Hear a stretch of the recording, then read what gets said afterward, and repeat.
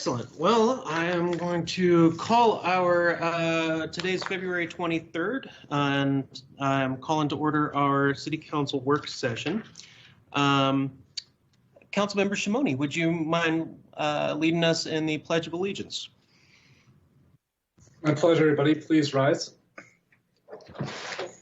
I pledge allegiance to the flag of the United States of America and to the republic of which it stands, one nation, under God, indivisible, with liberty and justice for all.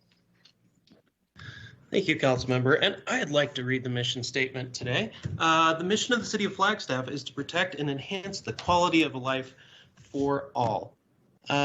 City Clerk, roll call. Mayor Deasy. Present. Vice Mayor Daggett. I am here. Councilmember Aslan. Present. Councilmember McCarthy. Here. Councilmember Salas. Present. Councilmember Shimoni.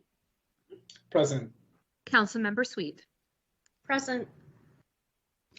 Excellent. Ms. Bobar, do we have any participants for public participation? We do not, Mayor. All right, and we are down to agenda item number 5, which is the review of draft agenda for the March 2nd, 2021 City Council meeting. Council members, do we have any questions, concerns about the upcoming agenda? I'm not seeing anything right now, so we are down to agenda item number 6, which is the Arizona Office of Tourism Destination Recovery Presentation. Take it away, staff. Good evening, Mayor, Vice Mayor, Council members. Heidi Hansen, Economic Vitality Director. Tonight, I am joined by Debbie Johnson, the Arizona Office of Tourism Director, and Trace Ward, our Convention and Visitors Bureau Director. First, Trace and I will give you a little recap on our relationship that we have with AOT, and then following that, you will hear from Debbie Johnson a little bit more about what she's doing to help rebound tourism in Arizona. For bandwidth purposes, we will not keep our camera on while we're presenting, but we're happy to turn it back on for questions at the end. Thank you. Mayor, Vice Mayor, Council members, Trace Ward, Discover Flagstaff Director. Thank you for allowing me to say a few words about our partnership with the Arizona Office of Tourism. Discover Flagstaff partners with a variety of different industry advocates, marketing, direct sales, organizations to extend our reach and help tell our story to the traveling public, though none more important than the Arizona Office of Tourism. Next slide, please. Thank you. With the Rural Co-op, AOT annually procures traditional and non-traditional media opportunities and then extends those opportunities to partner destinations in the state. And they do this at a 50-50 share cost or dollar for dollar match. One example of the partnership at work would be the TripAdvisor platform. We get literally double the amount of exposures and impressions based on this dollar-to-dollar match. AOT has a robust strategic recovery plan, which we have gleaned best practices from, as well as plugged into additional funds towards marketing for markets that are first to show signs of willingness to travel. Debbie and her team has created and push out inspiring and motivational Flagstaff content on travel platforms such as Travel Zoo, encouraging targeted audience to visit our great outdoors, proximity to the Grand Canyon National Park, monuments, our indigenous culture, lunar legacy, and much, much more. Next slide, please. Thank you. AOT plays a critical role in identifying key international markets for our destination and connecting the decision makers to our stakeholders. Do this through co-op campaigns, familiarization trips, and site inspections, as well as other means as well. Next slide. Thank you. Through CARES funding, AOT partnered with Discover Flagstaff on a marketing campaign in the month of December. This resulted in over 1,000% increase in traffic to the Discover Flagstaff meeting planner page on our website, and this is a year-over-year comparison. Next slide. Thank you. So, a strong and effective partnership with the Arizona Office of Tourism has resulted in earned media results over the past 18 months that has garnered domestic and international publicity and reached in print, digital, and broadcast outlets hundreds of thousands of different eyes-on impressions. One example of this is the Sunday Telegraph in the UK recently, which was hosted by Michael Kerr, reached 350,000 different eyes-on impressions, unique visitors, and this had a advertising equivalency of $650,000 for us, with a focus on outdoor adventure and the Grand Canyon. Next slide. Our visitor center has been certified through the AOT's Arizona Visitor Information Center program in recent years and continues to benefit from their efforts to promote it. And with that, the next slide, I will turn it back over to Heidi. Thank you. Thank you, Trace. And I wanted to share that a lot of the efforts that we work on that have far extend just the tourism market, Debbie has been a huge listener and advocate for us. Some examples are the airport. Not only do we market that we have destinations to Phoenix, Dallas, Fort Worth, and Denver, but also AOT helps us extend that message and got extra monies to help us with that Denver route. We also asked Debbie, when she was doing her principles for safety with the visitors, if she would increase that fire safety messaging, and she has done so. We had a great conversation about the worry that we have just driving on I-17 from Flagstaff to Phoenix and seeing the brush fires and things like that. And Debbie has really strengthened that fire message to our visitors. And then another very exciting thing that Debbie has had everything to do with was recommending that one of the new ADOT signs, which I believe Debbie could correct me if I'm wrong, there's only 6. She recommended that one would show Flagstaff's majestic snow-covered peaks and pine forest. This is huge for Flagstaff to be recognized at this caliber, and I want to thank Debbie for listening, for caring, and really showing Flagstaff a lot of love. I'd love to turn this presentation now over to Debbie Johnson, who I am so grateful to be a partner with. And Debbie, feel free to show yourself on video to our new council members, as well as the ones that you've already previously met. And then while you're presenting, if you want to keep it on or not keep it on, it's totally up to you. Thank you. Thank you so much, Heidi, for the kind words. And good afternoon, Council, Mayor, Vice Mayor, Council. I'm so excited to be here. I know I haven't met some of you in person. I look forward to that opportunity. You know, I don't know about you guys, but every time I see the Arizona poster with the Flagstaff mountains that are snow covered, it just warms my heart. It makes me smile no matter what. So I really appreciate the opportunity to be here today. I told Heidi earlier, I can't wait to get back to Flagstaff this spring. I miss it. I miss traveling. I miss even getting around our state. So I hope to come and join you in person not too far off in the future. So I'm going to kick this off. I'm going to be open for any questions afterwards, but I'll do the same as both Heidi and Trace and go off camera for my presentation. All right, so I just want to thank you. My goal here is really to talk about what the economic impact of the travel industry is to our economy. I think you all know it up in Flag, but more importantly, how the pandemic has impacted the entire state and what we're doing at the Office of Tourism to make sure that our promotion continues to be effective in these tough times. So next slide. We are the official destination marketing organization for the state in the same way that, you know, Visit Flagstaff is for your Destination Flagstaff. But I think one of the things that we always try to talk about, our mission, as you can see here, is to strengthen our economy. That's critical. But what I love is that tourism is one of the most effective revenue generators for our entire state and for our communities. There are 91 cities and towns and 22 tribes, and most all of them can say that tourism plays a major role in the economic development efforts. And it's truly one of the few industries that positively impacts all 15 counties in Arizona. Next slide. So I'm going to talk about 2019 data. Now, we all know it was a very different time. It's the most recent that we have the whole year from.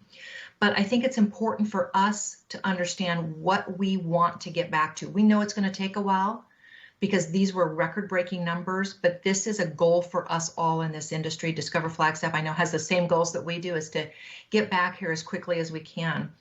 So you can see here the amount of spending, but we had 46 million overnight domestic and international visitors in 2019. Record-breaking visitation, as I talked about, 3.5% annual increase, and there was also record-breaking visitor spending, almost an 8% annual increase.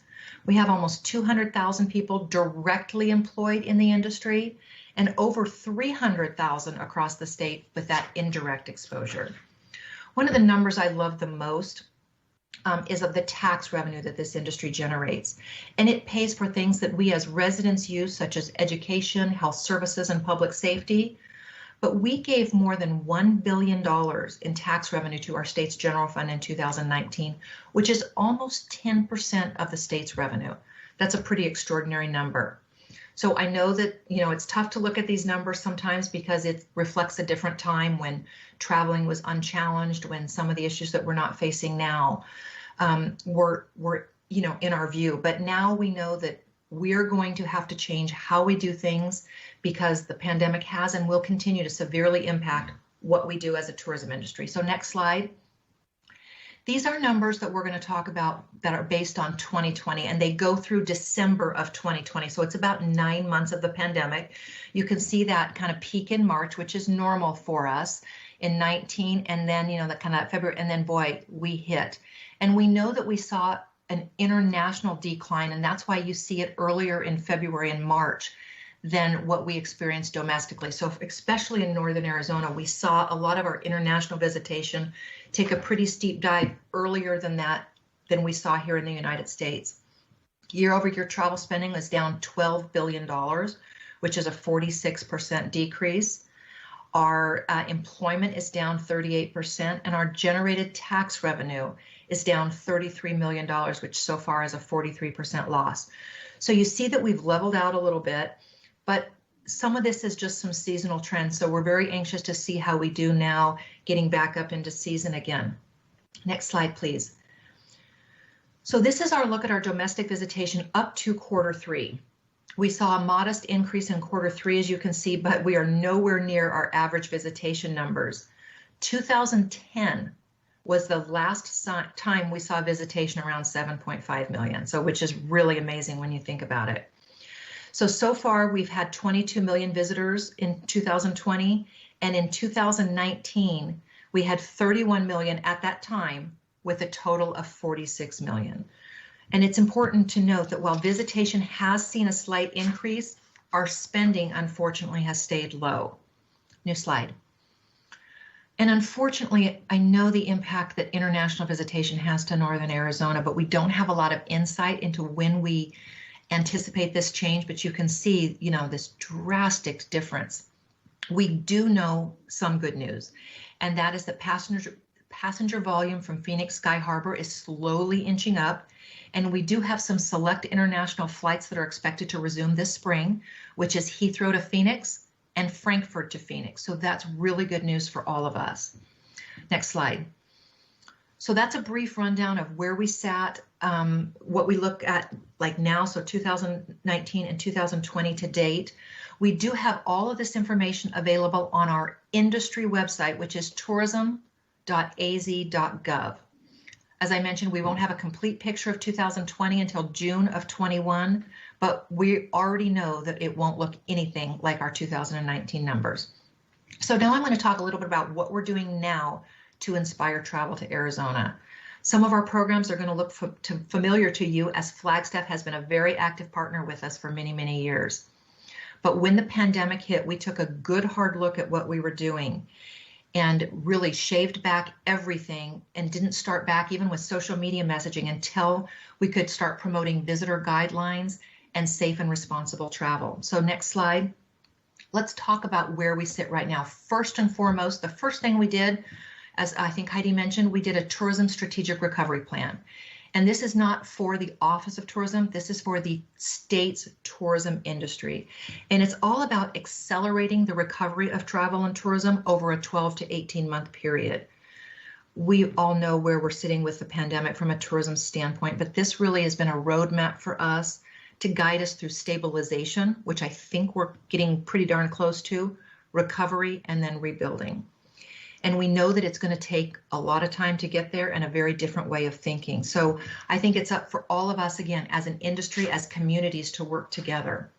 It's not just about one tactic that we implement. It's about how we can work with the communities. And I know Trace gave a couple examples earlier of some things that we're doing, really not just to support the communities financially, but really to help to use some resources to help benefit everybody. And again, this full report is available at tourism.az.gov. So next slide.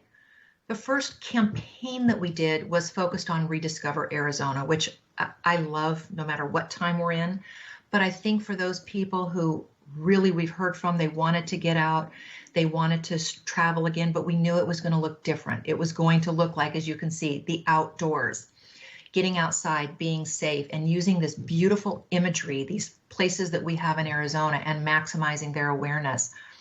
And so we used this as a digital program, and it really gave us the ability to turn it on and off at a moment's notice. And we based that on obviously public health indicators and then consumer sentiment. Kind of where was our state residents feeling about tourism at that moment. And so we prepared new activities, itineraries, just things for people to do that are different. And what I love the most about this campaign is if I'm someone who's comfortable going on a staycation at a resort, I can do that. But if I'm not comfortable at all going anywhere, I can camp in the middle of nowhere and not see anybody else, and I can do that too. So we really provided options for people at every comfort level, depending on where they themselves and their families were comfortable. So it drove people to the rediscoveraz.com app, and it's currently running in local markets. And I think you're going to like the 3 of our outside of the in-state markets that we chose, and you'll see why we chose them. But Salt Lake City is the first one, and then here's the other 2, Dallas and Denver. And we know that those are important markets for you all, and that was a huge factor in deciding to pick those markets. So that's where we're in right now. We know that soon, hopefully very soon, now that we see these numbers going down, we're going to launch it a little bit more nationally and go to Chicago, Seattle, and San Francisco as well. So we'll keep you posted on that. We currently are not doing any advertising in international markets. Everything's on hold, but we are working on kind of keeping that awareness in those international travelers' minds by creating new itineraries, doing some virtual destination trainings, and working with journalists, which Flagstaff is so helpful whenever we do that. So next slide, I want to talk about our rural and tribal marketing co-op program. So Discover Flagstaff has been a participant for many years. We're very grateful. Every year, AOT invests $1 million in this program because we know that it works. And we try to give our partners as many different choices as they want and need to bring their campaigns alive and to hopefully, as you can see here, increase the effectiveness of their campaigns. So we're really excited about this program. Currently, we have 32 communities and tribes participating in this program this year. Next slide. So our trade and media relations program, and you can see Trace there enjoying these, I think he's got all women there, poor Trace, to try to deal with, to go to some of these destinations that we get to travel to and talk about Arizona. But in fiscal year 19, we had a record-breaking number of sales and trainings and sales appointments, and that was just fantastic.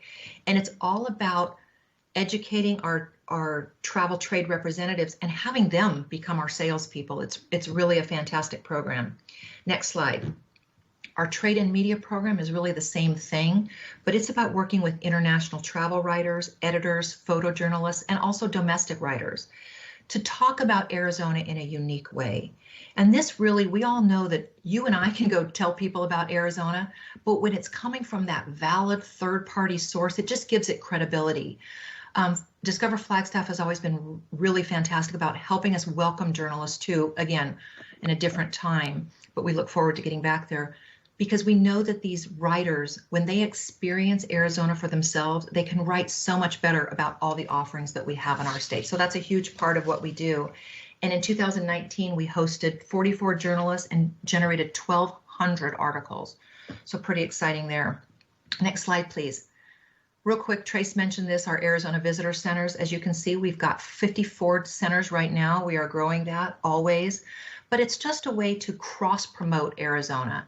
So we want to make sure that people aren't just talking about their own destination, but they're talking about those in a close drive distance or other areas to go in the state. And we've heard great things from our Visitor Center team members who talk about what they're learning from the visitors who are out there. And it helps us kind of create a campaign and create more awareness of areas that people can go to. So next slide. This is, I think, one of the most important things we've done since the pandemic. Normally, the Office of Tourism does not get into business travel, meaning convention, conference, business travel itself. We stick with the leisure market. But we heard from our partners that this meetings market, the business market, is so important to Arizona. And it's not just Metro Phoenix and Tucson. It is Flagstaff, Prescott, Sedona. Those meetings make a big difference. And they're a reliable source of hotel and resort stays, of food and beverage spending, retail. We all know your beautiful downtown area depends on these visitors who are coming in and enjoying Arizona. So we launched this Arizona Means Business campaign late last year, really to promote safe and responsible meeting spaces across the state. And I keep emphasizing those words because we've talked to a lot of people. Everything we do right now is talking about safe and responsible travel, whether you're going for leisure or whether you're going for business.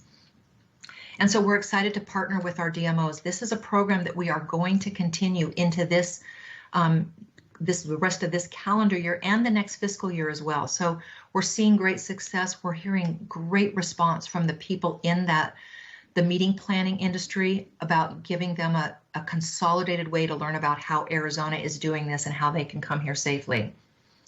So next slide, another new piece of kind of programming that we've done, and Heidi mentioned it briefly, is our 7 principles of leave no trace.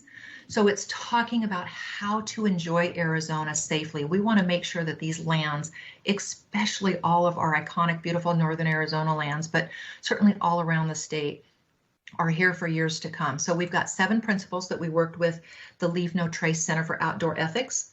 It's all about, making sure that we're sharing and educating people what they need to do.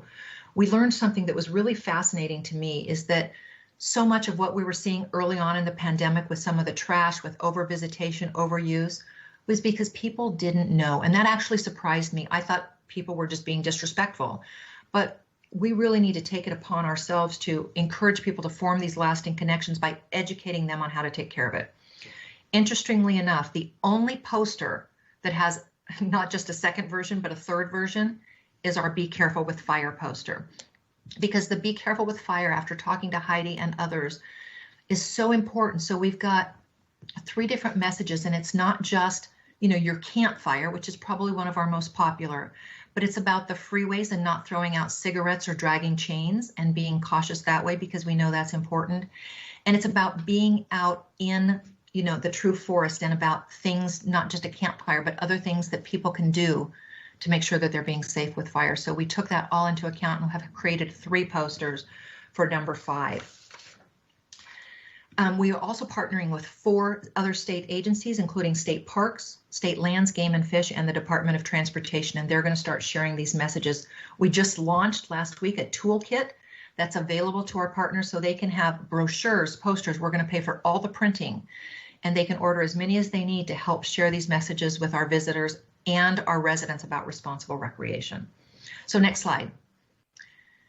It will not surprise any of you that the number 1 source of information is the Department of Health Services website, but we were hearing from a lot of our businesses about how do we get consolidated information that's just about tourism.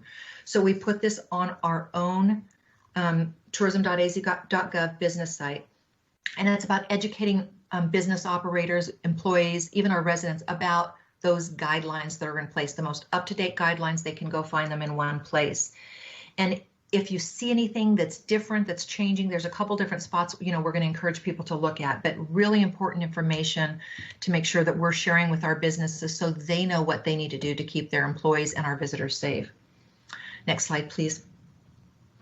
So as we continue to promote Arizona, one of the top things we're doing, and our 2 top visited pages on our website, it was always our calendar of events. Well, that is no longer the case. It's now our visitor guidelines and our open and closed list. So, and by wide margins. So people want to travel. They want to travel safely. So we've shared the guidelines of what to expect if they're planning to visit Arizona, to what to know how they can be safe and how they can keep others safe. And again, this is really important to know. And certainly with Northern Arizona, especially with a lot of the tribal lands still closed, we work really hard to keep our what's open and what's closed page up to date so people know what to expect, where they can go, and what they need to do in terms of protocols. So if you see anything on the, especially the what's open and what's closed page that's not accurate, please let us know. Next slide. So I want to wrap this up. I've probably taken a little more time than I should have, but I really appreciate the time. We have several resources in addition to our business page I've talked about. We have our consumer page, visitarizona.com, and it's new, started last fiscal year. And it's just a fantastic new resource that we're working really hard to make sure is updated with these new times. When we first were launching it and creating it, we had no idea we'd be in the middle of a pandemic. So we're working to make sure that we have the most updated information there. We also have a monthly consumer e-newsletter. If there's anything you'd like us to share, please let us know. And of course, our official state travel guide. That's a great resource. We print almost 500,000 a year and distribute them around the country and internationally as well. And next slide. And finally, we've talked, before I close it out, this is our Tourism Tuesday message. It's a weekly message, maybe a 10-minute read. Every Tuesday we put out for the industry, just to keep them up on what's going on. And I know Trace and Heidi use this, but you're all welcome to sign up for it.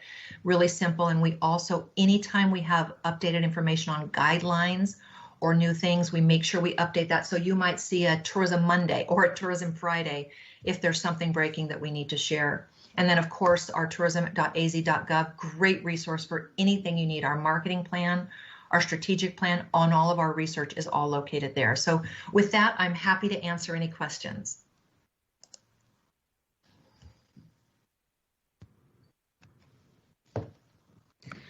Thank you so much, Ms. Johnson. The graphics and the marketing you all are doing is just gorgeous. And I also want to say thank you, Ms. Hanson, for especially for the be careful with fire, because when I saw that as number 5, I was like, well, in Northern Arizona, that's kind of number 1 for us. So I appreciate your attentiveness and doing extra copies, especially for us here in Northern Arizona. That's a biggie.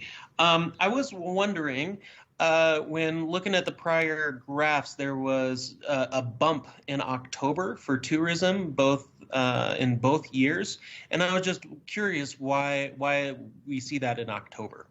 Well, it's interesting. So you see the spring, and you now see a fall bump as well. So it's not unusual. A lot of people going to Northern Arizona for fall colors, which is, not surprising to me. As you can see, I end my slide with fall colors. Heidi knows I come up every year to experience fall colors because I love it so much. So you'll see that little blip. It's certainly not as much as the springtime, but it really does happen. And the other thing that takes place a lot in the fall because of the weather is you see a lot more of the meetings business in the fall. And these people who are coming here for conventions or conferences then take the time to visit our northern or southern part of the states to go experience the Grand Canyon, to go experience Flagstaff or Sedona. So that's really an important part of what we do.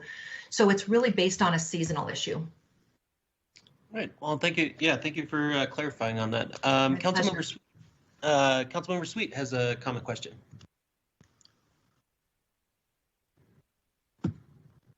Thank you. Thank you for the great presentation. I have a business in downtown. I've been open almost 21 years, and I can tell you that I would not have survived the last year without all of your efforts. So just from the bottom of my heart, and I'm sure the hearts of our downtown and other businesses in Flagstaff, we just can't thank you enough for your efforts. Very much appreciated.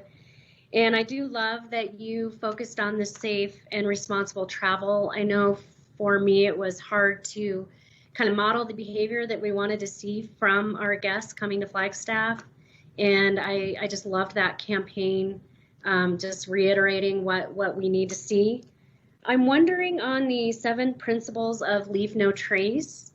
On number 3, is it possible to come up with a campaign that talks about sleds? And I know this is probably way off the beaten path here, but we do have a big issue with people coming in, families sledding, having a great time, and then leaving either the entire sled or remnants of the sled. And it just seems to be continuing that I go out in the forest and I pick up the remnants myself, my family. So it's an odd campaign, but I think one that would be very specific to Flagstaff and helpful for our guests. That's really helpful to know. Thank you. Yeah. That's something that we may not be able to do imagery of necessarily, but we can certainly put in the language that we use, especially as we're communicating with Northern Arizona, people who are traveling to Northern Arizona. That's great. Thank you. Well, thank you for your efforts on that. And my last question, if a business or an organization wanted to get on the calendar of events or in the newsletter, how do we go about doing that? There is a place, if you go to tourism.az.gov, there's a place there where you can submit to calendar of events.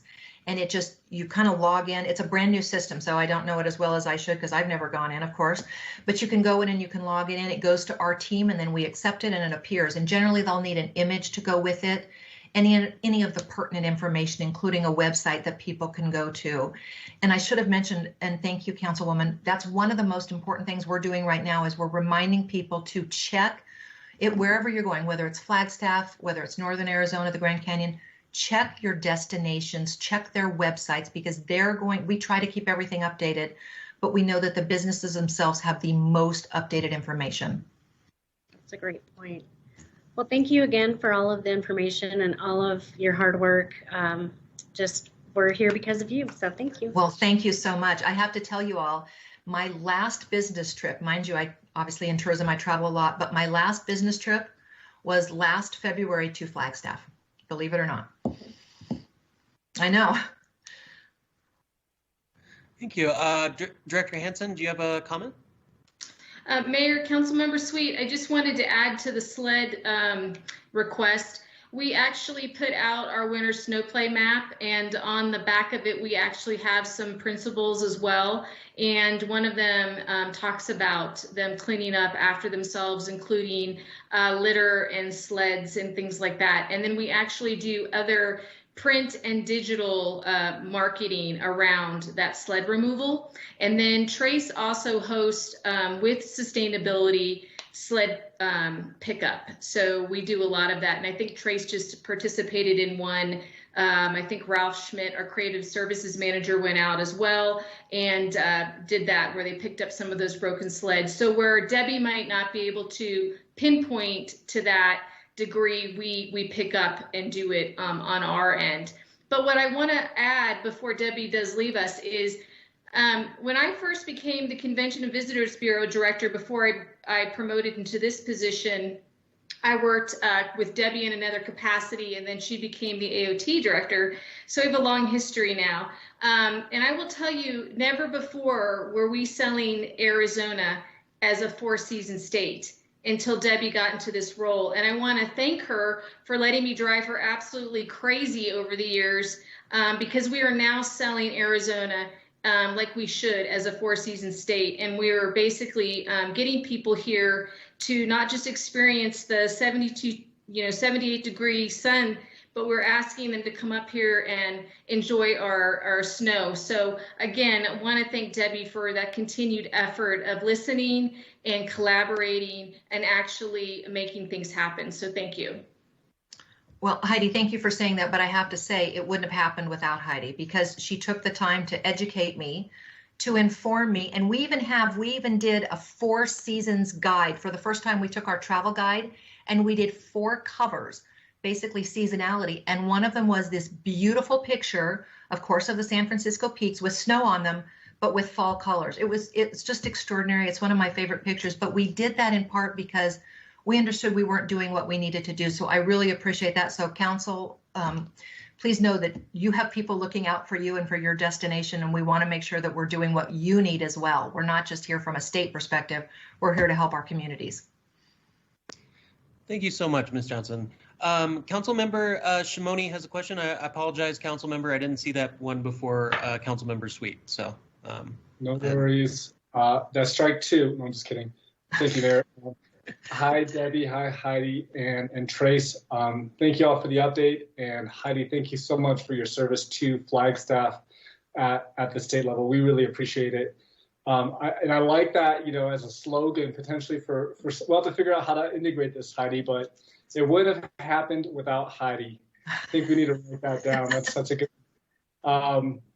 So quick question. I love the be careful with fire integration into the promotion. Councilmember Sweet, I was thinking the same thing with sleds, and I could even imagine us, you know, doing something. I don't know. It's gonna make a joke about a mosaic imagery of broken sleds in our woods, but I think that, yeah.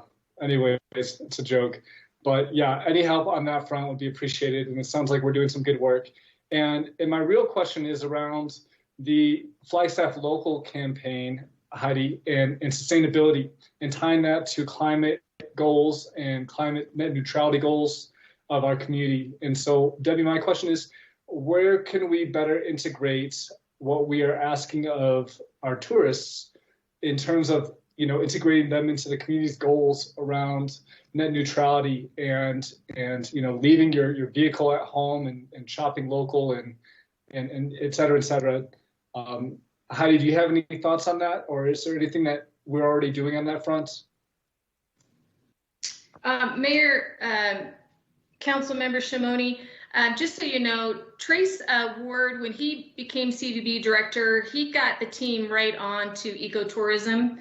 So that's where I have to then clap for Trace. Trace is probably best to speak about this and to talk about their efforts of what you're doing and what they're doing with sustainability. So I'm going to turn it over to Trace. Mayor, Councilmember Shimoni, Trace Ward, CVB Director. You sit in on our meetings every week, so you're aware in terms of what our efforts are from a sustainability, messaging, that kind of thing. So I'm going to have to ask you again what the question was, so I make sure that I give you the answer that's most appropriate. Yeah. Thank you, Trace, and yeah, I really appreciate your team letting me sit in from time to time. My question specifically is with Debbie in mind, and just the potential collaboration for outreach and promotion. Is there any room for growth when it comes to, I guess, communicating our desires for ecotourism, or would you go ahead? Yeah, I'm sorry, I didn't mean, I interrupted you with my facial expression, I think. Yeah. No, you know what I think would be a really solid idea is for my team to get together with all the other DMOs in the state and say, what are you doing? So let's find out where there is commonality, and then perhaps there is some messaging that would make a lot of sense for Arizona Office of Tourism when they see all the commonality between the DMOs, destination marketing organizations / cities. You know, I wouldn't be surprised, because we're killing it up here, that we're probably ahead of some of them in terms of that collaboration, but we'll see. I hope that answers your question, and it's something I'll make note of. And if I may add, Councilmember Shimoni, Trace, as you know, and Lori Pappas, the Marketing and Media Relations Manager, and Ralph Schmidt, our Creative Services Manager, are all working with Nicole Antonopoulos on that path to carbon neutrality. And so we talk all the time in the production meetings, or Trace and his team does, on how we're going to incorporate that. And what I'll do is I'll share a little bit more of that with Debbie. I'm on her tourism advisory committee that's through the governor, and I'll make sure that I share that with Debbie so that she has some more understanding as well. That's great. I really appreciate it. Debbie, did you want to jump in on this? Yeah, if I could, Mayor, Councilman Shimoni, I just want to let you know, first off, Trace, great idea. We will put together kind of a round table at the Governor's Conference on Tourism for you, the communities, to talk about this and how we can play a role. But one of the things I wanted to say, council member, is that I think communication is key. And even if it's something that we're not currently promoting or doing ourselves as AOT, I think the two communities that right now that are really looking at this would be Flagstaff and Sedona. But we're happy to share social messaging, especially our social media. We've got some amazing followings, obviously Facebook and Instagram, but we're happy to share any of that messaging that even is community specific on our AOT page, because it helps remind people. And again, that was one of the things I think I talked about with Leave No Trace, is learning that people aren't trying, they just don't think about these things. And it's our job to remind them, to provide them tips and tricks and facts about that impact on the community and what they can do. So we're happy to help with that. And I'll work with Trace and Heidi and their teams to make sure that we can put some social messaging out as well for now, to at least get us started. That's great, and that's very much appreciated. So thank you. Thank you. Thank you, Mayor. Councilmember Salas. Thank you, Mr. Mayor. I wanna take this space and time to send a big heart to our partners at the Arizona Office of Tourism, and of course our Discover Flagstaff team. I also want to inform Ms. Johnson in person in this moment that we as a council adopted as one of our top priorities in our state legislature is continuing and strengthening support of promoting responsible, sustainable tourism in general, and of course supporting, strengthening, and hopefully more funding for a tourism destination. I also want to inform you that yesterday I had an interview with Northern Arizona NAZ Today. So this is the NAU programming, and I think it will be aired tomorrow. And we talk about safe, responsible, and sustainable tourism with the 7 pillars of Leave No Trace, and thanks to you. I also want to take this moment to also recognize the efforts of our Discover Flagstaff when it comes to sustainable tourism.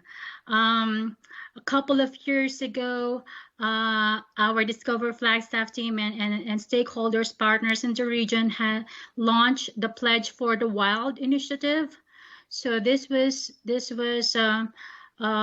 in partnership with the Flagstaff Trails Initiative, where visitors and residents alike are encouraged to take the Pledge for the Wild and make a direct donation to the Flagstaff Trails Initiative, as well as the recent launch of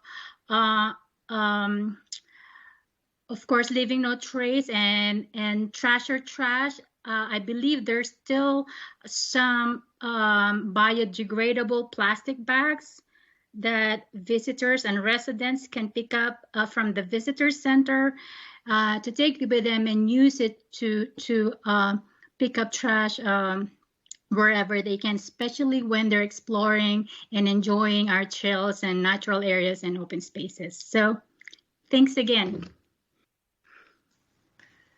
Councilwoman, thank you. You are always such a huge supporter for tourism. It's great to see you. Again, I wish I was in person to see you and give you a hug, but we truly appreciate the support from Flagstaff. It is fantastic not just to have it from obviously Trace and Heidi, but from the council. And you guys are one of the few councils that get it, that appreciate it, and that voice that support. And we are so grateful, and we will continue to be. And I just want you to know that we're here to help anytime you need. Thank you so much, Ms. Johnson and Director Hansen and Director Ward. I'm not seeing any other comments or questions in the chat box at this time, so I appreciate the presentation. And we're down, down to agenda item number 7, which is our. Yeah, thank you. Is the discussion and possible update of the City of Flagstaff re-entry plan. Deputy City Manager. Thank you, Mayor DC. Good afternoon, Mayor and Council. Shannon Anderson, Deputy City Manager. I will be kicking off the COVID update today. And we'll begin sharing my screen now, and I will turn off my video so we can go ahead and get started.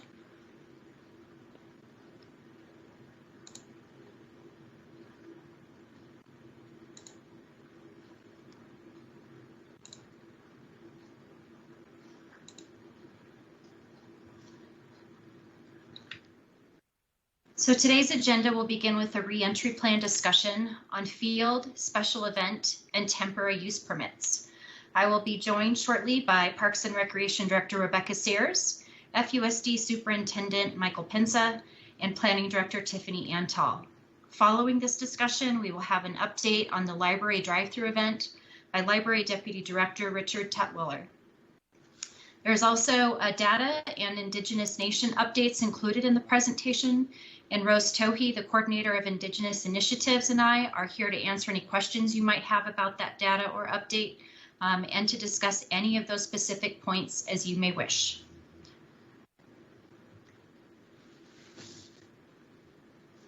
The city returned to phase 2 of the reentry plan on November 30th, 2020, when there was an upward trend in the number of cases, hospitalizations, and deaths related to COVID. Phase 2 guidelines include the remote city operations and meetings, where the majority of city facilities are closed to the public. However, we did continue essential services, both in person and on site. Special events and permits have been limited up to 10 people based on the current guidelines in phase 2. And the city allows for outdoor and court amenities to be fully open, and for the visitor center and J. Lively Ice Arena to be open on a limited basis. The city's reentry team has been considering some additional options for phase 2 for field and event permits, given the downward trend we have been experiencing these past 4 weeks. I will now turn it over to Parks and Recreation Director Rebecca Sayers so she can begin the presentation on field permits. Good evening, Mayor and Council. Thank you for having us this afternoon. I am the Parks and Recreation Director, Rebecca Sayers, as Shannon said. So we wanted to take this opportunity, if we could, to start discussing with you our upcoming field permits as we're entering the season when we typically schedule these outdoor user groups and get them permitted for spring sports such as Little League, softball, flag football, soccer, etc. And wanted to talk with you today about building off of the success that we've seen at J. Lively. As Shannon said, that has been open since last fall, and we do limit capacity to up to 20. And we've had good success with adherence to those guidelines and our protocols.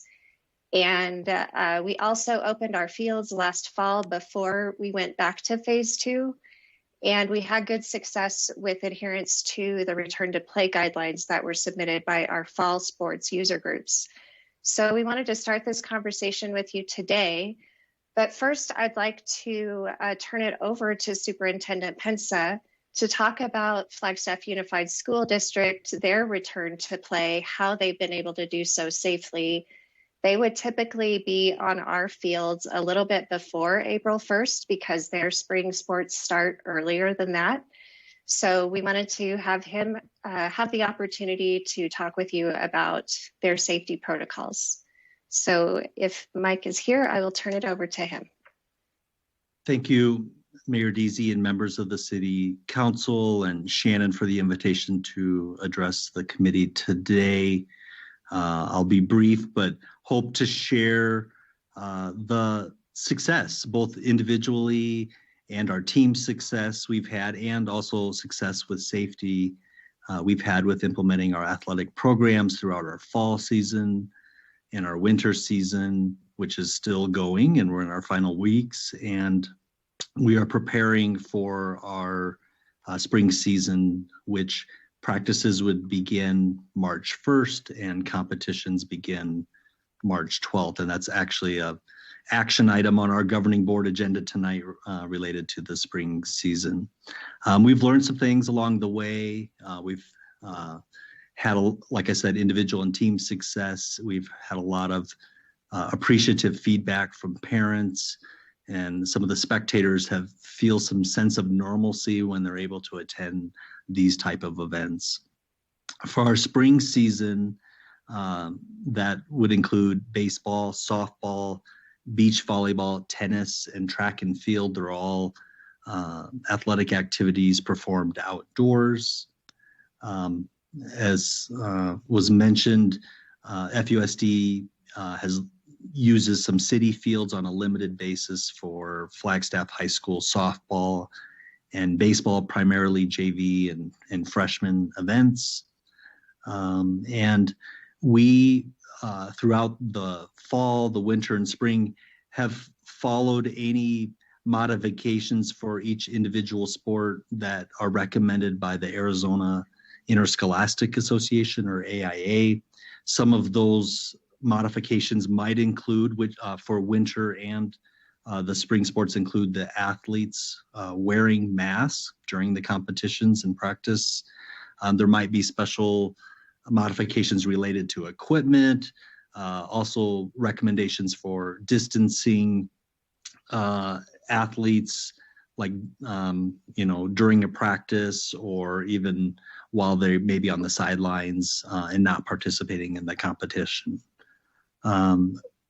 We follow those AIA recommendations for the participants in those sports, and then we have worked very closely to develop a mitigation plan for spectators at those events. So our FUSD Chief Health Administrator, working with our athletic directors and administration, and we've just had outstanding partnership with Coconino County health officials to review and give us feedback on any mitigation plans.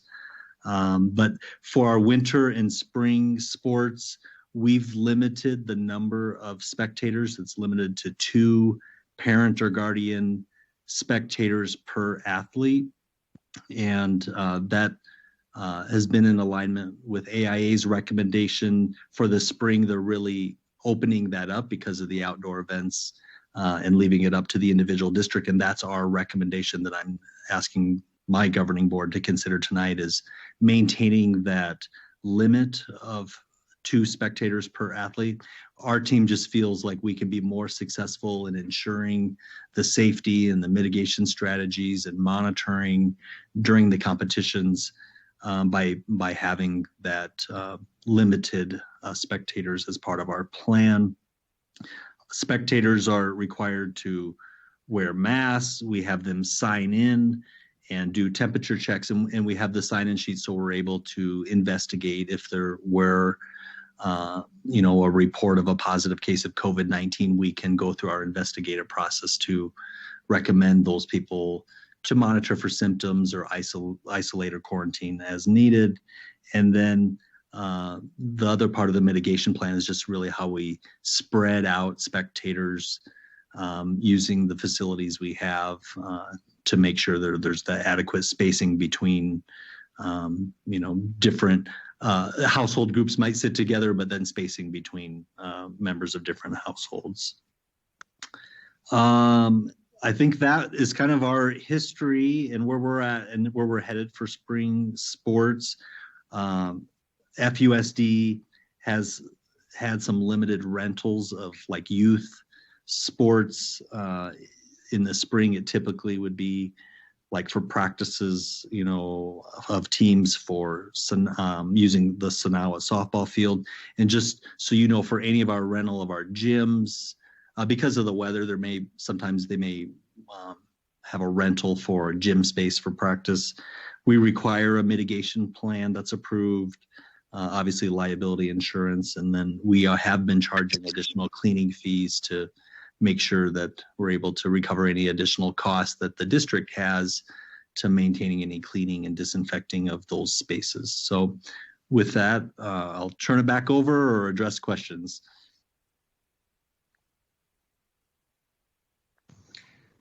Thank you, Superintendent. Council, do we have any comments or questions for our Superintendent before we move on? Well, thank you for all that information. I really appreciate it. Deputy City Manager, or Director Sayers, yeah, take the floor. Thank you. Yes, so coming back to what we would like to recommend, excuse me, so that we could move forward with some spring sports, as Superintendent Pensa said, right now, being in phase 2 of the reentry plan, we are limited up to 10 people, which would be difficult. So what we've been working on is ideas that could consider up to 30 individuals per field. This would typically allow for 2 teams, coaches, officials, and maybe a few spectators. We would leave it up to each youth sports organization to, provide to us return to play guidelines and adhere to those guidelines as presented to us. We would review them for completeness and to know what they would be volunteering to adhere to. We may also consider starting our own city athletics leagues. We do typically have a spring-summer softball session. We have not had any of our own leagues for the last year, and we think that we could adhere to these same types of guidelines and safely have our own leagues again. We also need to consider the implications for summer tournaments. This is typically a Flagstaff, as you just heard in the previous agenda item, is very much sought after in the summer, and our fields are typically booked every weekend for some sort of tournament, whether it be baseball, softball, soccer, etc. So with these limitations on the capacity that does impact those summer tournaments, we would like to give them as much information upfront as we can so that they can plan accordingly and submit their plans to us. Next slide, Shannon.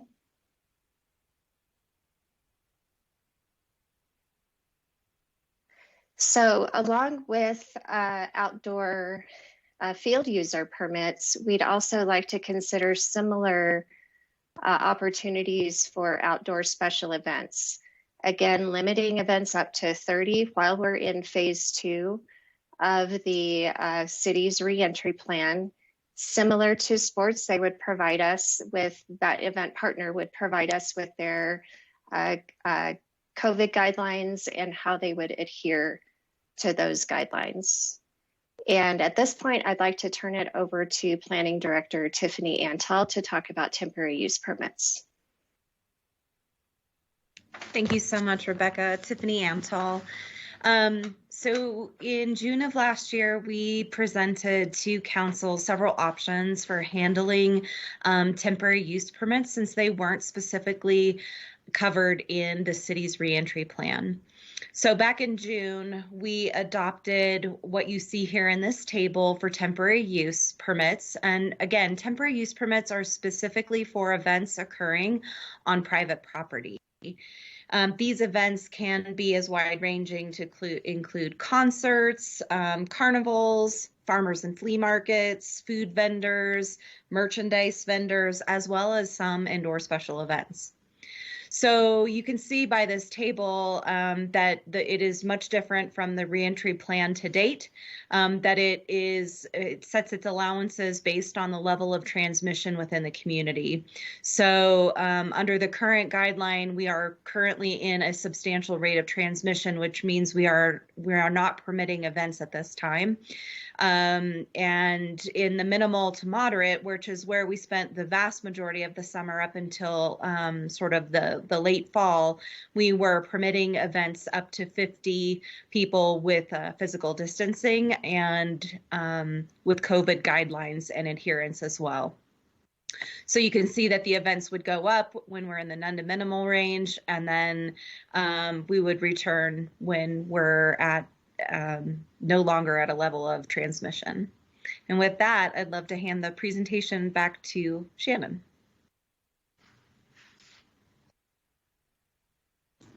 Thanks, Tiffany. Sorry, I had to start my sound again. Oh, excuse me.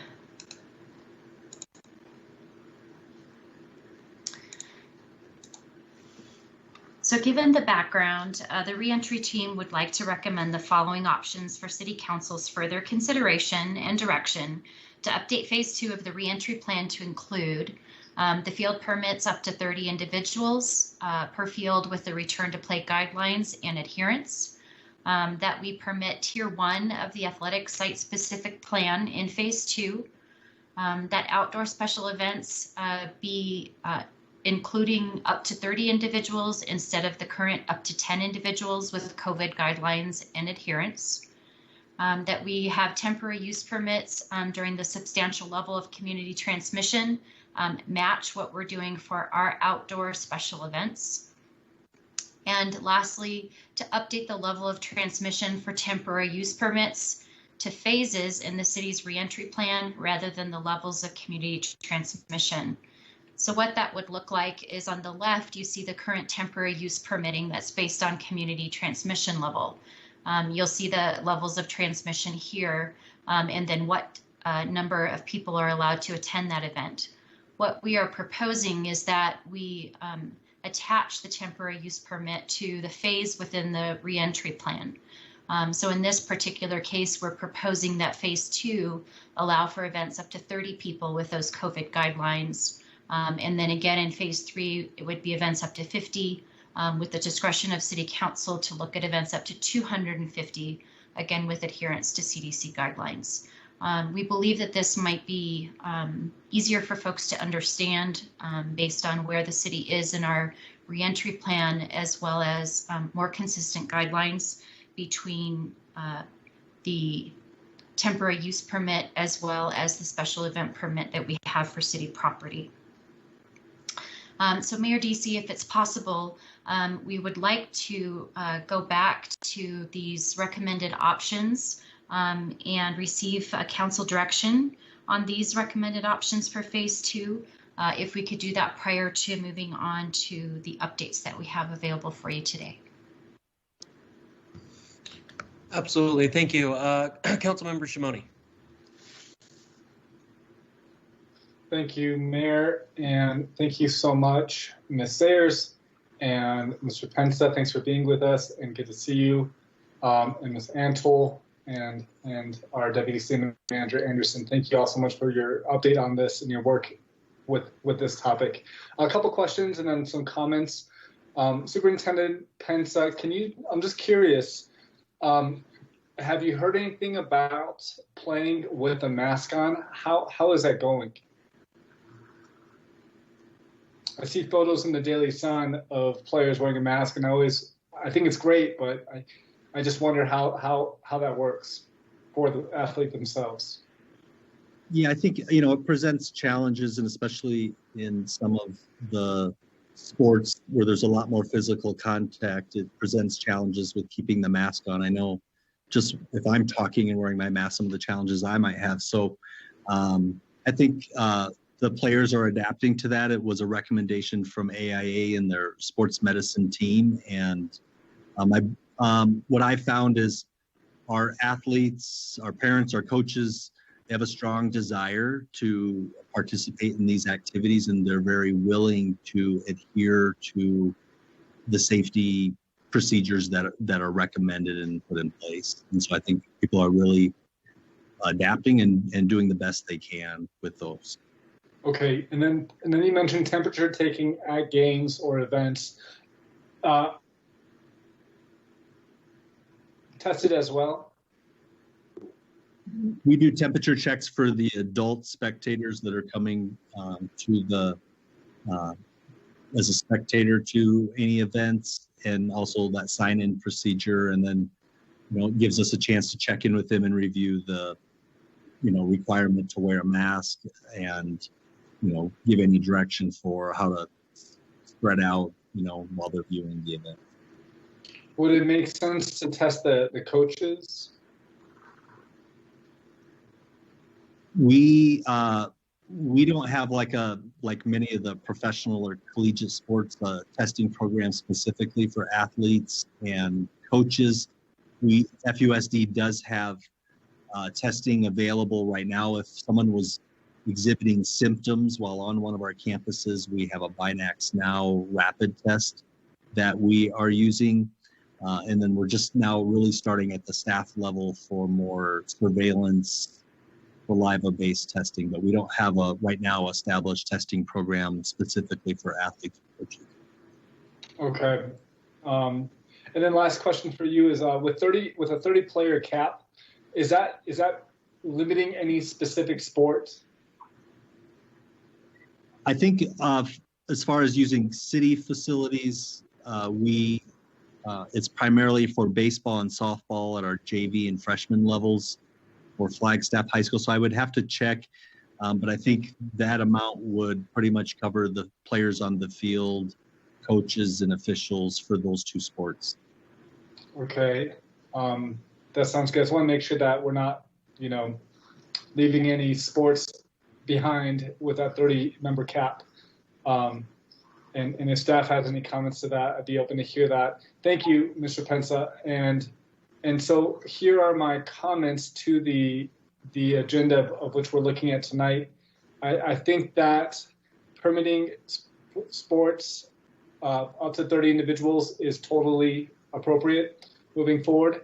I think that given the vaccination distribution that is going to hopefully be enhanced in the weeks to come here in the county, I think that we can hope to see a very different summer that reminds us a lot more of a couple of years ago. And so I think we should plan for that given the vaccination distribution and supply chain over the next month. I think that I like the ideas of the different protocols to follow. I think that the athletic site specific plan makes sense. I like that we're talking about getting city leagues back in action. I think that's a good idea. In terms of special events and the TUPs, I'm all for us bringing those over to the phase rather than the rates. I'm trying to find my notes, sorry. Yes, regarding where we are, what phase we're in rather than the rate. Yeah, sorry. And so I'm all in favor of that. And I'm actually wondering, council and staff, if we can look into potentially opening up the temporary use permits both within, city limits, or sorry, on city property and then also on private property to expand quite significantly above 30 people. I think that there's a way to do things safely, and there's a way to do things in larger numbers safely. I spoke with a local events organizer who mentioned to me that they believe that they could even imagine events of 1,000+ individuals done safely, because it's being done across the nation safely as well. Kind of take a bigger step than the 30 number, Mayor, is my comment here, and staff. And then going on to the next item on the list. Yep, I think I addressed that. And then, okay, I think I addressed everything. So yeah, I just like to see maybe council, if your thoughts are open to the idea of expanding that beyond the 30 individuals for the temporary use permit. And if staff has a comment to that, I'd be curious to hear what you all think too. Thank you.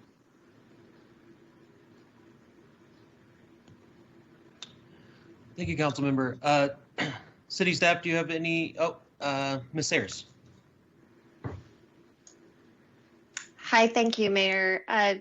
Ms. Anderson, I'm not sure if you wanted to address that first, but what I was going to mention is that the governor still does have an executive order limiting gatherings up to 50.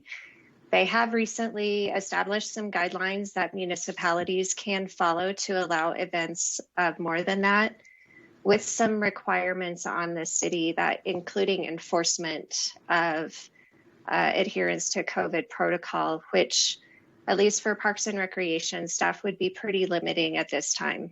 Just wanted to make sure that council is aware of that. Thank you for that. And so at 50, you think that we're prepared for that, but above and beyond that, it's going to take some additional funds or personnel and time? Based on the governor's executive orders, yes, that's accurate. So we could go up to 50 if that's the council's direction today.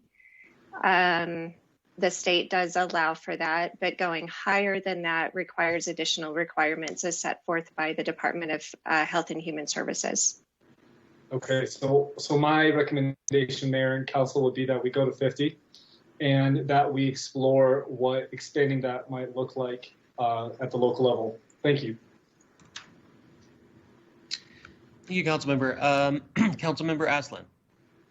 Thank you, Mayor. Yeah, I'm fine with these reentry plan options as written.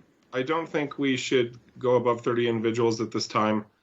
I'm really happy to be dipping our toes back into the water, and I'm really excited to get there, but I don't think we're there yet. I am very hopeful and optimistic that as a community, we'll be reaching something close to what is correctly or incorrectly being called herd immunity by the summer.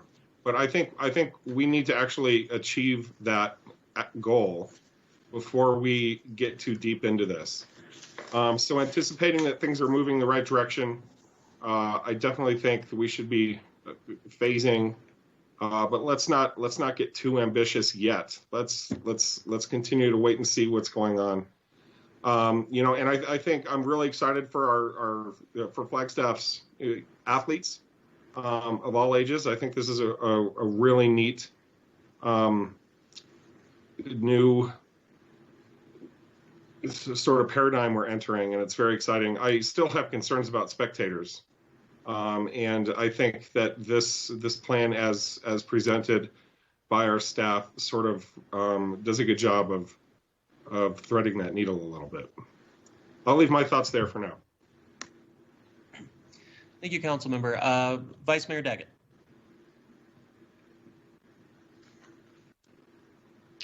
Thank you, Mayor. I am very appreciative of all the work that went into presenting this to us. And I think I would be supportive of up to 50 individuals in outdoor special events. And I want to confirm, this would be as of April 1st, correct? I mean, yes, April 1st. So this is Rebecca Sayers again. The April 1st time frame, and apologies if I didn't clarify this earlier, our fields are typically closed for the winter from December 1st to the end of March. And they open to the public and to these user groups on April 1st. For special events, I think that could go into place at whatever time the council prefers. That could be April 1st to allow some time to plan ahead, or we could even do it sooner if we get the reentry plan updated before then. Okay, but the April 1st deadline is associated with our field closure for winter maintenance. Okay, thank you. Yes, so with a month and a week, and given the rate that vaccinations are, now that we have vaccinations back in the community, are being done, I could support up to 50 in special events. And everything else looks really good to me. Thank you. Thank you, Vice Mayor. Councilmember Sweet. All right, thank you. Let's see, I'll kind of go down the line here. I would also be in support of going to 50 for special events. And I do like the idea of updating the phases. I guess I have a couple of questions on that. One of them, it says direction given by City Council on events up to 250. What would that look like? Would permits be coming to City Council for us to pass them, or what would our role be? So what we have discussed as a reentry team is that if we see that our monitoring criteria is moving in a positive direction, and we believe that we can provide a safe space for events with that many individuals, that we would look to do that overall versus bringing you each particular permit for your approval. Certainly we could handle that differently, but that's been the discussion by the reentry team thus far. Okay, I agree with that. Our events are definitely an economic driver, and I have several friends who are event planners here in town, and I think the concern for them, they really would like some specific guidelines so that, you know, someone could plan an outdoor concert, let's say for 250 at Wheeler Park. It may not be economically viable, but can we stretch it to 500 and have 250 people maybe for the morning session? I'm going to use a concert as an example of the concert. Everyone leaves the park, and then we do the same concert in the afternoon for another 250 people. Would that be possible in this plan? Rebecca, do you want to answer that question? Certainly, thank you. I know we've talked about it. We have. So the way that we've been approaching these capacities, even in phase 3, when we were permitting events up to 50, we have been considering that 50 at any given time. And I know that Tiffany did permit an event last summer, and she could talk to that. But yes, it was really focusing on 50 at a given time. So your example of 250 for an earlier concert, 250 for a later concert, I think falls within that same mindset that we've been following all along. Okay. And will we have certain protocols that the event coordinators will need to adhere to, and will someone be reviewing that prior to the larger events? So what we have discussed, and we've had 2 event partner meetings, one at the end of 2020 and one in earlier this month.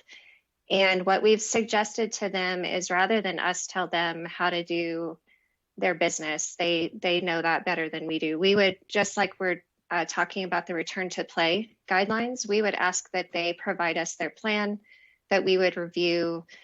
We've acknowledged that we're looking for the basic information. How will they limit their attendance or gap, the total number of people? How will they require masks if that is still a local mandate? And how will they adhere to that? How will they provide hand sanitizing or hand washing? And how will they provide for distancing? So if they can tell us that, and it seems like a reasonable plan that we feel that they can adhere to, then we would approve it. And then just expect them to adhere to that. Again, if we go above 50 at this time, the city would be required to enforce that adherence. And that's where we would need to discuss that further on how we will do that. Okay. And is the city and the county working together to come up with the same kind of protocols? Are we working in partnership? We are absolutely partners. The Parks and Recreation Director at the county and I we're meeting regularly, but we definitely have each other on speed dial. And we were communicating with their staff just yesterday, actually. We have not, through the whole year of COVID, we've not been completely in step with each other just because of differing direction between the council or the board of supervisors, but we've been close and we've been in communication on a regular basis. Okay, thank you for answering all my questions. Councilmember McCarthy. Well, thank you, Mayor. I am okay with the recommendations of the staff, with the one change of going to 50 for these public events where they have to get a permit. Thank you. All right. Well, if we could go over, but basically what I'm hearing from council is that you all want to basically eliminate phase 2 altogether. If we could go back to that prior slide, because that's what I'm seemingly looking at here. The one of the other ones where it has the temporary years. Yeah, there we go. So basically what I'm hearing is we're just eliminating phase 2 is what the suggestion is. I personally don't see that if it's not going to prevent student or athletes from playing on the field, what this does is just simply by doing 30 rather than 50 just restricts the number of spectators, which in a way is much more aligned with how FUSD has been approaching the situation to limit the number of spectators. I feel very uncomfortable at this stage to do anything above 30. I would be okay with doing 30. Given that it's outdoors, given that with this current season, I mean, the sports we're talking about, such as tennis, that's not exactly the, not very close contact with folks. It's not like, for example, wrestling. So I'm okay with the 30 people, but I really, at this stage, when we have, I mean, we're not around the corner here yet. I mean, we have vaccinations currently in place. I am hoping that we can move to phase 3 before April 1st, and therefore, at the end of the day, we will have that 50-person limit if things settle down in the next month before April 1st. But now, preemptively eliminating phase 2, I think is not the method we should be doing. I think we should be sticking to having a phase 2 with 30 people, and let's see how this next month plays out. And hopefully we can move to phase 3. So at the end of the day, come April 1st, council will, the members who want to do the 50, that will come to fruition. But I guess that kind of wraps up what I was going to mention. Councilmember Salas, I believe, is next. Thank you, Mr. Mayor. I acknowledge and respect your view. But in my mind, my understanding is, well, I think so far three council members already have spoken about phase 2. Instead of 30 people, limiting it up to 50. Which is in sync with the governor's order. So we will still have phase 2, but instead of up to 30, it will be up to 50 individuals in outdoor special events and temporary use permits. So, and of course, with strict adherence to COVID guidelines and all protocols that we have to implement and follow.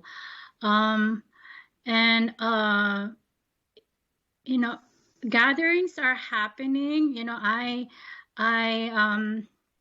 go to church whenever I can physically, and it can, the church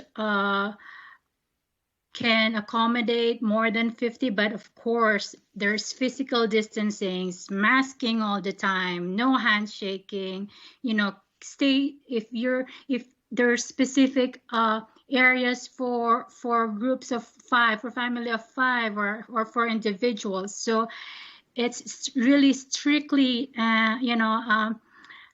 following guidelines safely and responsibly. And also, I also want to make sure that, and also commend and recognize that a lot of our residents are complying and mindful of all the guidelines to be able to, do activities outdoor safely and responsibly. So with that, I just want to make sure that to be on the record that I also support increasing the phase 2 limiting number of people from 30 to 50, which is in adherence to the governor's order. Thank you. Thank you. Vice Mayor Daggett. Thank you very much, Mayor. I want to clarify, when I said I supported up to 50, I was talking about special events, special outdoor events. I wasn't talking about sports. And so maybe Ms. Sayers can help me clarify what it is that I'm saying. And I'm supporting up to 50 in outdoor special events based on just what I'm hearing staff say that they can handle, and also what the city of Phoenix is currently doing. So I still feel very comfortable with that.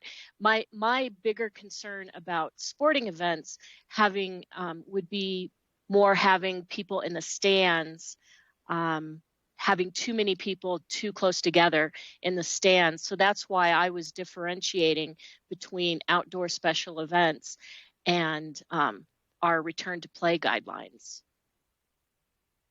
Thank you. Thank you, Vice Mayor. Ms. Sayers, would you like to speak to that real quick? Certainly. So staff can go whichever way the council would like to. I do think that they are two separate permits. So field permits for sports can be limited up to 30. We can do that. And then special event on city property and TUPs for private property can go up to 50. And I think we can write the reentry plan updates that way if that's what the council is requesting. Yeah, I'll leave it there. Thank you. Thank you, Ms. Sayers. Councilmember Aslan. Yeah, thank you. So just to be clear for the record, I do think we should keep the number limited to 30 individuals. Now, the difference between 30 and 50, while it's like a 40% markup, if I'm doing my quick math right, isn't that big of a deal. I do need something clarified here. When we say the word 50, are we talking about an actual physical number of 50 people, or is there a formula undergirding that based off of the governor's edicts? So if the governor suddenly says it can be 100 or 1,000 instead of 50, does that change what we're doing, or are we sticking with the number of 50? And again, just clarifying as well that we're talking specifically about outdoor activities only with regard to this number. So Councilmember Aslan, with council's direction, we would be updating our reentry plan to include the chart that you see here to the right.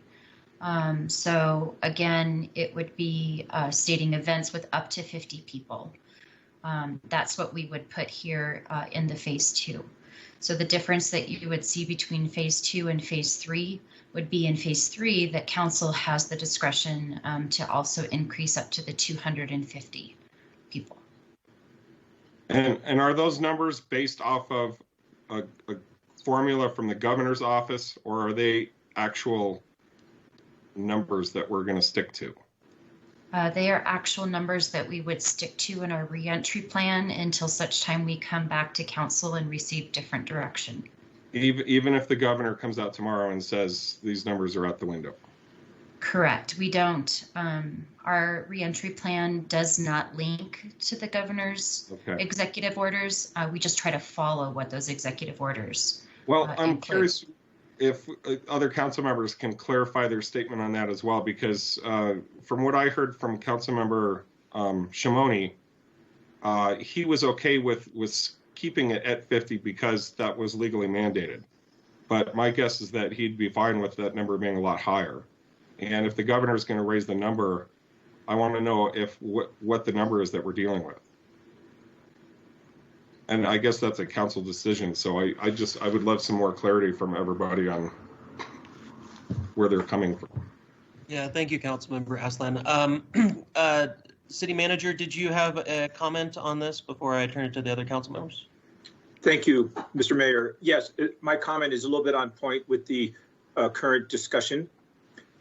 We have heard from a majority of council a desire to go up to 50, and we are speaking about outdoor events on city property and outdoor events subject to temporary use permits that Ms. Antal walked you through a while back.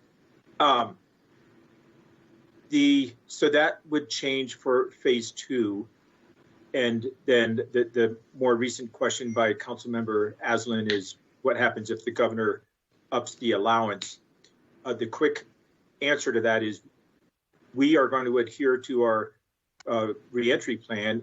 We would definitely come back to council before having any discussion about emerging to phase 3. And that would be contingent upon criteria being met. And that criteria, is, from my recollection, was established by this council last June. It's been modified a little bit, but it was established several months ago with some assistance by Dr. Engelthaler. The last comment I'd like to share with respect to the reentry plan in phases 2 and 3. Please be mindful or be reminded that phase 3 also triggers opening of physical facilities to some extent. So there are other things to these phases beyond what we're talking about here, which primarily is concerning outdoor stuff, both sports and special events. But there still is significance to phase 3 beyond that, and it would trigger a revisiting of the numbers that we're talking about now, but it would also involve opening up many of the city facilities. Thank you. Thank you, City Manager. Councilmember McCarthy? Thank you, Mayor. I just want to clarify what I said before. So my understanding is for the phase that we're in now, we would go to 30 maximum for sports events, and that includes the spectators. And that for special use permits that are outdoors, we would go to 50, regardless of what the governor says. If we want to revisit it based on something he says, we would revisit it at that point. And then it goes without saying that before we would give a permit for 50 for some type of outdoor event, there would have to be very specific plans on how to keep people separated. For instance, if we allowed a concert in Wheeler Park, if there were 10 band members with their staff, that would count as 10, and that would allow 40 to be in the audience. And they could sit on blankets on the grass, but they'd have to be like 10 feet apart, as an example. So I think that clarifies my position. Thank you. Thank you, Councilmember. Councilmember Shimoni. Thank you, Mayor, and thank you, Council, for the discussion and staff. Just to respond to Councilmember Aslan, yeah, I think what we heard from Council majority is that 50 is the max number, and I am asking staff to begin to explore what it would take to accommodate larger numbers. I think, as Councilmember Sweet mentioned, there are just certain numbers that have to add up for an event or a festival or a concert to make sense to put on. And I don't know if 50 cuts it. So I just ask that staff begin to explore what it would take in terms of enforcement. But I think for anything like that to be permitted, it would have to come before council. And that's not part of what I'm hearing from council majority. So hopefully that's clear. And then, yeah, City Manager, thanks for bringing that up. Phase 2 is not totally being, changed here for good. Like, we're not just crossing out phase 2, but we are making some adjustments. And so I feel comfortable with that. And I just wanted to take a moment, because I know that I think after this conversation on this portion of the discussion is ending, Superintendent Pensa might not be with us. I just wanted to say to you, Superintendent, thank you so much for your leadership and service to our community. This has been a difficult year, and it continues to be. And I just want to say thank you from my seat as a council member for doing what you've been doing to keep our community and our families and our youth safe. I know that there's a lot of competing issues when it comes to reopening, and I know that that's going to be a discussion that the board will continue to have and work through. So keep up the good work, and I appreciate it. Thank you, Mayor. Thank you. City staff, do we have direction sufficient on this issue now? Yes, thank you, Mayor DC. All right. Well, yeah, I guess onward with this agenda item. Thank you. So I will turn it over to the Library Deputy Director, Richard Tutwiller, to go over the drive-through event that's upcoming later this month. Thank you, Shannon, and thank you, Mayor, Vice Mayor, and council members. My name is Richard Tutwiller. I'm the Interim Director, Deputy Director of Public Services for the Flagstaff City Coconino County Public Library. And I'd like to go ahead and share with you an update regarding an upcoming event that we plan to host in the downtown Flagstaff Library parking lot in partnership with Brightside Books. Author Jeff Kinney of the popular children's book series Diary of a Wimpy Kid and his team have reached out to us here at Flagstaff for inclusion in his upcoming book tour for the work Rowley Jefferson's Awesome Friendly Spooky Stories. And that has a release date of just about a month from now on March 16th. So this is going to be a drive-through, and it is a socially distanced event in which community members can purchase a signed book and ticket for a reserved time to participate in the drive-through. During that drive-through, they can go ahead and meet the author, take a picture with the author with masks on, and enjoy the the kind of wacky and fun stuff that they set up for them. They've been doing these book tours in a variety of cities across the country so far. I think their latest book tour ended this past November, and reception's been very positive. The amount of people participating in the drive-through at any given time will be limited to 10 or less, and individuals will be remaining inside their vehicle at all time during the drive-through. My understanding at this point is that no date has been set, as the book tour locations and times are still kind of being finalized. But we're very excited about this, providing this for the community, and furthermore partnering with one of our local small businesses to do so. I don't know how many of you remember, but this past Halloween, we at the library ran a similar drive-through event through the downtown parking lot, and it was very successful. And we gleaned a lot of information on how to do that and deal with the large crowds that come with it. So just making y'all aware, if there are any questions, please feel free to let me know. And otherwise, I'll pass it back to Shannon and Rose. Thank you much.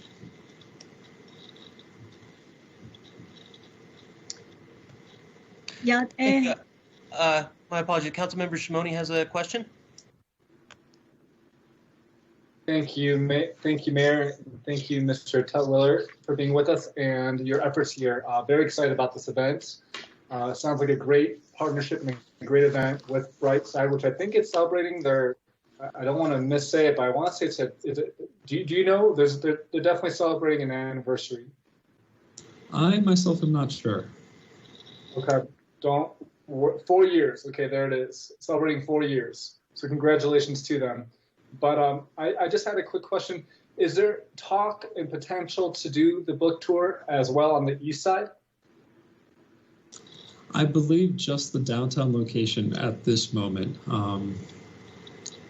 When we have further clarification from Mr. Kinney's team, we might be able to revisit that. But for now, it would just be the downtown location. Okay, I just ask that keep that in mind if possible. I love that we're bringing this downtown, but I think that the east side youth and population would also very much appreciate and benefit. But thank you and good luck with the event. It sounds like a great event. Absolutely. There's some considerations, I think, with CCC, as the EFCL shares a parking lot with them, but we can certainly entertain that. Thank you much.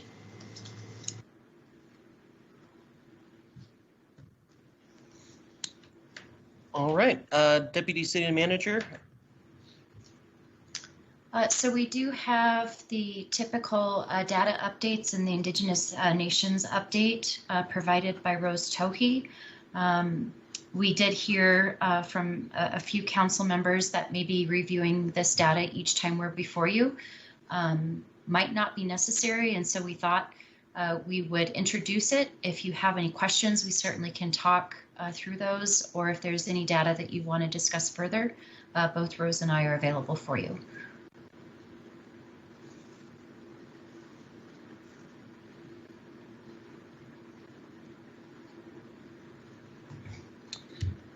Councilmember Shimoni, question?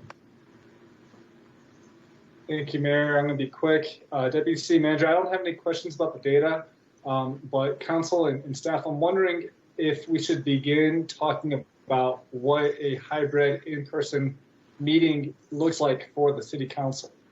I just think it's time that we can start the conversation. Not saying that we should go back to in-person next week, but I think it'd be great in future updates if we can begin looking at what a hybrid approach to having in-person looks like, giving people and council members the option to attend in person or virtually, and how we set that up. Thank you.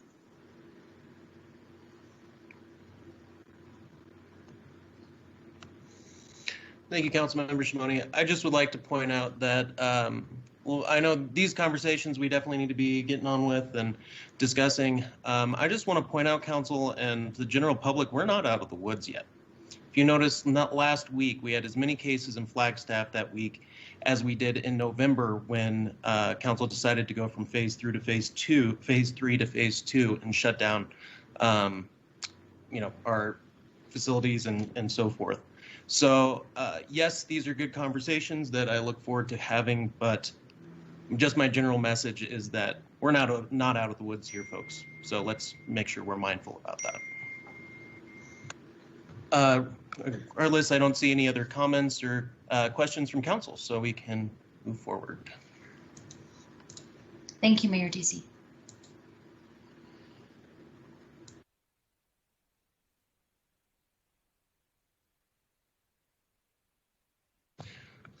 All right, well, that brings us now to, actually, it's 4:42 right now. Maybe this would be a good time to take a little break before we dive into the next agenda item. So let's take a little break, 13-minute break. How about that? And we'll be here at 4:55. Council members, all here? Start back up. Mayor, I believe we do, and we are streaming. Excellent. Well, we are now down to agenda item number 8, the Information Technology Division introduction, discussion on broadband, and discussion on closed captioning. City staff, take it away. Thank you, Mayor and Council. My name is CJ Perry. I'm the Director of IT, and I'll be giving you an introduction to the IT division.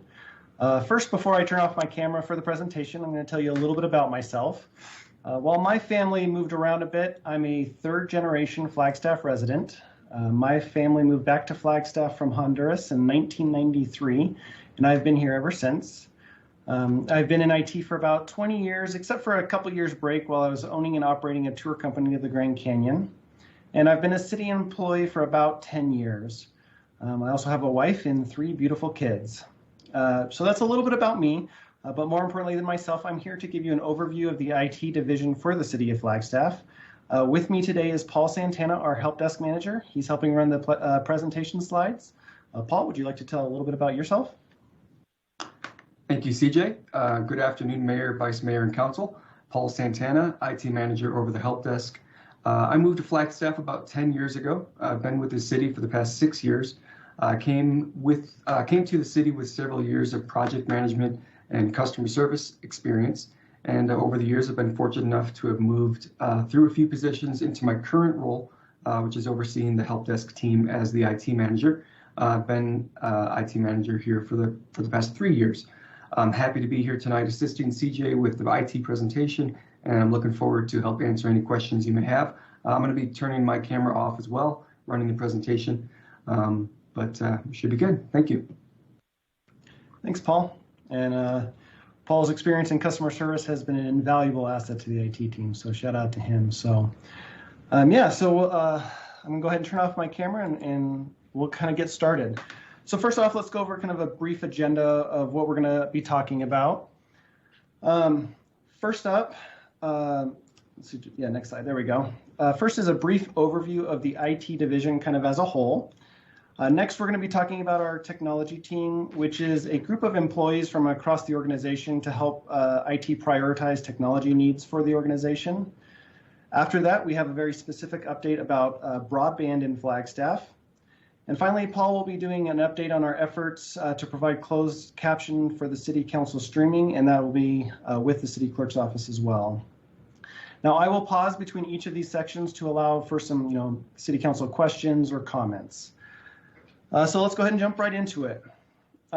First off, we ask, what is IT? And our staff came up with this basic mission statement to help us define our purpose to the organization.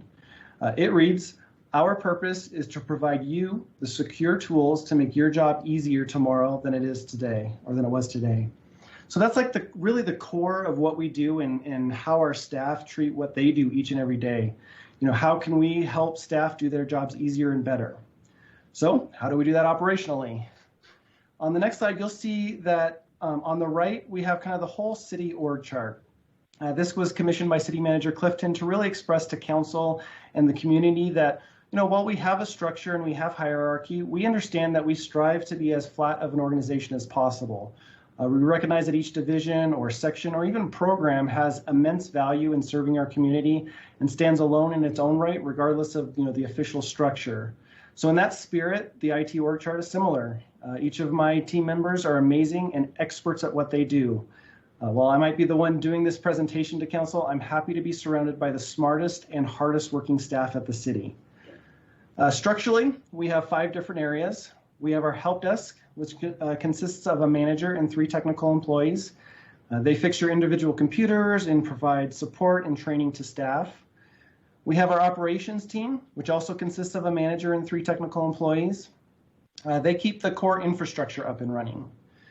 We have our applications team, which consists of a manager and 2 technical employees.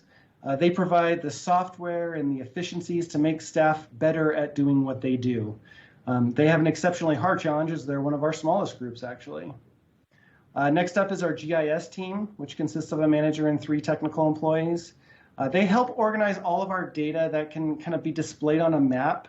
So all of our, roads, water lines, parks, even things like property lines, things like that. They provide the tools to organize, display, and manage that data. Finally is our newest program, our security program. We hired our first information security officer last summer and are excited to get this program off the ground. I also wanted to note one other thing about our org chart. While our IT division supports the majority of city staff, we have 3 areas where we have kind of alternate support methods. The city has an IGA with the county for library services, including a dedicated library IT department. These are city employees that support both the city and county libraries. Additionally, we have IGAs with the county for police as well as our municipal court. So the sheriff provides IT support to police, and the Superior and Municipal Court has their own IT person. In many of these areas, we provide some support for basic services, things like payroll and HR, but the specific IT department provides business-specific support. So there is a little bit of overlap, but also know that there are some alternate support methods there. Regarding our budget, we have 17 FTEs in the IT division and a total budget of $3.28 million. This is a rough breakdown of how that budget is broken up. On the next slide, if you want to understand how we compare with other municipalities, this is a comparison of city IT funding compared to towns in Arizona, Colorado, or even Bend, Oregon, which is often compared similarly to Flagstaff. This graph represents IT department funding as a percentage of the general fund, since we're funded primarily via the general fund. I should mention that each one of these municipalities reports their budget a little differently. There are different ways to do these comparisons, and none of them are perfect apples to apples. I've tried looking at it from different perspectives, but the general trend remains true. Now, some of this would look at this purely in a negative light, but this is more of a baseline to help us understand the amazing work my staff has done, which you will see in the next several slides. I mean, spending money on the technology just for the sake of technology doesn't necessarily accomplish the city goals. In the next section of this presentation, after the general update, we'll get kind of the technology team recommendations on where they think we should focus our efforts and any future investment for the greatest benefit. So let's move on and to show you what we've been able to accomplish and our greatest successes. Now, I know you might think this is an odd picture to start a discussion about successes, but this picture here is what the City of Flagstaff Data Center looked like 10 years ago when I was hired. I came in, I saw this, and I literally almost turned around and walked out. Luckily, my tendency to look at immense challenges like this as opportunities for improvement kept me here. Now, 10 years later, here's where we are today. What you will notice is that many areas within IT have come from a similar place 10 years ago to a complete change today. So let's go through some of those areas. In our help desk, we've seen incredible level of service. You can see some amazing statistics here. This is in stark contrast to where the help desk was when I started. The first few years I was here, the help desk had a backlog of hundreds of tickets, and they basically got resolved on who yelled the loudest. So now we're resolving tickets on an average in 24 hours while maintaining a 96% awesome rating on our customer service surveys. Much of this was thanks to our help desk manager, Paul Santana, and his incredible staff. Next up is operations. Some of those data center improvements you saw in the previous pictures were a result of that team. But just as importantly was the tenacity to push remote access technology and remote meeting technology before they were popular and widespreadly used throughout the city.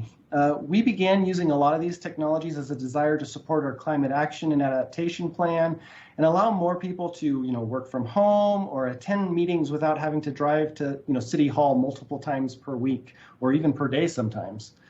Little did we know how important this foresight was. We were able to transition to remote work and remote council meetings with very few issues, while much larger cities with much larger budgets struggled greatly. Our operations manager, Matt Kakert, and his staff have really helped us transition this period quickly and efficiently. Next is GIS. This is another example of incredible work. GIS didn't even have a manager or leadership structure just a couple of years ago.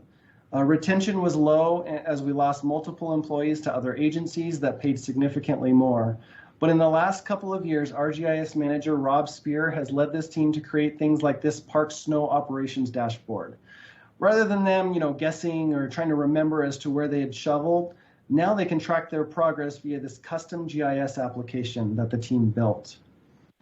Additionally, we've started a drone program with support from community development and initial training from the police department. This can provide analysis and data in a bunch of unique ways, and we're excited to continue moving this forward.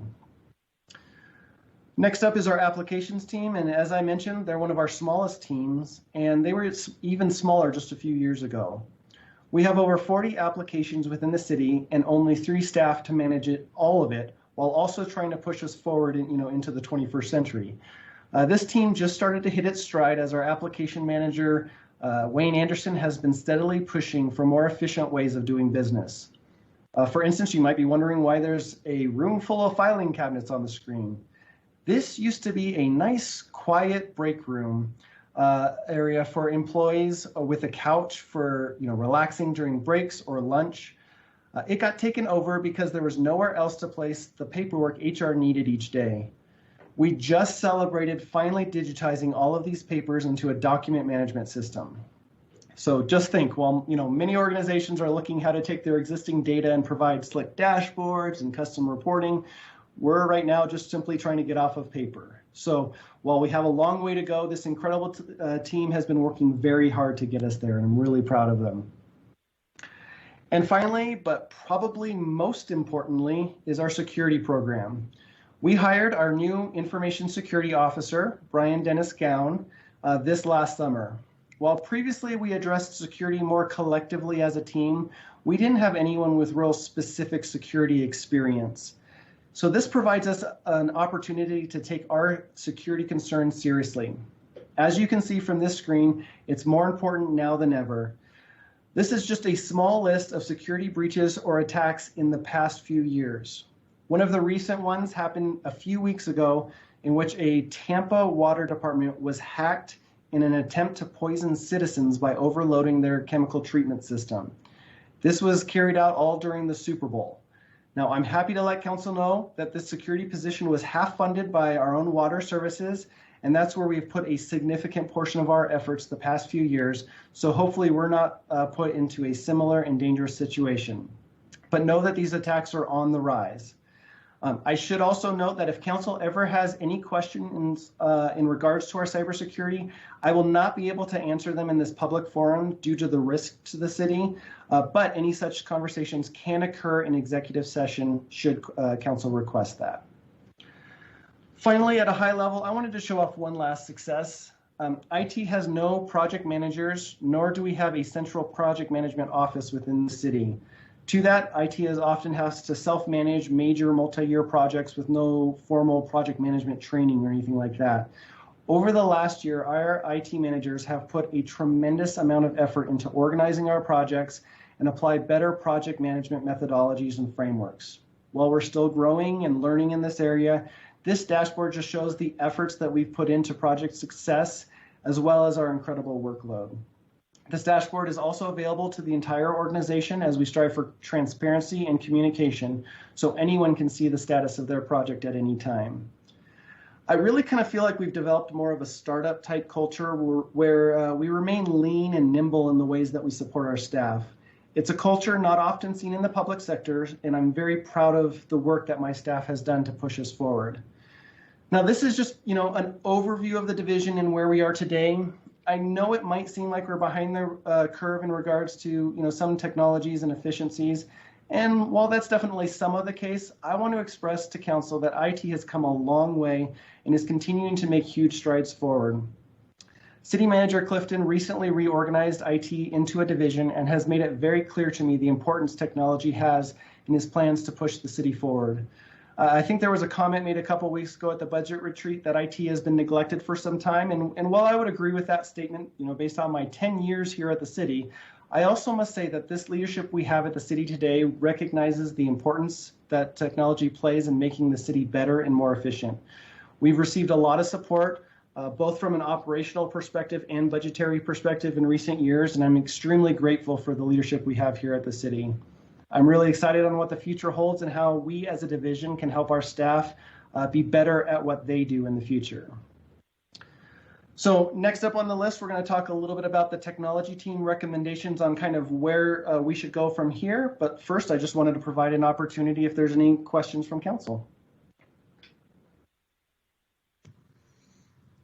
Do we have any questions at this time, council? I'm not seeing anything in the chat box, so we're right ahead. Thank you, Mr. Berry. Perfect. Well, then let's talk about a little bit about the technology team. So the technology team is a group of staff across the organization to provide input into the priority of technology projects. Many organizations refer to this as like a technology steering committee or sometimes an IT steering committee. In keeping with our team Flagstaff culture, we call this the technology team. In the fall, we set our priorities and backed those up with upcoming budget requests. But here's a basic list of those high-level priorities. First, we need to address our immediate needs. We currently have about $800,000 worth of aging network infrastructure. Last fiscal year, we had $50,000 worth of catastrophic failures, and this fiscal year, we've already had about $75,000 worth of failures. And these are only the hard costs to replace equipment. It doesn't take into account employee productivity loss due to like applications being online. Finally, we have about $500,000 worth of investment into security to help beef our security. While security is one of those kind of never-ending holes of funding, and even the most funding in the world may not stop every attack. I mean, if the U.S. Treasury can get hacked, little city of Flagstaff doesn't stand a chance. On the flip side, we also happen to be a small fish compared to something like federal agencies. So, the target's a little bit smaller. But ultimately, most security professionals will tell you it's not if you can get hacked, it's when. So we're looking at tools to help prevent hacks, but also help us recover quickly in the unfortunate event of a successful breach. So, these are the highest priorities. While we want to make our staff more efficient, they can't really be efficient if all of the systems are down due to failure or because of a breach. So this is sort of that like do not pass go, do not collect $200 sort of situation. We can't focus on the fun stuff until we handle the core infrastructure. And I should also note that these numbers are just kind of total high-level numbers. This isn't a specific budget request. The reality is this core infrastructure likely needs to be addressed in a phased approach over the next couple of years. So that's the technology team's basic priority, is to invest in that core infrastructure, and we're working with the budget team on how to accomplish that. Now that that's out of the way, let's change to the fun stuff. The number one request from the technology team is to help them be more efficient in their jobs.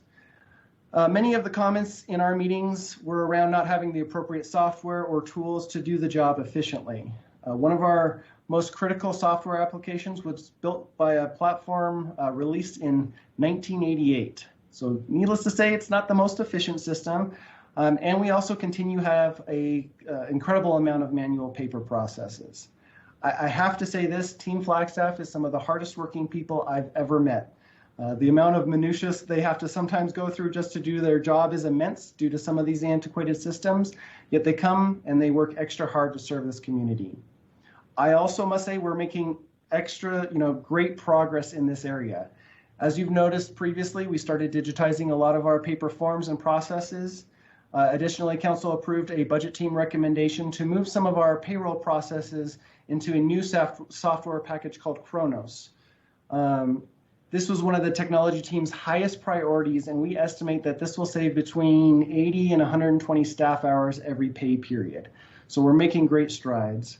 We have a ways to go, but IT is excited for the opportunity to help our staff be as efficient as possible. Finally, I kind of wanted to talk about the concept of smart city. Smart city ties a lot into the broadband discussion, as it's fairly dependent on a robust core broadband network, but it's so much more. It basically takes data and infrastructure to a whole new level. Frankly, it can be a little hard to explain, so I'd rather just show you what my vision for a Flagstaff Smart City initiative would look like. So I'm going to go ahead and take over the presentation here for just a second.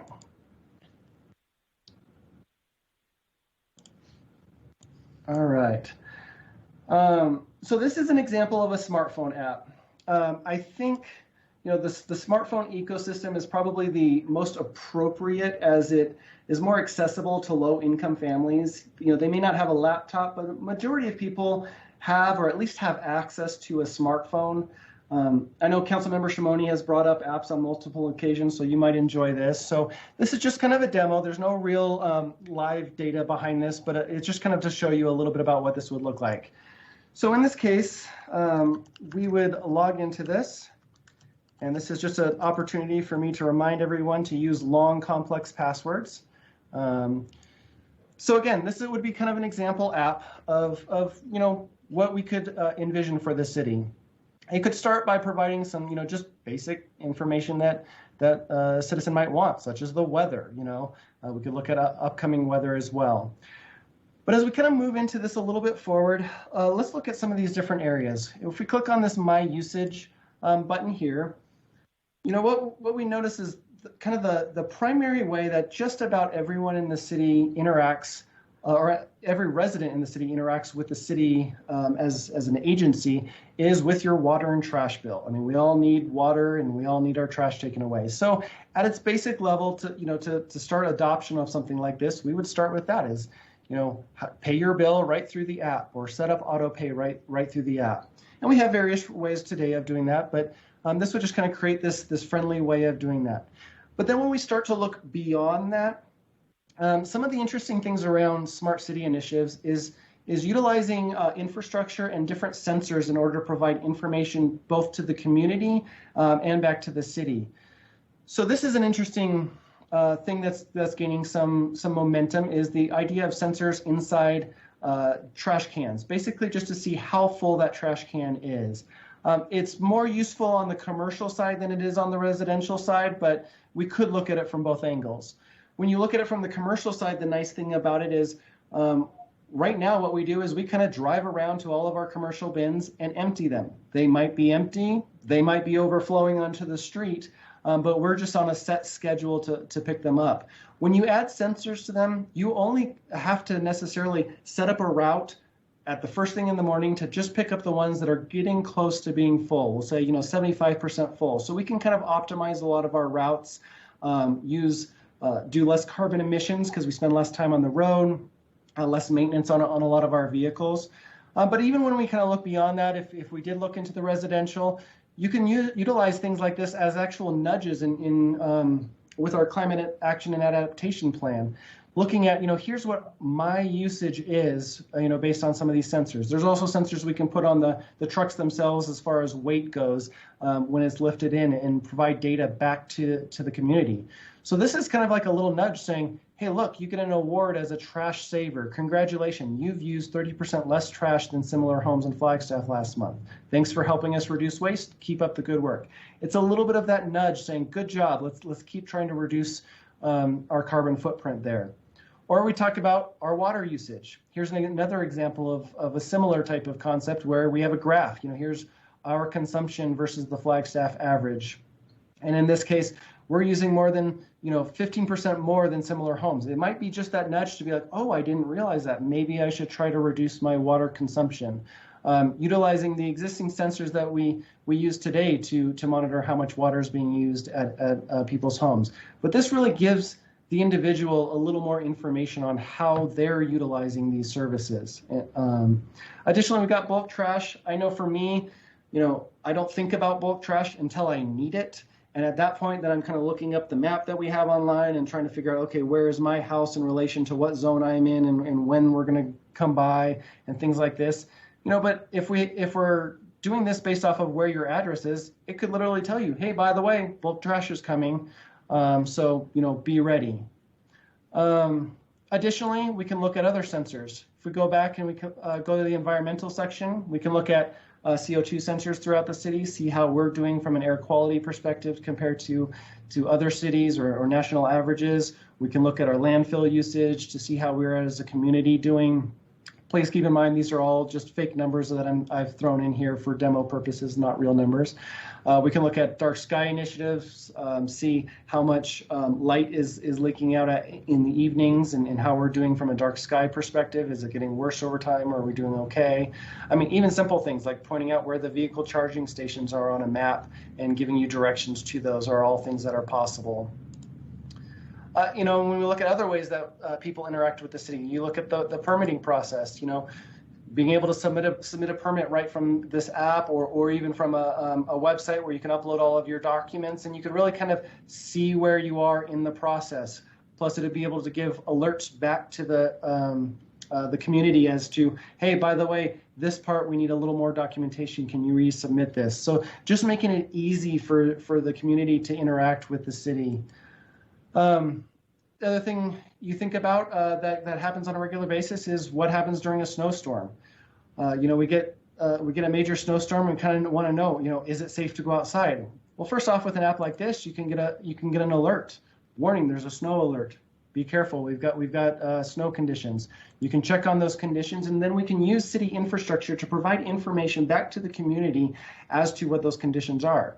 So when we look at things like webcams out in the community at various locations throughout town, just clicking on these red dots on it might be fine on the east side of town, but on the west side of town, it's really coming down strong. So depending on where I need to travel and how urgent that travel is, I might make a different decision based on what the conditions look like on the roads themselves.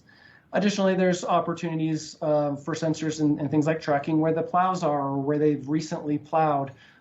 So if you're, again, needing to travel, depending on the priority of your travel, you can look, has this main road been, it might look really bad outside my door, but if I can get to the main road, that was plowed within the last hour. If I have an urgent need to get out on the roads, I might be able to do that. But if it hasn't been plowed in quite some time, I might be more inclined to stay home. So it just provides a lot of opportunities. It's taking all of this data, taking all of these sensors and sort of combining them into just an app that can really serve the community. Additionally, you see this big purple box here. it also provides a cost offset or revenue opportunity for the city, while we also drive people to go to our local businesses. One of my favorite places to eat is the lumberyard. So I could see this being a, hey, 10% off of your, lumberyard bill as an example. Click that, it drives us to support our local businesses, support our local community, while also bringing in a little bit of revenues if we wanted to sell that advertising in here. And this is, something that could be extendable. I gave you a few examples. We got things like, report an issue if you needed to take a picture of like where there was graffiti or an infrastructure issue, upcoming events, things like Art in the Park, helping promote our local events, or just simply, adding more apps in the future. One of the things I would love to see is kind of a little bit more of a locally focused social media site. Facebook is great, Twitter is great, and all of that stuff, but somehow it kind of seems a little too big. You're interacting with people all throughout the country. But if we had something that was a little bit more like, join the local gardening group, join the local, ultimate Frisbee team, join the local, these local things where we can really, create some community through this app and help people get connected in with community. And then it also provides council an opportunity to reach out to those communities. We were talking a lot about multimodal, for like the 4th Street roundabout. We could reach out to the local biking community and ask their opinions on what they want. And I know we have commissions and we have other things in order to get some of this information, but it would kind of allow us to ad hoc get into those communities. So again, it's a broad subject and we can go a lot of different directions with that, but it's a great way of interacting with the community. When we look at our public website, we just redid this. It looks beautiful. I'm really proud of the work that we've done into really making this look pretty. But when you're trying to interact with the city, sometimes it can be kind of difficult to go through these big menus and try to find out, how do I interact with our city government? So providing this easy way where we can add the apps to choose the ways that we want to interact with the city and with council and with staff, I think would be a great benefit. So kind of going back to the presentation, I know that this was kind of this was flashy and this is cool, and ultimately this is kind of my dream and vision for where I could see us going long term. But I want to reiterate that this or something like this is many years down the road, and only with significant support should council desire to see it. But we have to kind of start in the right order. We can't focus on something like this unless we address the basic staff efficiencies and software.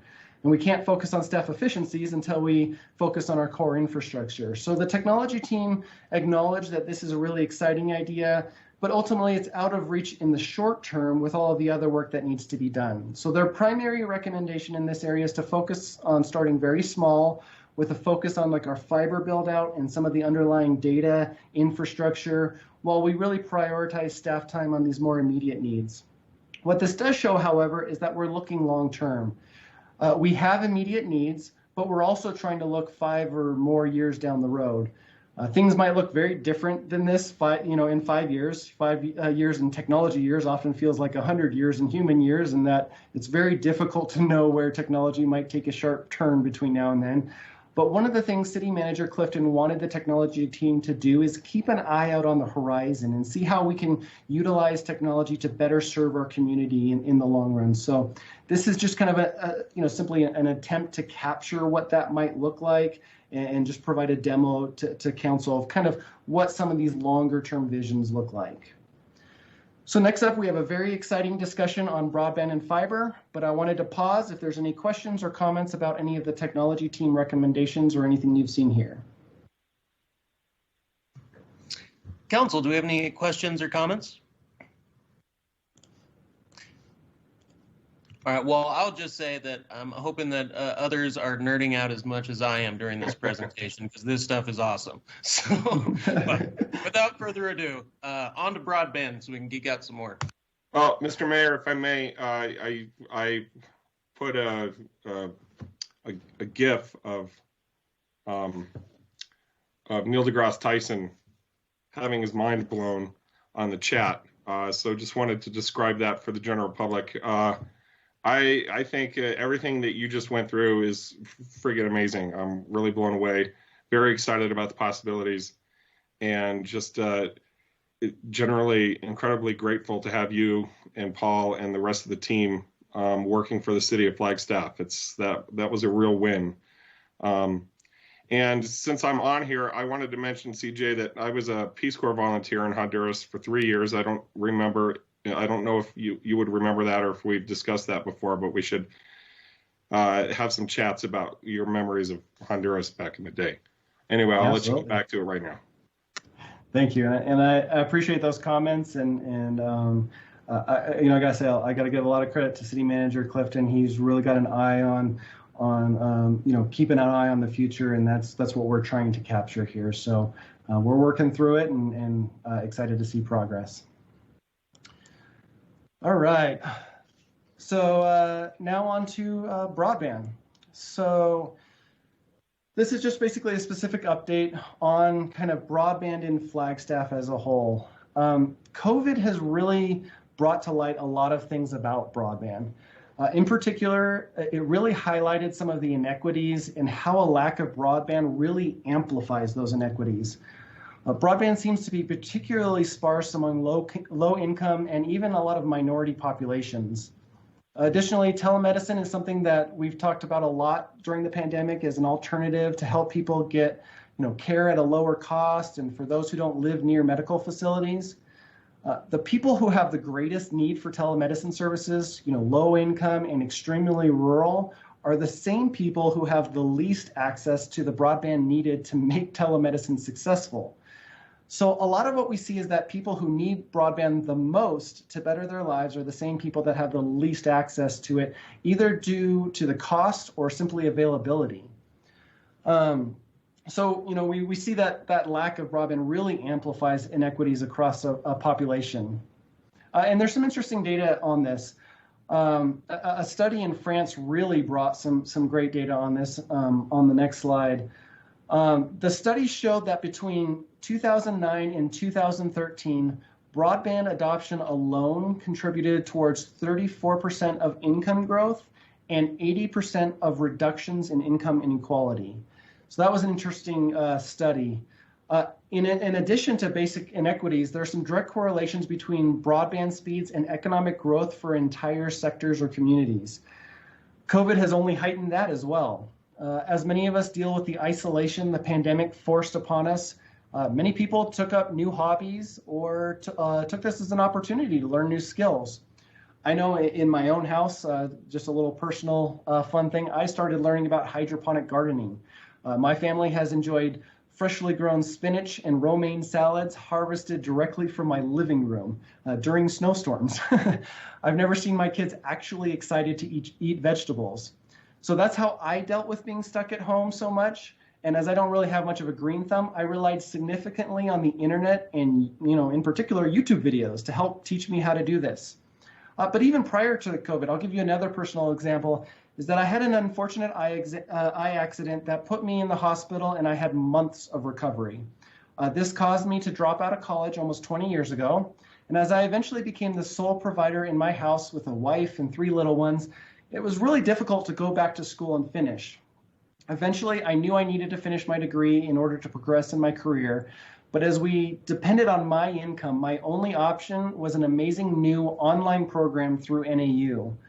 Without the availability to do online schooling, I wouldn't have been able to keep my job and keep some semblance of being a good husband and father.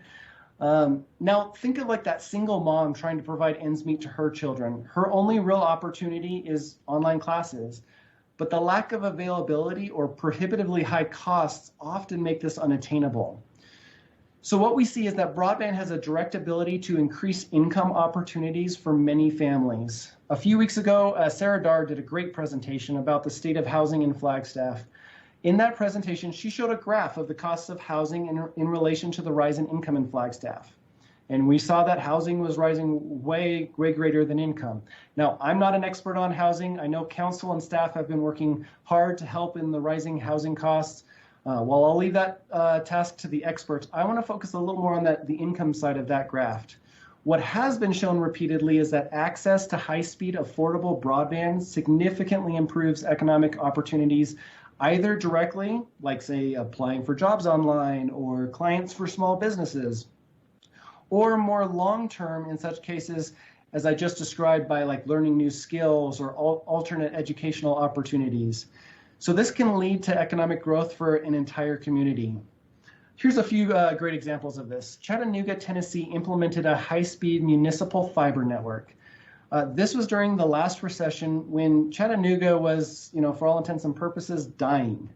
People were leaving for big cities as manufacturing jobs dried up. Since that time, Chattanooga has seen a major resurgence.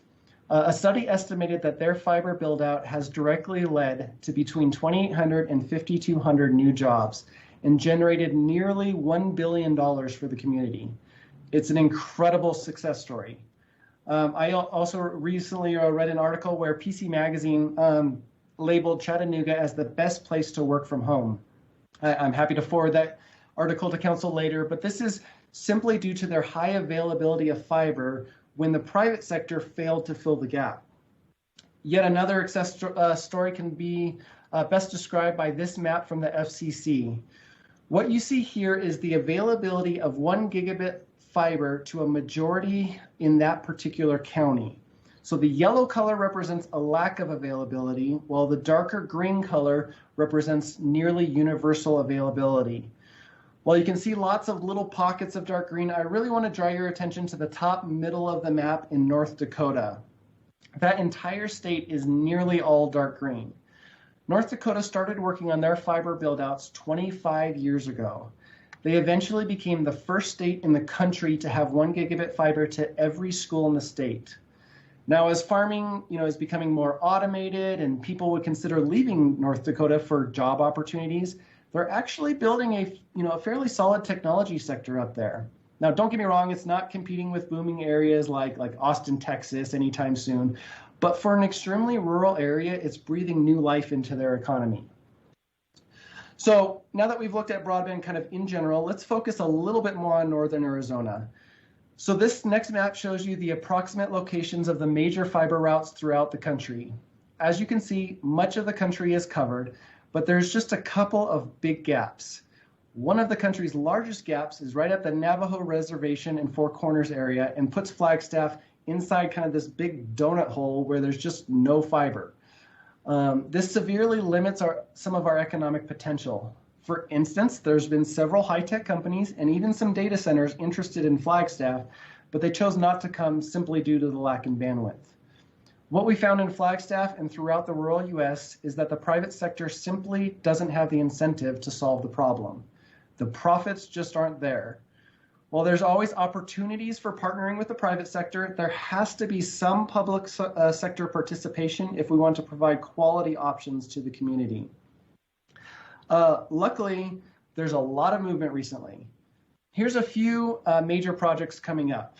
Coconino County has been working on trying to get fiber from Flagstaff to Page and the Four Corners area.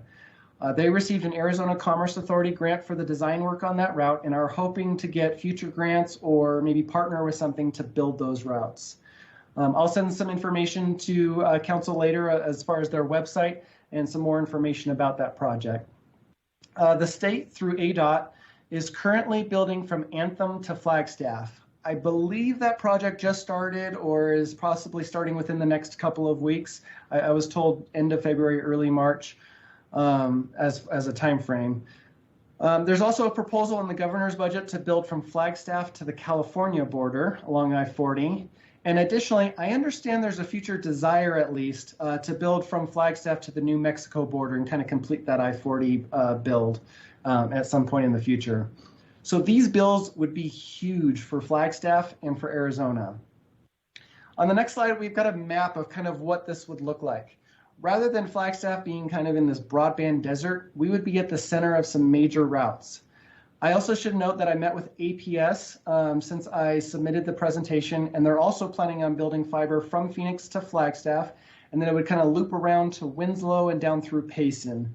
So there's a lot of movement happening right now. These new routes would allow for better opportunities for high tech, or biotech or data center industry, you know, coming to Flagstaff where some of these otherwise wouldn't.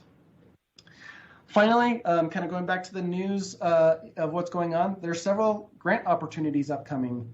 The Arizona Commerce Authority has an expected grant coming up soon, and there's a lot of talk around federal grants and other stimulus funds targeted at broadband build out in rural areas. So this could provide additional opportunities. Now, all of this is exciting, but just because a major route runs through Flagstaff doesn't guarantee that it will immediately benefit the businesses or residents of Flagstaff. We need to take those core routes and distribute them to the community. Ideally, we would want Flagstaff residents to have multiple internet service providers to choose from that offer high-speed bandwidth. What we find is that Suddenlink, which is now Altice, they were bought out by Altice, has been upgrading their network and even offers 1 gigabit per connections in limited areas in Flagstaff. CenturyLink, which was recently bought out by Lumen, they don't offer nearly those speeds unless you're a business willing to spend tens of thousands of dollars on bandwidth. So for most people, it really comes down to a single option if they have any options at all. This is the area where I think the city can really help kind of bridge the gap on behalf of our residents. I have talked to 3 different internet service providers or other just fiber providers in the last year that are interested in building in Flagstaff. Each time it comes down to the cost of construction in Flagstaff. We have a lot of rock, and it makes installing underground conduit extremely costly. And frankly, if they all started building at different times, we as the city, we really don't want them repeatedly digging up our streets just to lay more conduit. So I think this is a perfect opportunity for the city to really fill that gap. So in just a second, I'm going to pull up a plan that I've been working on for a couple of years. The premise of this plan is to have the city position itself as an open shared conduit provider. We would build the major core routes through Flagstaff. We need to do this anyways to connect our own city facilities. Then we could sell either the excess conduit capacity or excess fiber in that conduit to any internet service provider or business or even community partners that want it.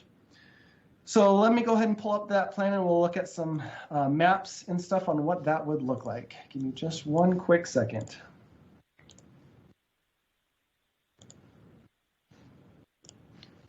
Okay. So this is a website that our GIS team has been working on, and they've done excellent work on this. I will say this is still mostly in draft format, so while you can access this website, a lot of the point of this is to get council feedback and make sure we're going on the right direction. So don't take this as kind of the final plan, but this is kind of the start on where we're trying to go with this. So we're going to start off by looking at some of these maps here.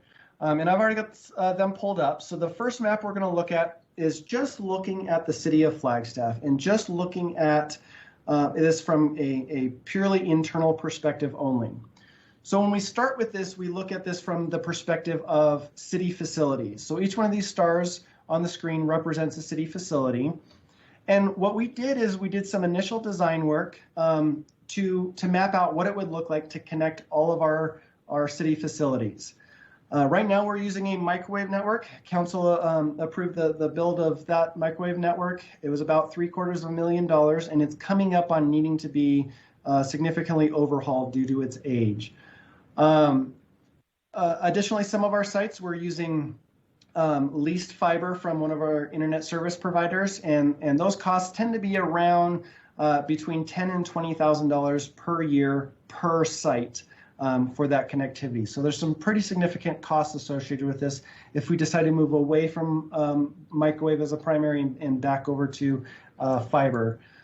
So the cost to build this out from a capital cost, we have estimated as about $15 million. Now I want to state that these are estimates, but I do have actual quotes in hand and some initial design work on several routes along the way.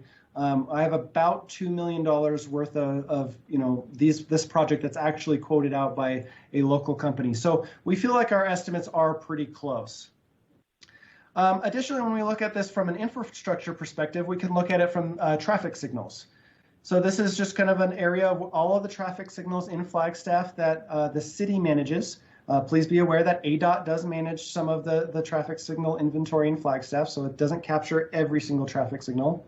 But just to connect the traffic signals, we're looking at a cost of close to $9 million if that was the primary goal and focus. But what you will notice is the routes tend to be about the same. We have very, very similar routes along the way to connect our traffic signals. Additionally, we have our water services infrastructure. Now, I'm not putting that on the screen because to show where all of our water services infrastructure is a cybersecurity risk, or a security risk in general. So I don't want to display that, but I will tell you that those routes often are the same. We do have some water infrastructure that's a little further out from town that doesn't quite fit into this map, but a lot of that infrastructure and a lot of the facilities do line up very closely with this. Additionally, if we look at this from community, government and educational partners, you'll see a very similar thing here. So this is kind of the location of Coconino County facilities throughout Flagstaff. What you'll look like is we have a lot of similar routes here. They're not in all of the same places, but if we built out the one for the city, we hit a lot of these facilities along the way. If we look at this from a school district perspective, again, the same thing. We kind of have this major loop here. By the way, we do like to build our fiber in loops. It provides redundancy for the community in case someone goes in with a backhoe and digs up our fiber by accident. It's nice to have loops. So we have kind of this core loop here. But you notice that we hit a lot of the same facilities with the exact same map. And here's the approximate cost if we just focused on this from a FUSD perspective. NAU has some interest specifically with doing some research with USGS as well as CCCs on their property, and there's a lot of similarities and overlap there as well. Coconino Community College has two different facilities in Flagstaff, so to connect them goes along a lot of the similar routes that we've been talking about. As I mentioned, USGS has some desire to interact with NAU, but also connect with other internet service providers as well, and we're helping them on that front. You'll be hearing more about that soon at a future council presentation. Here's kind of like that overall map of what that looks like. So you notice there's a lot of overlap between government and educational community partners as well as the internal city needs. We've also had initial discussions with Northern Arizona Healthcare, with telemedicine. We have not yet reached out to the U.S. Forest Service, but there's potential community partnerships there as well. Finally, when we look at the private sector, this one we haven't done as much effort into just because it's a much bigger discussion and we're still kind of early in our planning. But the reality is there's a lot of opportunities here as well. So one of the things we can look at is the options of like free public Wi-Fi. So this shows where a lot of our city facilities are, and we already offer free public Wi-Fi at most of our facilities today.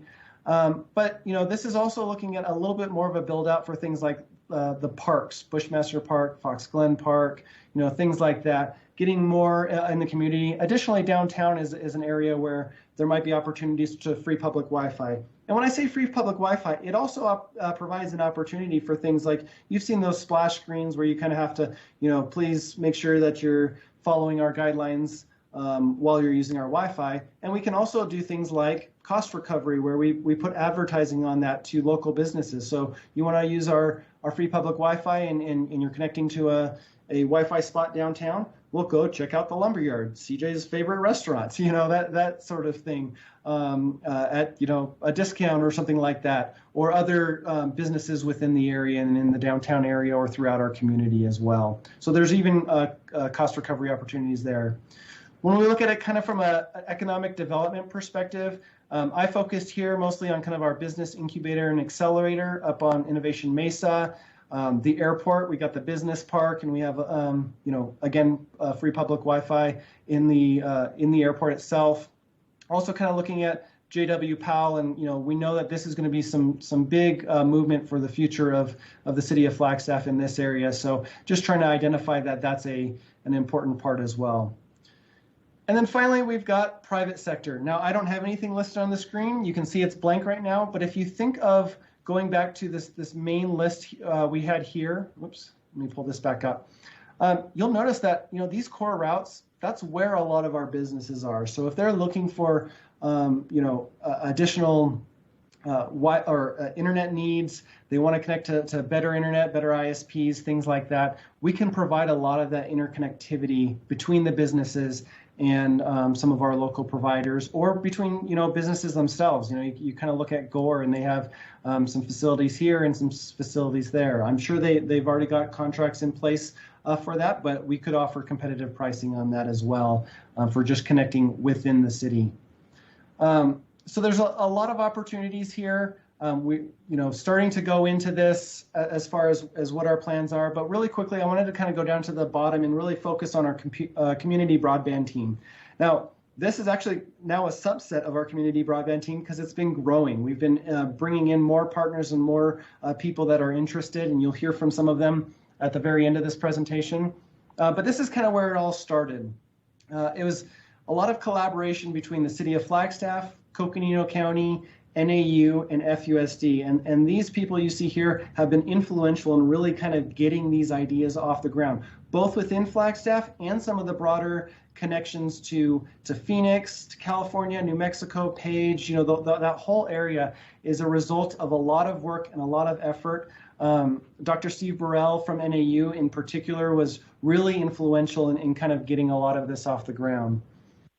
So I'm going to stop sharing my screen, and we'll go back to the presentation and kind of start to wrap this up. Let me move some things over once we get those slides back up on the screen. We're going to look at this kind of sort of from a high level. Now I'm going to skip down to bullet point number 3, kind of a little bit out of order here, but there's a lot of cost recovery models. For those areas and examples that I talked about that started 20 years ago, they found that the initial capital costs are very high, but once you kind of hit that critical mass for infrastructure, the revenues can really add up. Additionally, these plans often build upon themselves and in interesting ways. So you start kind of by building the initial fiber network. This draws in a lot of those high-tech companies that need fiber in order to survive. Then this starts to draw in a little bit more of the private sector internet service providers who see more profit opportunities, which then drives in more high-tech companies, and the process kind of continues to build upon itself. And so while we see some direct cost recovery by being able to lease fiber or conduit, we also see increases in sales taxes, increases in opportunities for the community, increases in income, particularly among the lower income sectors as well. It's that initial investment that's the hardest part. I literally have 2 companies today that are seriously interested in leasing city conduit or fiber. Unfortunately, I have very little to lease at this point. We have little pieces of conduit throughout Flagstaff, but I don't have a lot. So once they kind of come through, maybe build their own fiber, that opportunity is lost. Or they may just decide that it's too expensive to build and decide not to come to Flagstaff at all. So know that we're exploring a lot of different cost recovery models, but also know that those cost recoveries, it takes a while before we can get there. Now, as far as funding this build out, what we're doing is we're working on trying to incorporate conduit into as many capital projects as possible where it makes sense to do so. Basically, any major road project or other really long infrastructure project, we're trying to design conduit in. Now, if we stuck to this as our only strategy, it would likely take somewhere around 20 years, like many of those other cities, before we have enough core infrastructure to make a significant impact on broadband in our community. As I mentioned, many of the success stories started those projects 15 to 20 years ago, and it took a while before they would be deemed successes. We're also keeping an eye on grants. While IT doesn't have any specific money set aside for matching funds this year due to our recession planning, we're constantly looking at creative ways to utilize funds, from other divisions or other areas where it matches their needs, such as connecting traffic signals or water infrastructure or basically anything else. Now, I can't speak directly for those divisions, but I'm happy to say that Team Flagstaff has a very collaborative culture, and we work together for these common goals. We actually have a grant that we're working through from traffic engineering and in coordination with MetroPlan for some fiber build out through a grant right now. But depending on funding and the availability of grants and matching funds for those grants, we feel like there's a potential to lower the time frame closer to somewhere in the 5 to 10 year realm, especially if some of these major federal grants become available and we were to win some of those grants. If council wants to see anything more aggressive in this, we're happy to explore additional funding options, but that's kind of where we're at today. Regarding our management model, we're looking closely at a partnership with a third-party company like Sun Corridor, similar to what ADOT is doing. Now, Sun Corridor is a nonprofit fiber company that is under the 3 state universities, so NAU, ASU, and U of A. They provide all of the fiber coordination and interconnectivity between the universities. So this puts them in an interesting position that they aren't profit-driven and they're required to be transparent in their financial dealings. This is a model that I was basing a lot of my plan off of from an area in rural Indiana. So I have a family member up in rural Indiana, and they've been building out their fiber network for quite some time. And they really focused on building a lot of core routes, and they used a nonprofit organization to kind of coordinate these between multiple communities. And eventually it came to the point where last year they were making something like $500,000 in revenues. And it was coming to the point where they were kind of worried that their profits were so high that it really wasn't matching the mission of a government organization and a nonprofit organization. So this last year they sold their network to a local county and electric and fiber co-op, and the sale was equal to nearly 10% of their entire annual budget. So that's kind of the model that I've been working off of, because I've had access to them and I've been able to ask them questions on how they build out their fiber network and what they did and get access to their business plan. And so this is kind of goes along that similar model.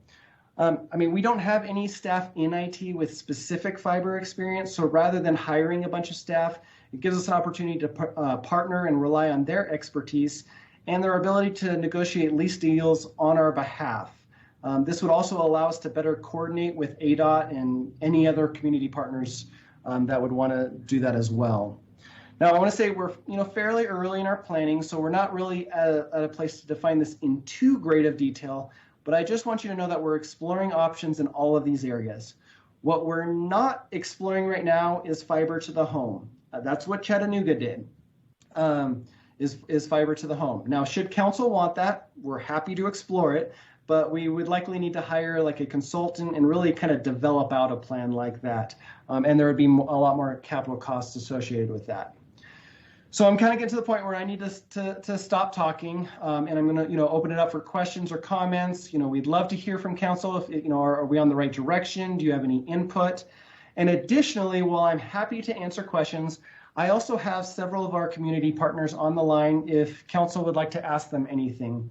I'm not sure all of them were able to make it to the meeting, but I saw several of them jumping in. But I'll kind of go through the list of who could possibly be on the line, and then I'll just double check to make sure they're there. Jeff Sabatka from the Arizona Commerce Authority, and he's also the state broadband director. We have Derek Masseth.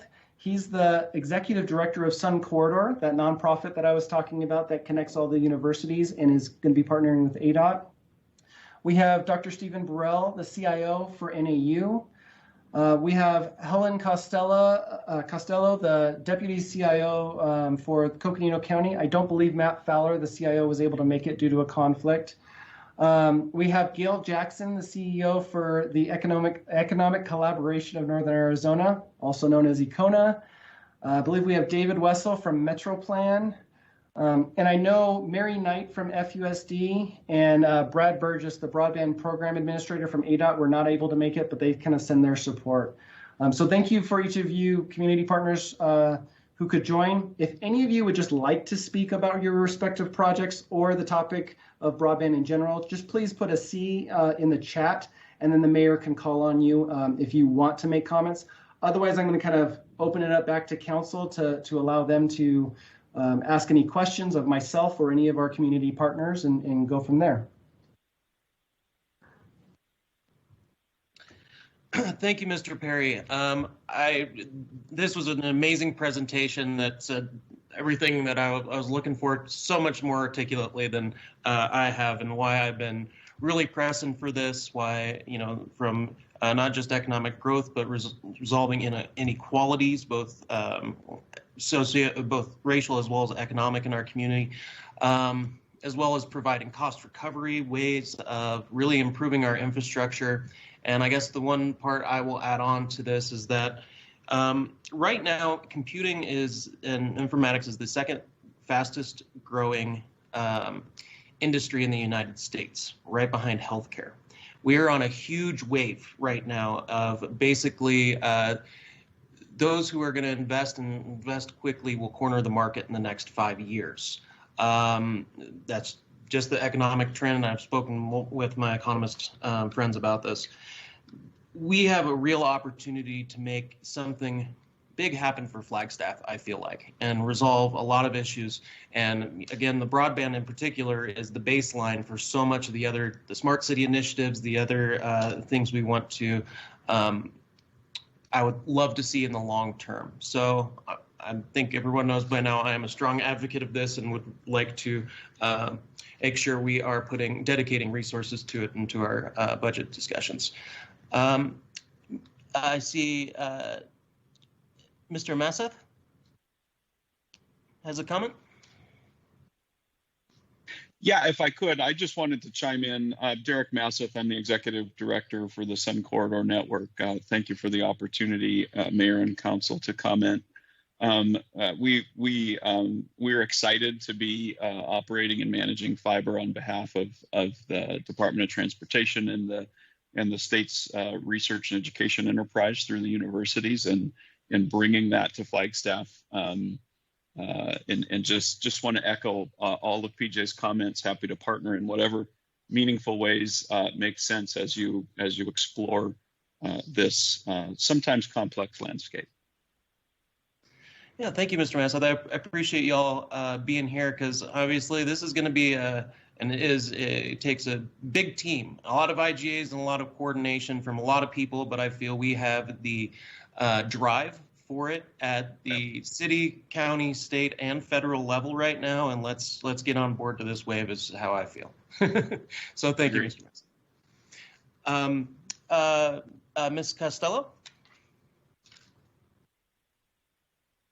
Hi, yes, good evening. Can you hear me okay? Yep. Well, thank you, CJ and Mayor, Vice Mayor, and Council members. My name is Helen Costello. For those of you who don't know me, I'm the Assistant Director of IT for the county.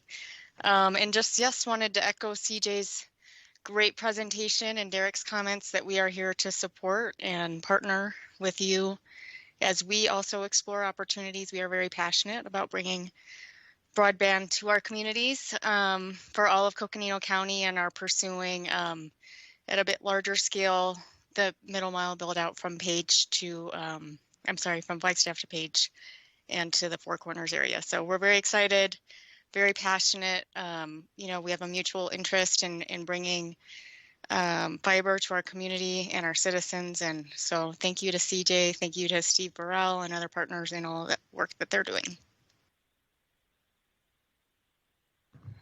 Thank you, Ms. Costello. Council, do we have any questions? Councilmember McCarthy. Thank you, Mayor. My question is, what is the proposed relationship between cable or fiber that's owned by the city and the people that are currently doing this work, like, Suddenlink or whoever, who provide, a service to individual addresses? Would it be that, it would sort of like be, to use the analogy of our streets, the city would do the arterial streets, and these other companies like Suddenlink would do the neighborhood streets. Is that kind of a good way to look at it? Would we be competing with them, or would we be working with them? Thank you. Thank you, Councilmember McCarthy. As far as that question, I would say at the moment, the current plan and what we're looking at is to provide more opportunity for additional internet service providers to be able to provide those services to our community. So yes, I would say, we're kind of looking at that core infrastructure, some of those core loops. Suddenlink and CenturyLink have already built out a significant amount of their own infrastructure. So today, I don't see a significant partnership with us and them. However, as we kind of look at JW Powell, as that kind of grows out, what I could see is the city looking at, we're going to put in a whole bunch of fiber or a whole bunch of conduit. And rather than Suddenlink, CenturyLink, and anybody else coming in after the fact and redigging up our brand new roads, we have the infrastructure already in place that you can put your services in and provide service to the community. That being said, if council wants us to go down the road of providing fiber all the way to the house, we can take that input and we can look at what that would look like. But at its core right now, we're looking at this more as kind of a shared opportunity to be able to invite more internet service providers to be able to provide those services to our community. Thank you. Thank you. Mrs. Jackson has a comment. Good evening, Mayor and Council. Gail Jackson with Econa. I just wanted to echo CJ's amazing presentation. He actually covered many of the points that I wanted to point out, but I just wanted to say that we all know the pandemic only further demonstrated the need for greater connectivity and infrastructure for the entire region. Many schools shifting to online, as well as healthcare advancements have allowed for patients to access medical records and to be seen virtually by physicians. I also don't want to leave out our 6 million visitors that come to our region annually. They also need access to this internet for navigation and life safety purposes. So every industry relies on internet connectivity in some capacity, so I don't want you to forget that. Even old infrastructure, right? This is something that we don't always think about, but from roads and railways, water pipes and energy grids, they also need this for construction, operation, and modernization. And then lastly, I don't know how many of you know this, but Flagstaff is known as the City of Innovation. So I would encourage you to put cityofinnovation.com right now into your Google search bar and see what comes up. And you will see that it comes up Flagstaff. So this is who we are. And I would highly encourage you to, to put more money towards this if that's in your budget. And it will also help with the new jobs that are coming online. As Mayor DC said, he mentioned high tech, healthcare, and high tech and manufacturing jobs are predicted to, they're the new jobs for our region. And we're going to see more and more of that coming our way. The governor's office announced that just 2 days ago that those 3 sectors were also in there as well. So just wanted to thank you and thanks for your support of this. Thank you, Ms. Jackson. Councilmember Shimoni? Thank you, Mayor. Actually, I'd like to let our guests speak first, and then I'll go after them. Thank you. Yeah, thank you. I will start with Mr. Wessel. Comment? Yes, good evening, Mayor, Council. Like to give kudos to CJ for a much anticipated presentation here. We're working with the city and other regional partners in MetroPlan on a intelligent transportation system technology deployment plan. And as CJ mentioned, fiber is going to be critical to the huge amounts of data that need to be transferred from signals, video and other things. I was excited to see the number of partners and potential partners that CJ laid out here because we do want to pursue a grant, as he mentioned, and the more partners you have, the more competitive you are. And then also want to just give some compliments to the engineering and finance staffs that have really worked hard in looking at their program to find match for this potential grant. So thank you, you guys. Have a good evening.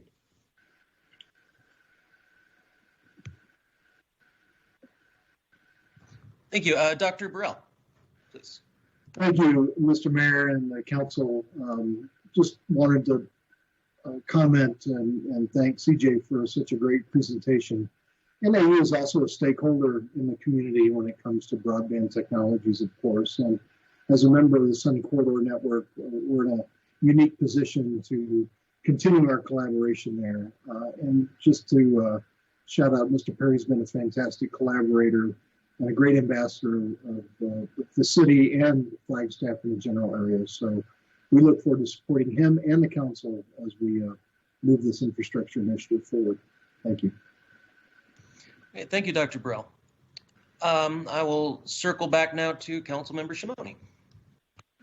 Thank you, Mayor, and welcome to all of our guests. And thank you to CJ and Paul and your teams. Great update, CJ. That was a lot of information and a lot of great things that you all are working on. And so kudos to you and your team and your leadership. Very impressive to learn about where you came from and where you are now with the city. And so I just wanted to say on the topic of broadband and fiber and the conduits, I'm curious to see this conversation progress. I definitely like that we have all these partners at the table willing to work with the city and partner with the city in seeing this through. I think we're going to need partnership to see it through. And so it's good to see that partners are already at the table and showing up, which is just really wonderful. So I'm not too sure exactly what the next steps are. City Manager, I kind of turn to you and wonder what your thoughts are on the next steps. But I just wanted to circle back around to the app.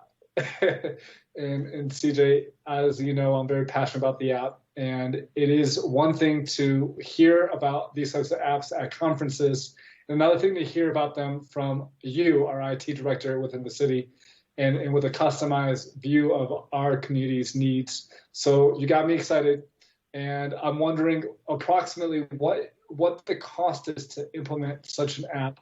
Obviously, it's going to be hard to calculate exactly, but I've heard some estimates at different conferences. But do you have any cost estimate?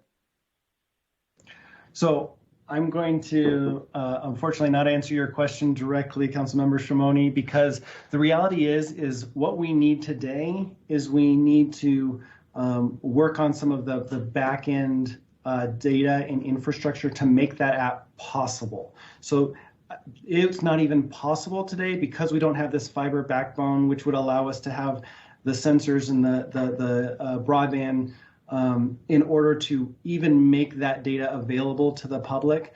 On the software side, again, we're making a lot of progress. We've done a lot in just the past couple of years, and City Manager Clifton's leadership in pushing us forward in those has really helped.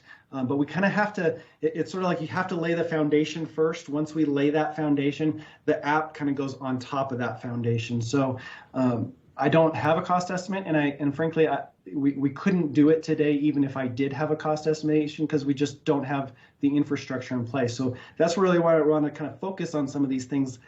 That's the cool vision, and it is a cool vision. And again, 5 years from now, it might be a slightly different vision, but that's what we're kind of moving towards. So today we're focusing on staff efficiencies, getting that data in good available ways, getting the fiber broadband network in place so that it can enable that in the future. Well, CJ, let me ask you this. I know in your demo, you talked about a lot of really, really exciting ideas, but I understand that those are, way down the line, but potentially, hopefully not 20 years down the line, but down the line. But there are some basic ways that an app can be used at a city level that I don't think require fiber to see through, and that can be very useful to the user, right? Yeah, I mean, there's a lot of different things that we could explore. Right now we are in a kind of still going through a lot of our recession planning and things like that. So I would say that trying to tackle that while we're also trying to tackle some of our core infrastructure issues might be a lot. We're going through our budget processes, and the budget team, has a lot of different priorities to weigh at this point. And so, generally, I'm going to defer to City Manager Clifton as to how we get there and things like that. But I definitely think those are things that we are keeping an eye on. The technology team is keeping an eye on, and that's kind of the point behind a lot of this is we are keeping an eye on that future. And yeah, hopefully it's not 5, 10, 20 years from now. Hopefully it's a little bit sooner. But we're really working on some of those initial foundational steps that'll help us get there. We can explore, if you have any specific ideas regarding apps that you've seen in other areas, and how we might be able to implement them here, I can at least explore what costing would look like from that perspective, and we can kind of go down that road. Thank you. I just would like, maybe not in the short term, but at some point for us to revisit the app idea in a simple format, just because it's going to be a lot cheaper than I think the conduits that we're talking about. And more reachable. But regardless, CJ, really quick, what are the next steps if council majority feels that we should move forward with conversations around fiber and the conduits with our community partners? Well, I really want to stress that this was just mostly an update. I'm not necessarily trying to get super specific council direction. I'm more just trying to get input. Are we on the right path? Is this what you like right now? Again, we're kind of already going down this from the capital project perspective, because really the incremental cost of adding conduit to an existing capital project is very, very small. So we're trying to include that initially. On the grant side, there are some funding, things there, and depending on where this is from a council priority perspective, would obviously weigh in. But that's kind of where we're focusing right now, is we're focusing on capital projects and trying to find as much matching funds as we possibly can so that we're ready for when those grants happen. If council wants to be more aggressive, that's up to you, but we haven't really explored what that would look like yet. Okay, thank you. Thank you, Mayor. Thank you. And I also just want to mention too that with a lot of this, if we are able to do this initial investment, there is, it's not like building a road. You get cost recovery associated. And it could be a situation where, for example, the JW Powell having the conduit through, we lease that to an ISP. Boulder, Colorado just signed with the ISP a $720,000 lease contract. And then that money could be used then for helping with the data systems, helping, it's this upfront cost that's obviously rather large. It's going to take a lot of collaborative efforts. But at least me personally, I am definitely very interested in putting this from second gear into fourth gear to make these things happen. So that's where I stand. I'm interested in how we can make that happen, and I do believe we're on the right track, Mr. Perry, for the model in which I personally would like to see, not getting into the setting up our own become our own service provider or anything like that other cities do. But if we can get the conduit, if we can make some of the connections enough so it's cost effective for another ISP to come here to create the competition that then will drive down costs as well as increase the infrastructure for the other ISPs that are already here. The spin-off effects of this council are so widespread and affect so much of our issues. And I guess I'll take a step back as well for more of the immediate issues, as opposed to the big plans I am getting excited about. But IT affects so much of our ability to, is a backbone of efficiencies. The amount of, for example, labor costs associated if something goes down, if we do have a cybersecurity breach, we have to think about it in terms of cost of, okay, how many people weren't able to work that day in a productive manner, and how much did that cost us, as opposed to investing proactively into the IT on, many levels. But anyways, that's my current pitch, and look forward to any comments of council as well on this matter.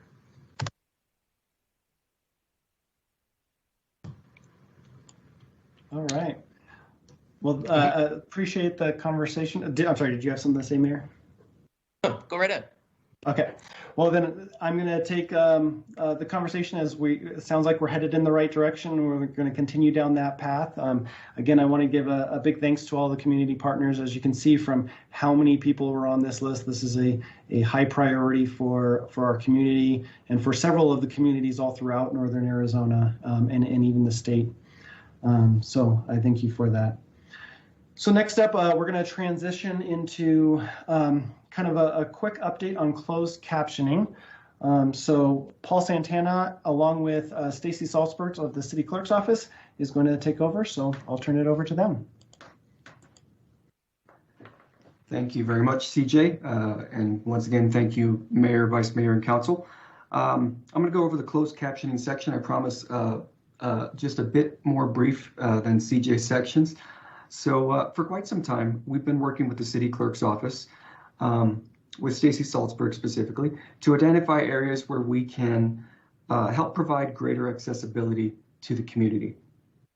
One recurring area of interest is to explore our options for adding closed captioning capabilities to our City Council meetings. While we have heard from Council and the public for some time, there seems to be even more interest in trying to provide closed captioning since our shift to virtual meetings during COVID-19. The Commission on Inclusion and Adaptive Living has also recently recommended adding closed captioning to City Council meetings. So working with our streaming service provider, we're looking through the options available in order to provide a staff recommendation to Council as part of the budget process, which is coming up in April. These options range in price from $3,000 to $62,000, depending on features and capabilities. That's a wide range. A basic service option, just to give you an idea, will provide an automated transcript produced after the council meetings that allows the viewing public to read from an auto-generated meeting text transcript. The transcript follows along and highlights each spoken word in sync with the video as it plays, and it's uploaded to our site post-meeting along with the meeting video. There's also an option for automated live captions, which take place during the council meeting in real time. This is the traditional closed captioning where words appear on the screen during the meeting and live stream. This option also includes a human editing and cleanup service afterwards, which would provide a more accurate transcript once the video is posted. These options are priced to cover all our currently streaming council meetings, work sessions, and council budget retreats. With that being said, we look forward to providing more information again on these potential closed captioning options as part of our upcoming council budget discussions in April. Just wanted to include an update on this topic as part of our IT update because, of course, it's been requested in the past. So more information to come in April. And with that, open it back up to any questions that council may have.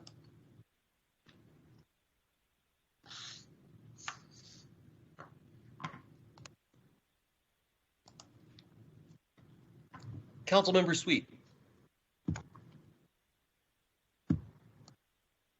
Thank you. What a great presentation. I did not know I could geek out over all of this, but I certainly am, so I appreciate that. Years ago, I took, I think it was like 2 or 3 years of sign language, and this is why is bringing me to this. Have we looked into hiring an ASL interpreter for the meetings? And you know, I look at this as a few different ways. We can partner with FUSD, with the county, and kind of maybe share one interpreter. And when I was looking into this, I'm tying this into the smart city concept. I looked at different cities who are doing this model, and Bellevue, Washington came up. They are a smart city, and they have on their app, you can request an interpreter 48 hours prior to the meeting, and they will provide that. So my thinking long term is that we could have the interpreter as needed, which would save us from having to do the automated transcripts live, and we could do the one that is less costly that transcribes after the meeting. So I was wondering if we have looked into that and your thoughts on it. Thank you, Councilmember Sweet. I can address the technical aspect of that. I'll refer to our city clerk, Stacy Salzberg, afterwards to kind of speak to the practical aspect. But from a technical point, of course, having an interpreter, a live person as a member of the meeting is definitely a possibility. It would just be a dedicated connection. There would be some limitation with having that viewpoint up on the screen at all times. Of course, during presentations, it's kind of like it would be like a pop-up window. It may obscure some of the presentation. It might, it would be something we would need to look at as integrating as an overlay if that was a possibility. But again, from a technical standpoint, that's definitely something we can explore. From the other side of it, as long as Stacy's available, I'd like to turn it over to her maybe to speak to that piece of it if she's available. Thank you. Thank you, Paul. Thank you for the question, Councilmember Sweet. Stacy Salzberg, your city clerk. We have not specifically looked into providing that specific service. Definitely something that we can do. Paul kind of hit on a couple of the things that we may have to work through in terms of, the placement in the video, and certainly the costs associated with that. My experience in the past with American Sign Language interpreters has been a very positive one, but there is a component of likely having to have multiple interpreters to cover the length of the meetings. So those are all just elements that we would have to look into. We would have to do some further research on, the services, that are available here in Flagstaff. And then if there's a broader range of services, again, from that digital perspective, that might broaden that pool of folks we can pull from. So I hope that answers your question, but we're definitely happy to look into those types of services. Thank you, Stacy. Yeah, thank you. Mr. Santana, did you want to have a further comment? Yes, thank you, Mayor. Just to kind of add to it, so there is the other potential, what we've been approaching with the closed captioning options is in conjunction with our streaming provider. Swagit is our streaming provider that manages the videos, manages the recordings on the website, links it to the agendas, and they provide the service as a piece or essentially an add-on to that subscription service that we have. By utilizing that, it does give us a few advantages with the transcript after the fact. Generating that transcript, even if we had the live ASL interpretation, it would still be a necessity from a standpoint of having the text portion of the meeting interpreted. It also does aid the city clerk's office in generating minutes after the meeting. So there is a kind of a byproduct with having that transcript that we would like to see, or at least we feel that would match a bit more in line with what the council's been looking for. Not to say that the ASL portion should be excluded in any way, just that we've been focusing primarily on that text piece and having that tied into our videos in a package that makes it simple and easy for the general public to consume the content, in a way to provide the information that they've been requesting. Thank you. Thank you, Mr. Santana. City Manager? Thank you, Mayor. Thank you, Council, and thank you, Paul Santana, for this part of the discussion with Stacy's help. To echo Paul's comments, and this is not to downplay the significance of bringing in an interpreter, as mentioned by Councilmember Sweet. We certainly will look into that. The benefit of having the closed caption after the fact or live during the live stream, but then edited and archived is just that. We have archived records then that will forever have closed captioning. So if that was needed in the review of past council meetings, it would be there, and that would be a significant benefit for the city and for the community. Thank you. Thank you, City Manager. Councilmember Shimoni? Thank you, Mayor, and thank you, Paul and Stacy, along with City Manager, for your efforts on this topic of closed captioning. I'm very excited to hear that we are talking about this topic and that we are looking at action steps to implementing something. And so, yeah, looking forward to future discussions on it. And Councilmember Sweet, thank you for bringing up ASL and live interpretation. I think that that's a discussion we should have at some point as well. But I do fully support us moving forward with closed captioning, and I look forward to having a deeper dive. Thank you. Thank you, Councilmember. Any further comments or questions before we proceed, Council? All right. Well, thank you so much for this presentation. It's, yeah, I'm going to be geeking out about this later into the night, probably. Well, we are down to agenda item number 9. That is our state and federal legislative updates. Thank you, Mayor. I will go ahead and share my screen here.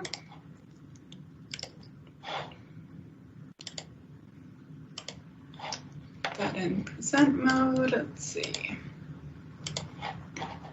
All right. So I hope that screen is displaying correctly now. Good evening, Mayor and Council. This is Sarah Langley, Management Analyst in the City Manager's Office. Tonight, I have several bills that I'd like to cover with you, and then I also have a quick update on a letter of support that we sent out last week. So to start, there are 2 bills this week that we recommend opposing. The first is Senate Bill 1687, which would prohibit municipalities from using a social media site in an official capacity. Apparently, this is coming out of a concern from the sponsor that government use of a particular social media platform could be viewed as an endorsement of that platform's policies. Of course, for municipalities, we rely on social media for fast and widespread communication, so it's a very important communication tool for us to maintain. The next bill is Senate Bill 1333. This would prohibit municipalities from reducing their law enforcement budgets by any amount below the previous year's budget. And then additionally, if a municipality were to lower its law enforcement budget, the state treasurer would be required to withhold an equal amount from that municipality's state shared revenue. So while there are some exceptions in the bill for reductions in pension payments and other things, this bill remains to be a major preemption on municipal budgeting. Additionally, we would also recommend opposing this bill if it were written the opposite way, prohibiting an increase in law enforcement budgets.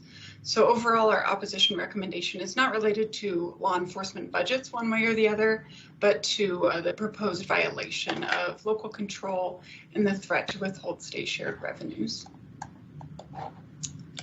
So moving on to bills that we think the council would support, and this ties well into CJ's presentation that we just heard. House Bill 2808 would appropriate $10 million in one-time funding for the upcoming fiscal year to provide rural broadband grants, and that's up from $3 million in fiscal year 20. And then lastly, going to the federal level, you've probably heard that the Grand Canyon Protection Act was reintroduced last week by Congressman Grijalva. This bill would permanently withdraw approximately 1 million acres of federal land, both north and south of the Grand Canyon National Park, from eligibility for any future mining claims. As you know, the area is currently in the midst of a 20-year moratorium on new mining claims, and so unless that is extended, that would expire. So knowing the council's deep interest in this topic and knowing that it is a specific legislative priority, we went ahead and wrote a letter of support for this bill and distributed it to members of the House ahead of a vote that they will take. It's looking like that vote will likely take place tomorrow now. So that letter of support is in the agenda packet for your reference, but we wanted to make sure that it got to members of the House on time before their vote. So that's why we did already go ahead and send that out. So that is all I have for tonight. Happy to take any questions, and thank you very much. Thank you, Ms. Langley. Yes, I'm in support of these two and the prior slides. So, Vice Mayor Daggett. Thank you, Mayor. And thank you, Ms. Langley. I, too, am in full support of these positions on these bills. And thank you for bringing these to us. Councilmember Shimoni. Thank you, Mayor, and thank you, Sarah, so much for your effort and your presentation. I also am in favor of your staff recommendation. Mayor, I do have some executive session related questions about some of the bills happening at the state that were presented on, and also something that wasn't presented on. So with council support, I'd like to make a motion to go into executive session to discuss a couple of these bills. If that were supported, I think it'd be appreciated. If not, I could ask my questions here, but I'm afraid that Sterling's not going to appreciate that either. I'll second that motion. Thank you. Any further discussion, council? All those in favor? Aye. Aye. Aye. All those Aye. opposed? That motion carries. I'll see you in E-Sesh. Terrific, Mayor and Council. All I will right. send you a invitation in just a moment. Mayor, we are streaming. Excellent. Ms. Hobart, do we have all of our council members back from E-Sesh? I am checking now.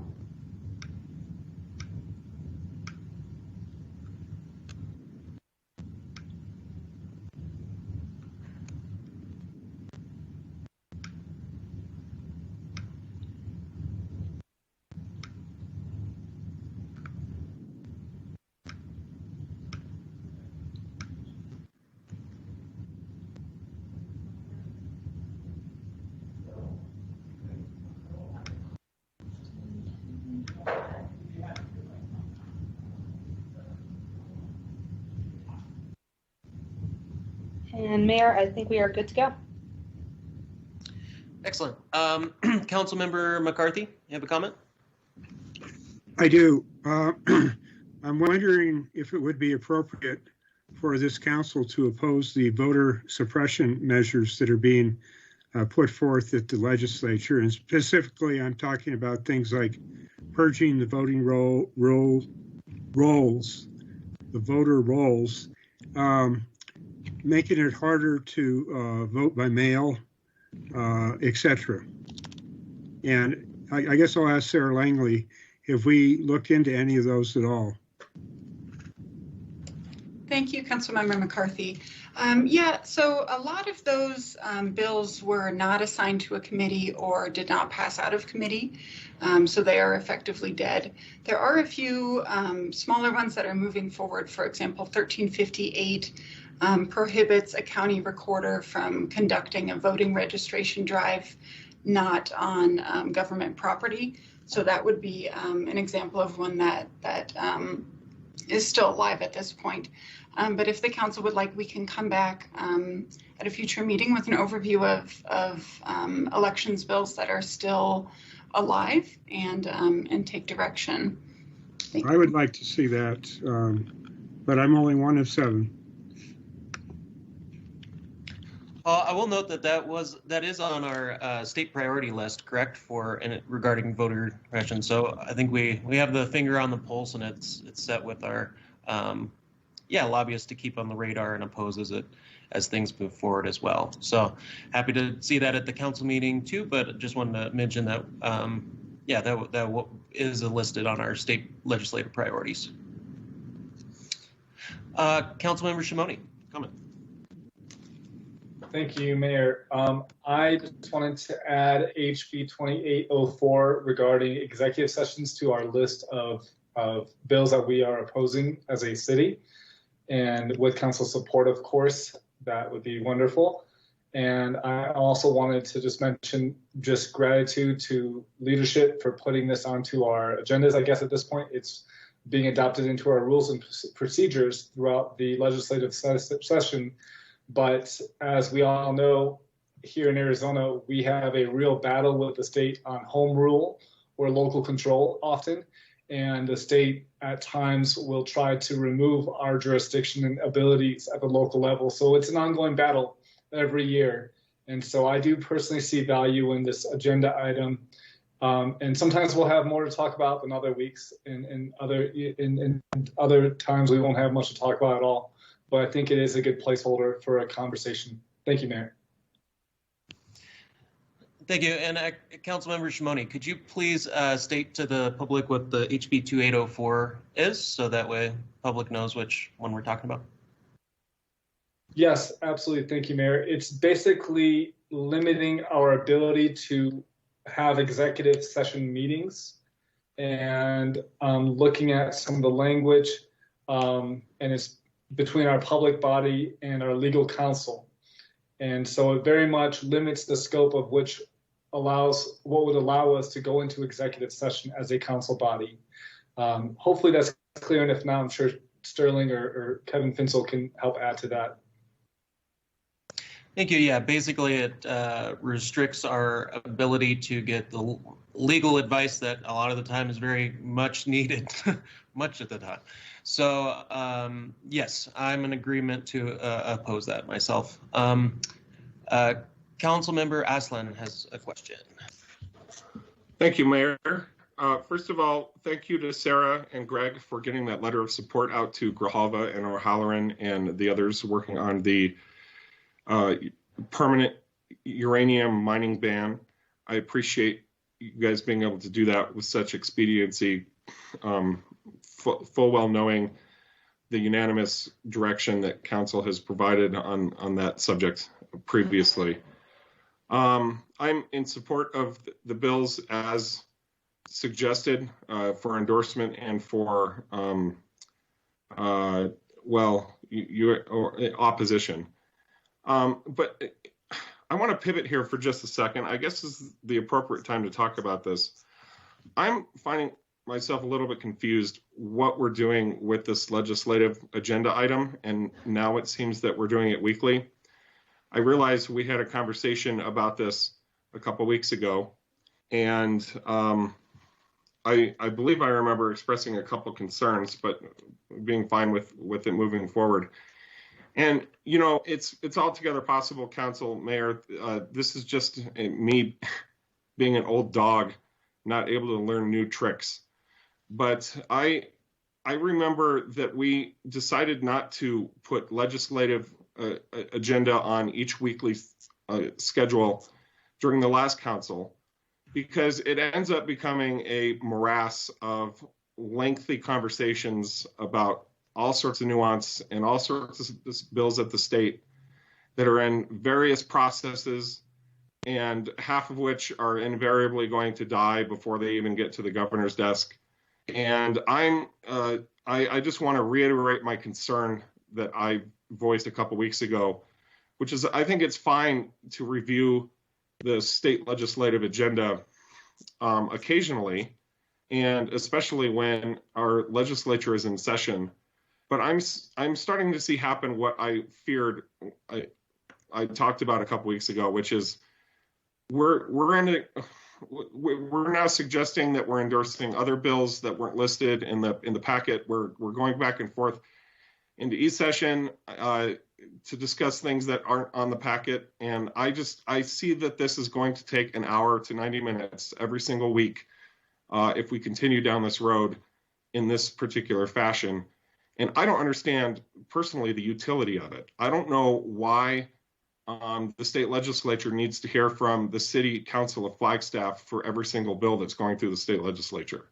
I'm struggling with this. So maybe a comment, maybe a question, I'm not sure, something in between. It's more of just a caution for everybody to use this time and this space to be very specific about timely things that are happening right now.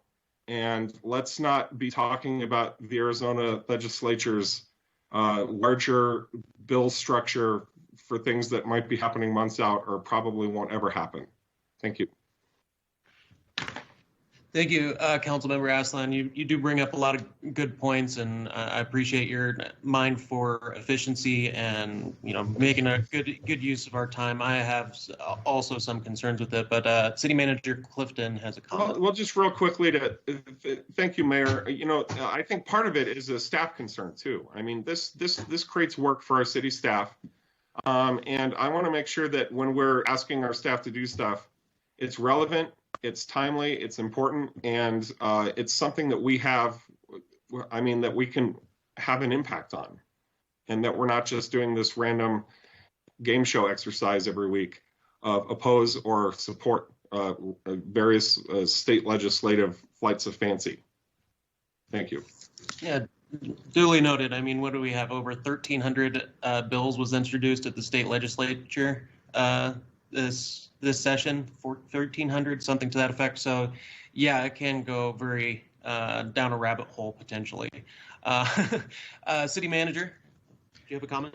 Yes, thank you, Mayor, and thank you, Councilmember Aslan, for the question. As always, we're at your service here, and we can make this a weekly update. We can go to every other week as well. A similar comment was recently made with regard to the COVID updates, and I think we've been a little bit adaptive along the way when things are, when there's a lot of things to report, on like tonight earlier on COVID. Yeah, it warrants an in-depth discussion. Most of the time, it may not.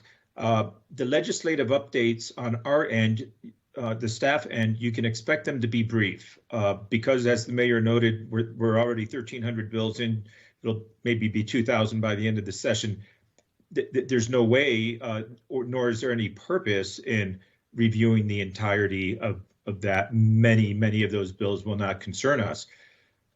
Some do, and of course, council spent a lot of time giving us the legislative priorities. That was a very important exercise. So we have a very good list of marching orders to follow in determining which bills to support, oppose, or not take any action on.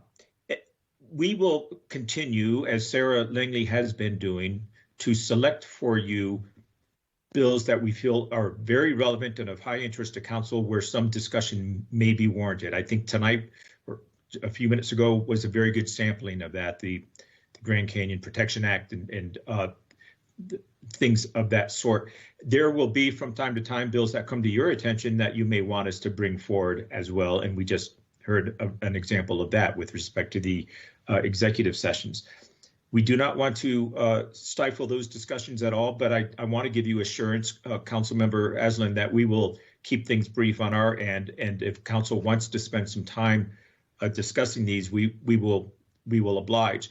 It might be worthy of considering every other week. I don't want to dictate that outcome, but we're quite willing to do whatever council would like us to do with these updates. We do assure you that we will keep them brief.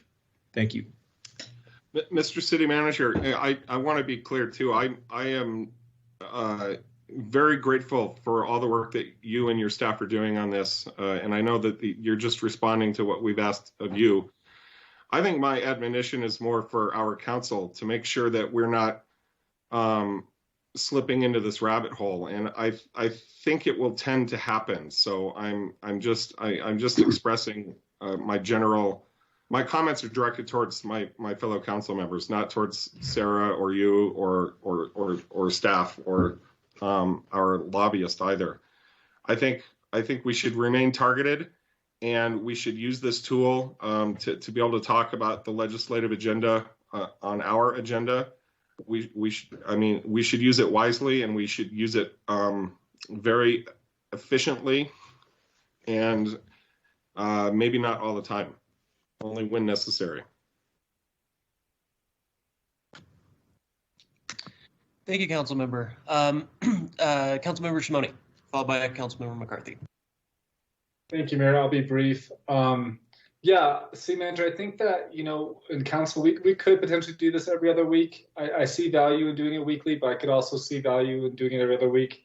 I I know the bill I brought up was not on the agenda. I don't know why that is, but regardless of that, I know we're getting updates from our lobbyists at the state level. We're getting League of City updates, and we're not reviewing all of the bills. You know, there's 1,000+ bills, right? But we're reviewing a few of them that are very relevant to our city and our community, and I think are worth our time as a council body to discuss and explore and be prepared for. That's just my thoughts.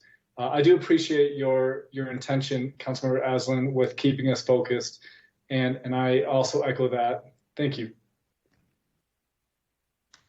Thank you, Councilmember. Councilmember McCarthy. Thank you, Mayor. As far as doing this every week or every other week, I don't want to see a rule on that. I think it should be left up to the judgment of the city manager and his staff to make a decision on if it's appropriate to bring it up, because the key to this whole thing is timeliness. Things happen really fast down there. And and as far as Mr. Aslan's idea that, hey, let's try to limit the length of this discussion, I think that would apply to all of our meetings. It does seem that our meetings get longer and longer and longer. So I'm all for trying to keep them as short as possible. And in that regard, I'll shut up. Thank you, Councilmember McCarthy. So I'd like to say, maybe echoing Councilmember McCarthy, and it is good to be able procedurally to be able to have this on here, particularly when there's issues coming up. It's also good sometimes to be informing the public about what the state legislature is up to in these kinds of meetings. But yeah, I think maybe rather than weekly, let's do it at discretion of the city manager, based on what is coming up. And a lot of these things are very important that the public should know about, like the Grand Canyon Protection Act, something that we are very set on. I think a lot of that, it's rubber stamping, because I think we're all pretty heavily on board with that. It's already set in our federal and state priorities. So that's my 2 cents. And aside from that, not seeing other C's and Q's in the comment section. So council, do you have, or city staff, do you have enough direction on these legislative items that we presented? I believe so, and I will defer to Sarah Langley if we do not. Sarah, do you have all the direction you need? Yes, we do. Thank you, Greg, and thank you, Mayor. Thank you, Mayor. Excellent. Without further ado then, let's actually, I think this would be a good time to take a little break. We got a couple more items on here, but let's take a 10-minute-er, if that works for everyone, or 11 minutes. So back here at 7:15. All right, see you in a bit. 7:15 now. Ms. Swobard, do we have council back and live streaming and all that bit? Live stream is on. Excellent. Well, we are now down to agenda item number 10, overview of our Water Services Division. Take it away, Mr. Roberts. Hi, thank you. Thank you, Mayor. Good evening, Mayor and Council. I'm Ryan Roberts. I'm the Acting Director for Water Services. Here to share a little bit about my background and with the division overview. First, personally, I grew up in Tucson, went to NAU in the 80s. I have little known fact about myself. I actually went to NAU with Stacy Breckler-Nags in our grants department and Brad Hill, our former director. Brad actually lived with a friend of mine in college. So I didn't know Brad in college, but we kind of pieced that together after he started with the city. So it was kind of a fun little fact between us. We knew some common friends. So, hey, I worked prior to coming to the city. I worked in the private sector in the HVAC, energy, and aerospace manufacturing businesses, also the gas utility. I started with the city of Flagstaff in 2004 as a utilities engineer, and then have since been the engineering manager, and most recently the acting director. Have enjoyed my time here and learned a lot. And with that, I did want to kind of be introducing my team in a minute, but I'm surrounded by some very talented folks. Our team is dedicated to providing our customers with great quality, safe, and reliable water and sewer services for public health, fire protection for public safety, stormwater protection against our flooding in the city. This means that your sinks and faucets will flow, your toilets will flush, and the stormwater conveyance system that will handle the summer rains that occur every summer and prevent homes and businesses from flooding. I'm going to turn it over to my presentation here. Bear with me just a sec.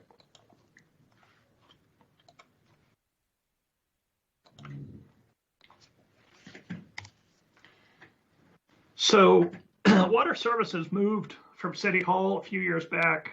We're now located at 2323 Walgreens Street. And when COVID's not occurring, we're open from 8 to 5, Monday through Friday. Our distribution and collection, what we call operations, is located at the East Commerce Shop. And our water production facility is located off Lake Mary Road, which is the same location basically since 1946. We have 2 wastewater treatment plants, the Wildcat Hill facility, which was built in 1973, which is located on the east side of town, just past the mall, and the Rio de Flag water reclamation plant, which is located midtown, just off of Babbitt Drive, adjacent to Sam's Club, and that was built in 1992. A little history. Our water business actually began in Flagstaff in 1899. The historical photos you see here is actually the original construction crews for the Interbasin Pipeline, which brought clean water supplies down the mountain. The first sewer lines came into the city around 1917, and were extended from downtown to the Rio de Flag near Butler Avenue, what's affectionately called Sewer Canyon. We have been in this utility business in Flagstaff for over 100 years. Our service territory encompasses all the city limits and even extends outside the city to Pinedale on the south end of the city. We provide water and sewer services, as I mentioned, for public health, fire protection, public safety, and stormwater protection against flooding. We pride ourselves, on our business values. They're based on sound planning, necessary investment, highly reliable services, protecting the public health and environment, which is very important to us, and providing exceptional customer service to our customers, and always following sound finances. We strive to engage the community with our planning efforts and share our activities in a transparent and open fashion, as you will see when we talk about our webpage and our outreach. Here's a quick dashboard of our business and our infrastructure. From a system overview standpoint, we serve approximately 20,000 customers. We average between 6 to 8 million gallons a day in water consumption. Our typical peak summer day this past summer was 10 MGD on a peak day. It normally flows about 8 MGD, million gallons per day. In our water system, we've got 425 miles of water pipeline. So to put that in perspective, that's the same distance as from Flagstaff to Los Angeles. On the sewer side, we've got 274 miles of sewer lines and 7,400 manholes in our system. Our stormwater system consists basically of 68 miles of closed channel piping and culverts and 26 miles of open channels that require maintenance and continuous maintenance every year. Overall, when you look at these facilities and this infrastructure, they represent assets worth over $1 billion in today's dollars. So that's very substantial and important to note.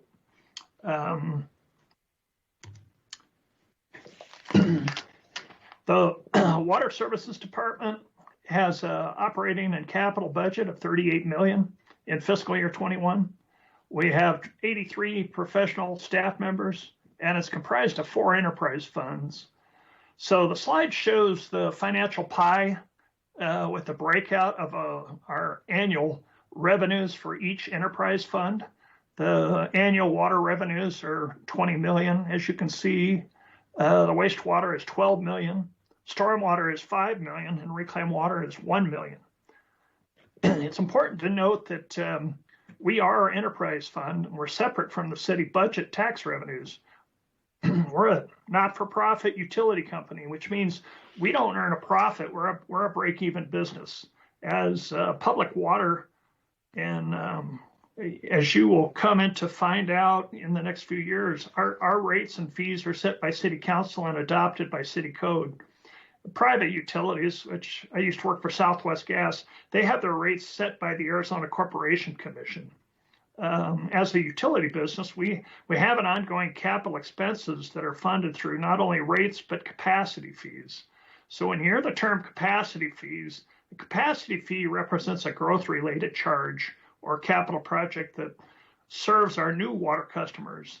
They pay for all the plant expansions that occur, the line oversizings, and new water resources such as Red Gap Ranch. So a little takeaway is Red Gap Ranch currently is funded 100% by new water customers, not from existing customers.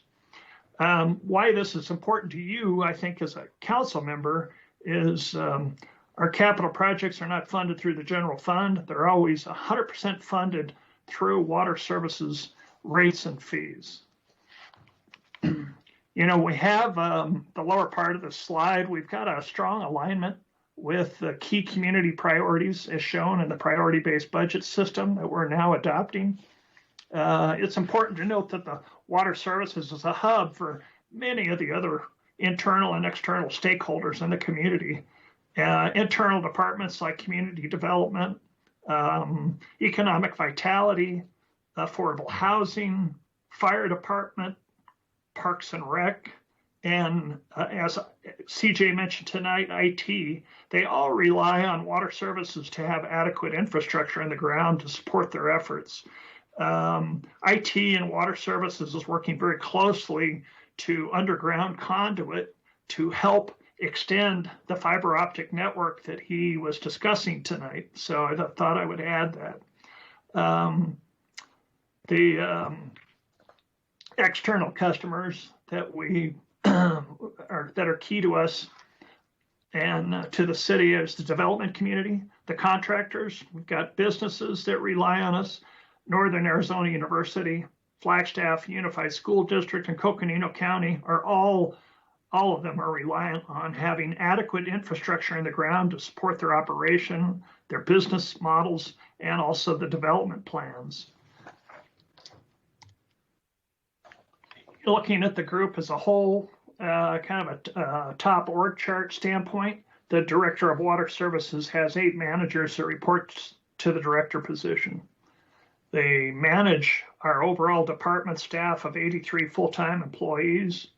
The sections and the water services include for this are water production, operations, which includes distribution and collections, wastewater treatment, water resources and conservation, regulatory compliance and engineering, SCADA and information systems, and also stormwater. So normally we would be driving you in vans, you know, today to tour our plants and our facilities. And I just wanted to extend that offer to each of you to tour and visit our plants in the future as we emerge from the COVID pandemic that's occurring right now. You can't underestimate the takeaway from seeing things in person, and it will leave an impression with you, the professionalism of staff and the high quality and technology that's involved in wastewater treatment as well as water treatment. Today's presentation, or tonight's presentation, I should say, is really a virtual team effort. I've asked each of my managers to present their area and their section in this presentation. And so with that, I'm going to go ahead and turn it over to Lisa Deem. She is first up with Administration and Communications.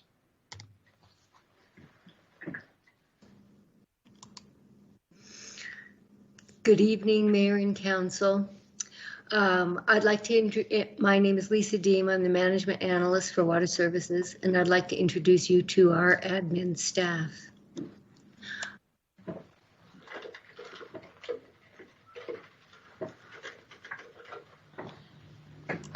Wrong button. You've already met Ryan Roberts, our Interim Director. Mark Richardson oversees operations, including facilities, but his main focus are the water distribution and wastewater collection operations. When water moves, he's involved. Marion Lee and Deb Valencia are our longtime administrative assistants. They carry a wealth of knowledge. They manage payroll, purchasing, water commission meetings, and they're the friendly voices on the phone that guide your water system needs. I'm Lisa Deem, and I oversee finance activities and communications for the division. Joelle Sawaya and Mary Samar are the brilliant minds behind the magic of our outreach efforts over the past 2 years.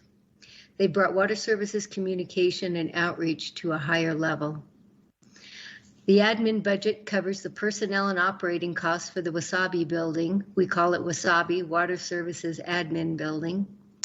And that was purchased in 2019. You'll note most of this budget is dedicated to legal fees, over $1.3 million a year. I just keep thinking what great things we could do with those funds. But legal representation is critical to a responsible community.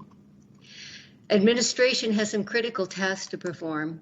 We track the strategic plan and produce the annual report to the Water Commission. This is, oops, I just have to move.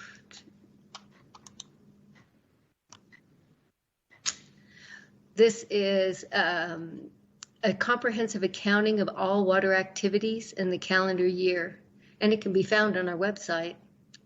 If you'd rather engage in a bit of lighter reading, check out our monthly blogs and news pieces. You can get up to speed on projects and planning in just 15 minutes.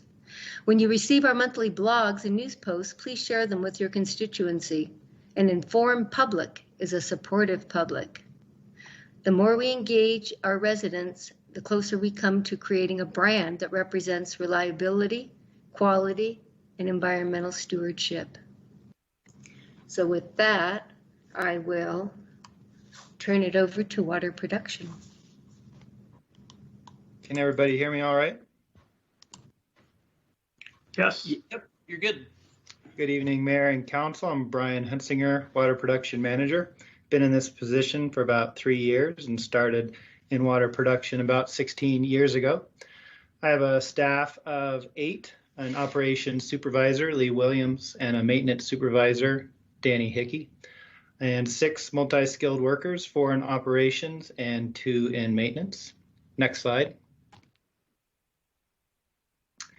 We cover a pretty wide geographic range from the interbasin wells and springs to the north, Woody Mountain well field to the west, Upper Lake Mary to the south, all the way to Red Gap Ranch to the east. Not sure that the slides are... I'm having a little difficulty. Just bear with me for a moment. That's all right. A little bit more about myself. Moved to Flagstaff in '96 for Northern Arizona University. Graduated with a degree in microbiology. There we go. So water production, we cover or operate and maintain 55 facilities. That includes 28 groundwater wells, 19 storage tanks, 6 booster stations, the Lake Mary Water Treatment Plant, and North Reservoir Filtration Plant. You can see on the upper right where your water came from in 2020. If you combine Lake Mary well field, Woody Mountain wells, and local well field, you see that most of the city's water comes from groundwater. We did pretty good in 2020, increasing that slice of the pie that is surface water. One of our accomplishments, we produced over 1 billion gallons surface water in 2020. Hadn't been done since 2011 and only 20 times in the history of the Lake Mary water treatment plant. Other accomplishments, we rehabbed the Woody Mountain Booster Station sand clarifier, structure that was built in the late 50s after the first groundwater wells for the city were drilled in what is now the Woody Mountain well field. Completed backup power generation project. Water production now has backup power for water production to meet at least 7 million gallons per day. We repaired 6 tank mixers and cleaned the raw water pump station clear well. Replaced a variable frequency drive for the Fox Glen well. I'm sorry. Replaced the master flow meter for Lake Mary well field and completed design of the Lake Mary water treatment plant sedimentation basin project. Goals for next year are to upgrade the Lake Mary well field communications and recoat the interior of the Lake Mary water treatment plant water tower. Lastly, at the bottom right, you'll see water production's budget is slightly over $4.5 million for fiscal 21. A lot of that paying for energy. I added up the pumps and motors we have, and we have just over 9,000 horsepower in pumps and motors. Most of that energy to lift water out of the ground or up into storage tanks. That is all the slides I have. Thank you for your time.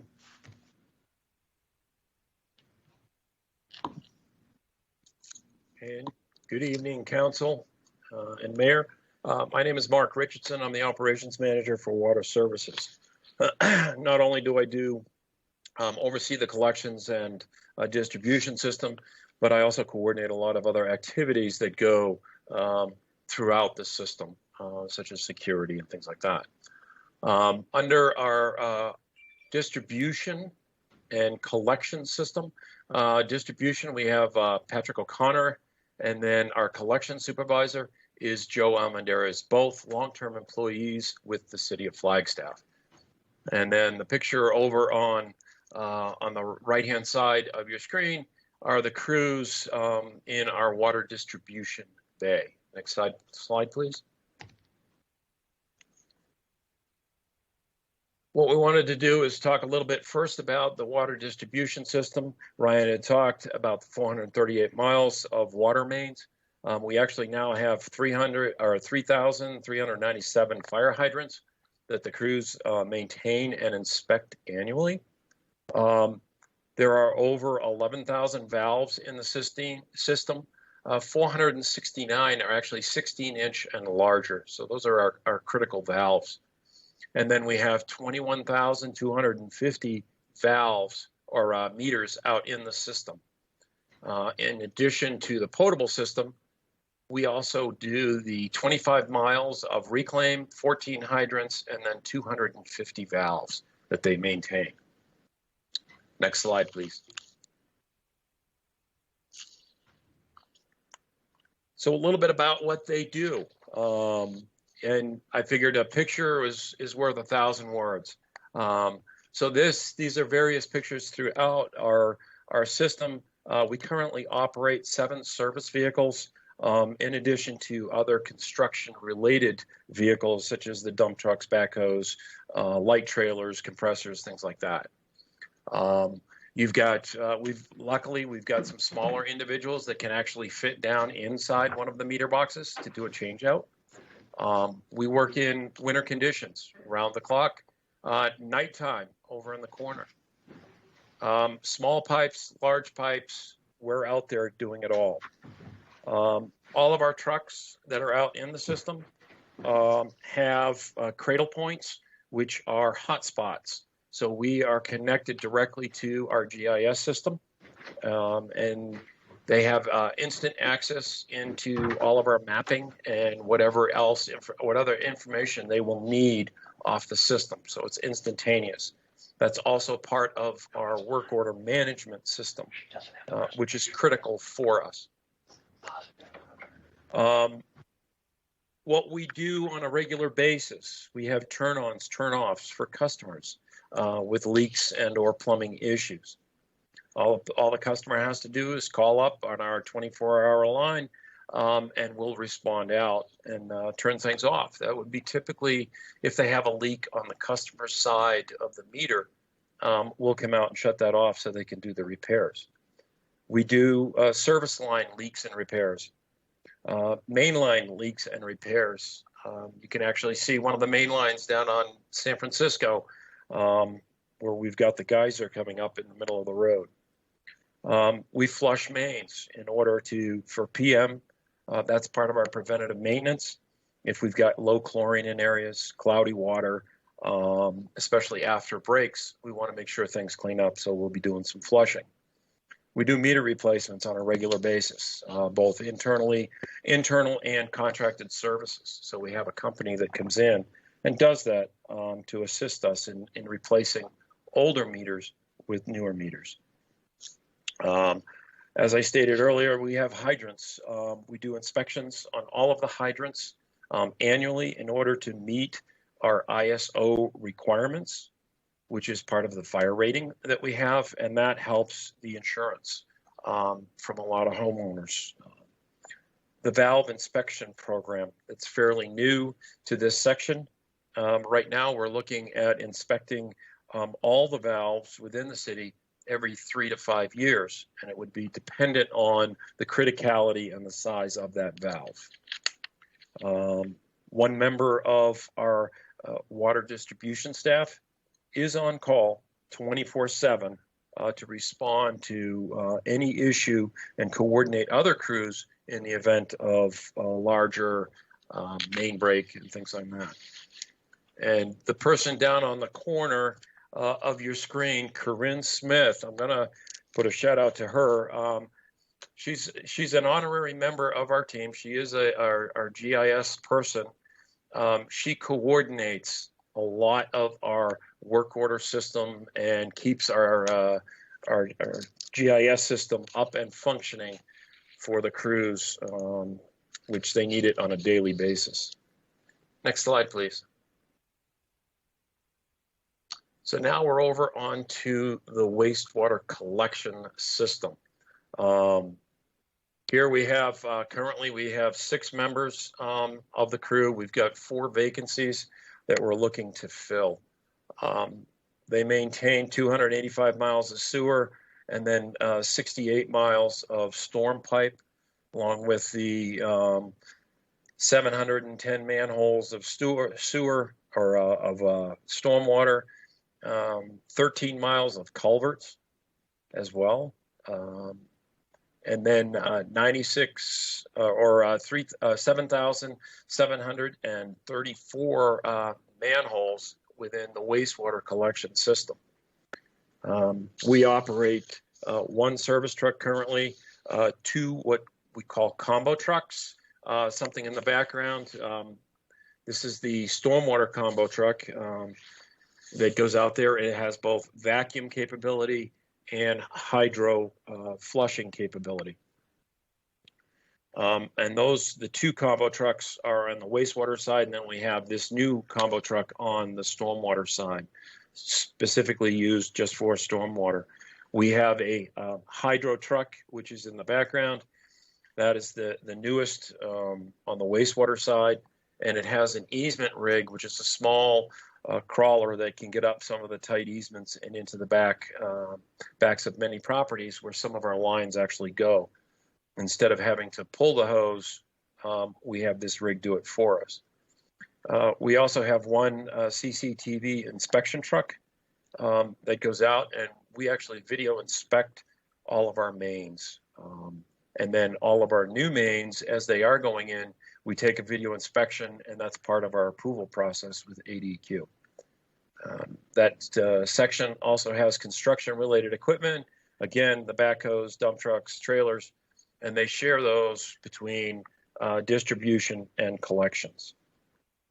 Some of the standard work that we do, or next slide, please. Some of the work is cleaning and cutting sewer mains. So when we get out, we have to cut root balls and roots and various other things that might be in the system. So we're going to cut and clean any debris that would be down there. Then we respond to blockages and overflows, what we call sanitary sewer overflows, or SSOs, if you hear that terminology. We do new service connections. We do main breaks, manhole inspections. Each time they go in with the truck itself to take the video inspection, they're also inspecting those manholes. Anytime they open up that cover, they'll do a quick inspection to see if any work has to be done. The sewer main video inspections that was purchased and upgraded a few years ago, and it's critical to our operation. As we get into the older sections of the city, we can actually see the old clay pipe and the conditions, and that helps as we plan our capital projects and the replacement program. We assist the treatment plants in cleaning wet wells, tanks, gravity lines, and sumps. That's that lower picture. You can actually see they're hosing out the main bar screen area down at the Rio de Flag. Catch basins on the stormwater side, they're cleaning, and the goal is to clean all of the catch basins annually. They cleaned a minimum of the stormwater drains that have to be cleaned should be every 3 years, but we're trying to do even better than that. Scuppers get cleaned every year as well, and the scupper would be that drain that sits on the side in the gutter itself.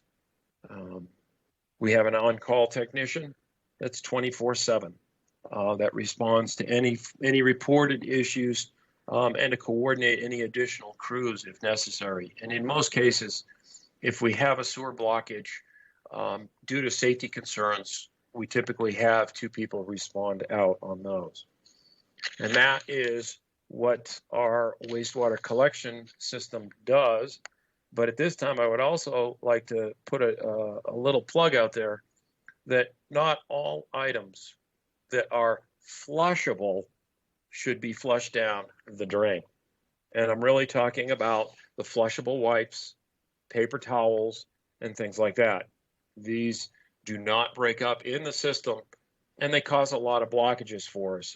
If you've got a little something that will hold it up, it will actually start to build up quite readily, and then we end up with sanitary sewer overflows or blockages that end up coming back into people's homes, and we want to avoid that. So that's why I would say not all things are flushable. What we want to see are the 3 Ps: pee, poop, and toilet paper down the drain.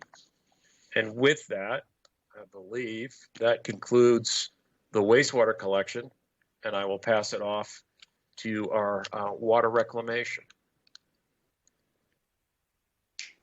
Good evening, Council and Mayor and Vice Mayor. My name is Jim Uckel. I'm the Water Reclamation Manager. A little about me. I started out in the Air Force doing wastewater treatment, and 38 years later, I'm still doing wastewater treatment. I've been at the city for about the last 5.5 years, and we've developed the team that you see up on your screen. We have 2 operations supervisors, a maintenance supervisor, and then a plant electrician. And then the operation and maintenance staff is made up of the 8 people down on the bottom. For the treatment plants, between the 2 of them plus the reclaim system, we are the ones who take care of all of that, except for the distribution part of it. We just put the water into the reclaim system. So we have 13 full-time employees with a budget of $3.7 million a year. And some of you have seen us before.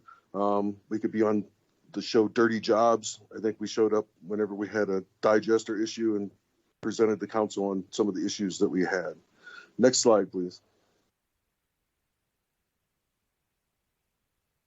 So this is the Wildcat Water Reclamation Facility. It's designed for 6 MGD or 6 million gallons per day. We generally put through about 1.2 billion gallons of wastewater a year. Some of that goes back into the reclaim system. Some of it goes out into Pitcher Canyon. We also take septage from around the county. So we get about 3.2 million gallons of septage each year. That's septic tanks and just general porta potties and things like that. And then we also take grease from in town and the casino out on the 40. And then the two pictures that I show below was a project that we started earlier this year. You can see that we were using duct tape to pretty much keep a pipe together, and we ended up having to go back and replace those pipes with glass line pipes. Whenever they were originally put in, they were just normal pipes, and the glass line pipes protect the grit from eating through the pipe and spilling water all over the place. Next slide, please. So the other plant that we have is the Rio de Flag. This one's the one off of Babbitt. Another project that we were doing this year was the old gate replacement. You can see one of the old gates, and then we replaced a lot of those with the stainless steel gates. And then if you look at the third picture, the concrete was starting to be etched away by hydrogen sulfide, which turns into sulfuric acid. So what we did is we went back in and we had a contractor come in and coat those with concrete and then put an epoxy over them so that they'll last a lot longer. So we did 7 valves and 7 different structures on that. The annual flow through Rio de Flag is about 654 million gallons a year, and it's our main facility for putting reclaim into the system. Next slide, please. And then the last thing that we do is the reclaim system. So we put out about 650 million gallons a year into the reclaim systems. It's used by the park district, it's used by golf courses, and it's used by snow bowl. Lots of different uses around town. A lot of different people water their grass with reclaimed water, which takes the burden off the production system, the water production system. And this is just kind of the map of how the pipeline goes. As you can see, it kind of almost makes a loop, but doesn't quite get there. Possibly in the future, that might be one of the things that we want to do, is loop that all the way through. It would make the system a little bit more efficient. And then if you've ever been up to Buffalo Park Tank or up to Buffalo Park, we have the tank up there is actually reclaimed water, and that's our storage point. And in the summertime, we use lots of reclaimed water, especially the past 2 years because of non-monsoon season. We actually been putting out a lot of reclaimed water. And that does it for my slides.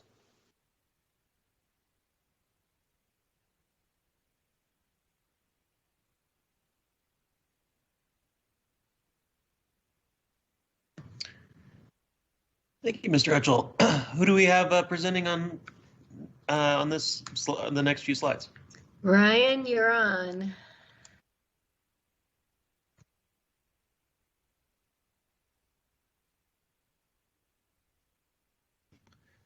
Brian, you might be muted, please.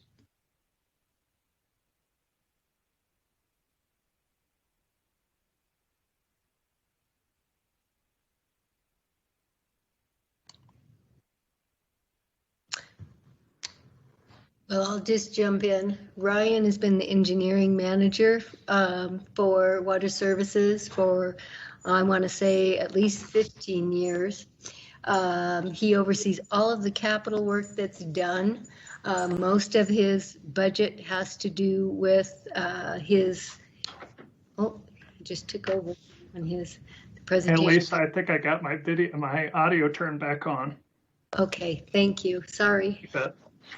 Yeah, my other role besides PowerPoint has been serving as acting director, has been handling the duties of the engineering manager position. Water services engineering consists of, I have 4 full-time positions in the group. We've got a project manager, Justin Emmerich, who's been with the city 18 years. He delivers the utility and plant related projects. Jim Davis has been with the city over 40 years. He's a plan reviewer. He came from the distribution side of the house. He represents the Water Services Department on IDS Review Board for new development and handles permitting activities. And very, very experienced, great team member. And then we have an open GIS specialist position that's currently unfilled. Unfortunately, we lost our GIS specialist the month before COVID hit, and so we haven't been able to fill it through the recession plan. So we look to fill that this coming year.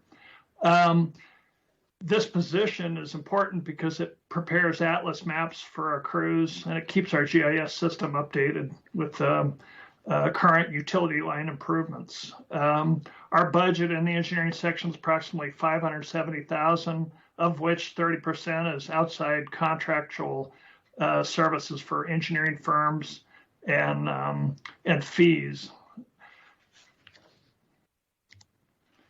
The core responsibilities for this group include planning and organizing over a $10 million a year capital program, the asset management of the system. We pride ourselves and collaborate with CD, Public Works, and other departments and use the computer data and staff input to help identify infrastructure needs.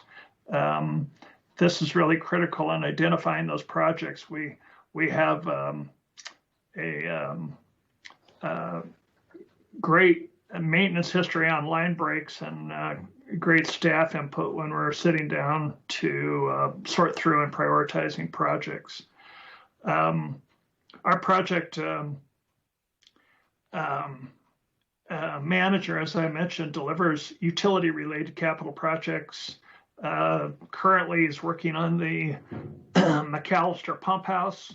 So those are outside the right-of-way. That's kind of where we draw the distinction, and then we rely on community development engineering to deliver our projects within the right-of-way. So we work with Brett Peterson and Rick Barrett's group to deliver all those water and sewer and reclaimed water pipeline replacement projects that fall within the road right-of-way.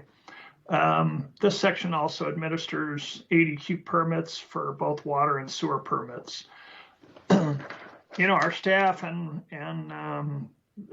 maintains, we have a hydraulic computer model for the city's water and sewer and reclaimed water infrastructure.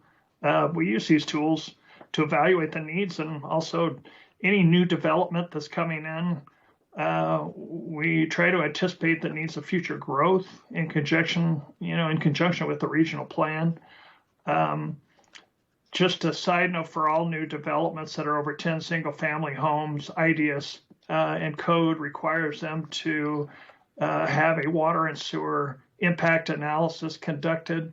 And so what that looks at is the off-site impacts to the development, and it ensures that any large development coming into town, that the off-site infrastructure is not negatively impacted by the development, and that we have adequate fire flows to the adjacent businesses, and the residents aren't going to be negatively impacted due to new development occurring in their neighborhood. Typically do 16 to 20 water sewer impact analysis a year. Another key role in this group includes planning and doing the master plans for water and sewer, and most recently the wastewater treatment biosolids master plan. A key aspect of engineering is good planning. We plan and prioritize our capital program to address the needs identified in the master plans. So we always try to stay true to plan. Good planning is essential to high-performing capital improvement delivery programs. As we look ahead for FY21, very proud of the aging infrastructure replacement program that we instituted a decade ago for both water and sewer pipelines. Most of our assets are buried. They're out of sight. They're out of mind. Much of the infrastructure that you walk and drive on every day has been there for decades, and in some cases 80 to 100 years old. These mechanical systems don't last forever, and when they fail, they can have severe consequences. One of the goals of the Aging Infrastructure Program that we established back in 2010 was to replace 2 miles of water line each year and 1 mile of sewer line. Why this is important to you, I think, as a council member, is because you're going to see these capital projects submitted to you annually for approval each year that address this need. And when you think back to the earlier slide, if we've got 470 miles of water line, replacing 2 miles of water line it actually will go up quite a bit in the decades to come because we're taking care of infrastructure that's 80 to 100 years old. But as we move forward in time, we're going to have quite a bit more capital replacements to do to stay within that good lifespan and asset life of the pipelines. The chart that you're looking at there is a good chart. I created that chart. It shows basically what has occurred over the past 10 years. The light blue line represents the miles of pipe that's been replaced each year. The 2-mile annual goal is shown in the background. So as you look at that, this has been a very successful program. As I mentioned, we've replaced 22 miles of aging water line in the past 10 years. Our goal was two miles, so we have exceeded that goal. We've done 11 miles of aging sewer line over the past decade, so we've exceeded that goal. Projects that you're going to see come up on your plate this year will be the Coconino Estates neighborhood, which we are funding the water and sewer replacement for that, the Huntington Drive water line replacement, the Schweitzer Canyon water line replacement for phase 4. That's a 2-phase project. It's a very key project. I like to tell people that is like our, the Schweitzer Canyon line is like the aorta coming out of our heart. That's how key it is to the city. It impacts all other areas of the city that rely for growth and infill and future development, like economic vitality, affordable housing, and community development for growth and infill. So I'd like you to keep that in mind as we move forward on Schweitzer Canyon. We broke Schweitzer Canyon up into 5 phases. We have completed phases 1 through 3. We are now doing phases 4 and 5, which are up north of the Elks Club, leading to the main reservoir. And then we also have a Spruce Avenue wash water and sewer replacement that will be coming. Looking ahead, key projects for design is the addition of 2 additional digesters to increase the solids handling capacity at Wildcat Hill wastewater treatment plant. That project is the #1 identified need that was identified in the latest wastewater biosolids master plan that was conducted by Carollo. So that was before council was newly seated, but in the previous year, we came to council with that presentation with the capital recommendations and the implications of that biosolids master plan. This year at Fort Tuthill, we're adding our first new water well since 2008. It's kind of hard to believe, but we haven't added a water well since 2008. We're drilling our first new well. The drilling has begun. If you're driving out there, it's right at the entrance. You can't miss it. You'll see a dual rotary rig. Coming down the list, the implementation of energy efficiency projects and lowering greenhouse gas emissions. I happen to be a certified energy manager. The city's climate action and adaptation plan goals are very important to this department. We continue to implement energy efficiency projects that we identified back in 2012 in the energy audit that we conducted on the water treatment side and also on the wastewater side. We identified numerous energy efficiency projects back in 2012, listed them by priority, and we have been working down that list as capital funding would allow. They've dramatically lowered the annual energy usage, and they've lowered the carbon footprint and greenhouse gas emissions for the city and the water services division. So we take that very seriously. We've been aggressively addressing these energy conservation opportunities for the past 8 years. Sorry, I left one off the list. I wanted to make sure I mentioned. One of the energy efficiency projects was the more efficient blowers at the wastewater plants. And we added new efficient pumps and VFDs on the water production side. When you think of utilities, your biggest energy user is aeration and blowers at wastewater plants. They can constitute approximately 55 to 60% of all the energy consumed at a water reclamation plant. On the water side, the energy savings are really found through more efficient pumps and VFDs. The other item that we have, and it's not listed here, but we did the first phase of a cogen system improvement at Wildcat. This year, we're following through with the replacement of the cogen equipment, and that also is going to lower the greenhouse gas emissions at Wildcat.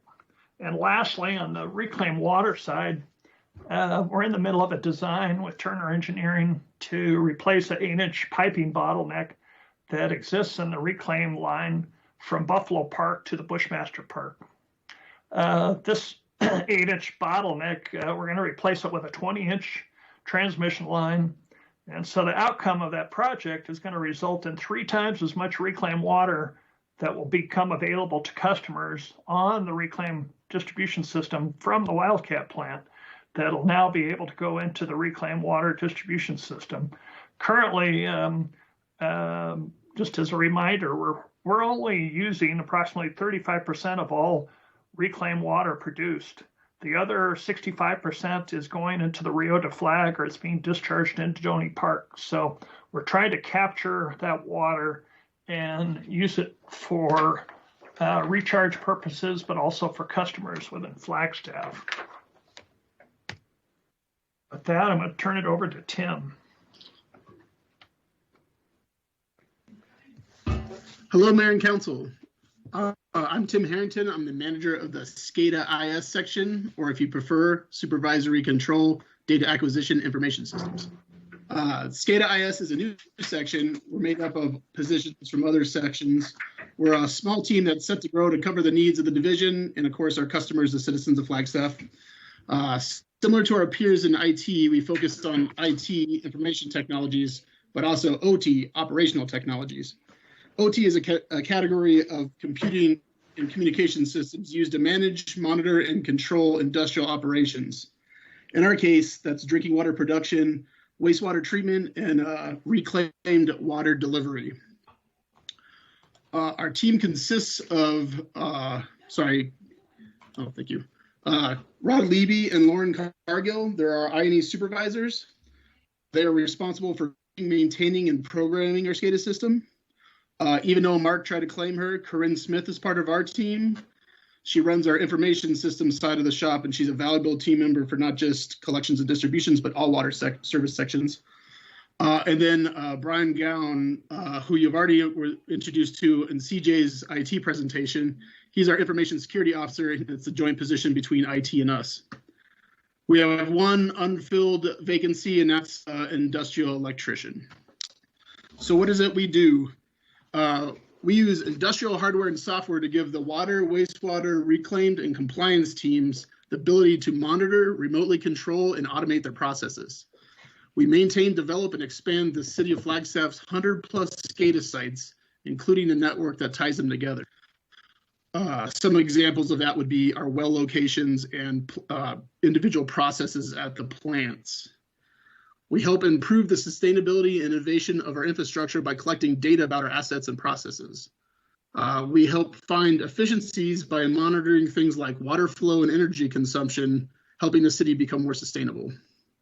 Our work order management and inspection programs are the tools needed to proactively maintain our collections and distribution and stormwater infrastructure. Our flexible remote monitoring of the distribution system's pressures and collection systems levels and flow help our crews and engineers plan for their next projects. Our CCTV van inspection that Mark talked about earlier is equipment that gives our crews and managers kind of safe views of what's going on inside our underground utilities. Our door and camera security systems help protect our fellow water services team members and the assets they operate. Our operational dashboards, can you change the slide, please?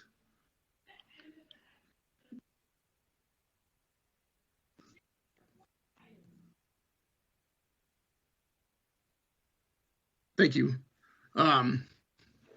So our operational dashboards, which you can see here, an example of visualize the information needed for all water services sections to make data-driven decisions. We have a smaller budget than most.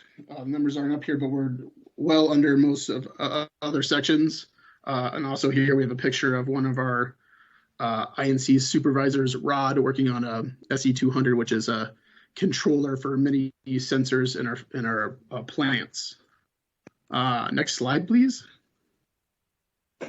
What we've been working on this year and what our goals are for next year. So FY21, we teamed up with the IT group for city SCADA network redesign. We continue to update legacy equipment in our SCADA sites. We're improving the security and serviceability of the system with the help of our joint position with IT.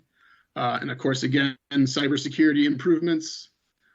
Corinne been very valuable in helping Mark's group with our valve inspection apps and dashboards. And then stormwater work order inspection tracking we added into our work order management system this year.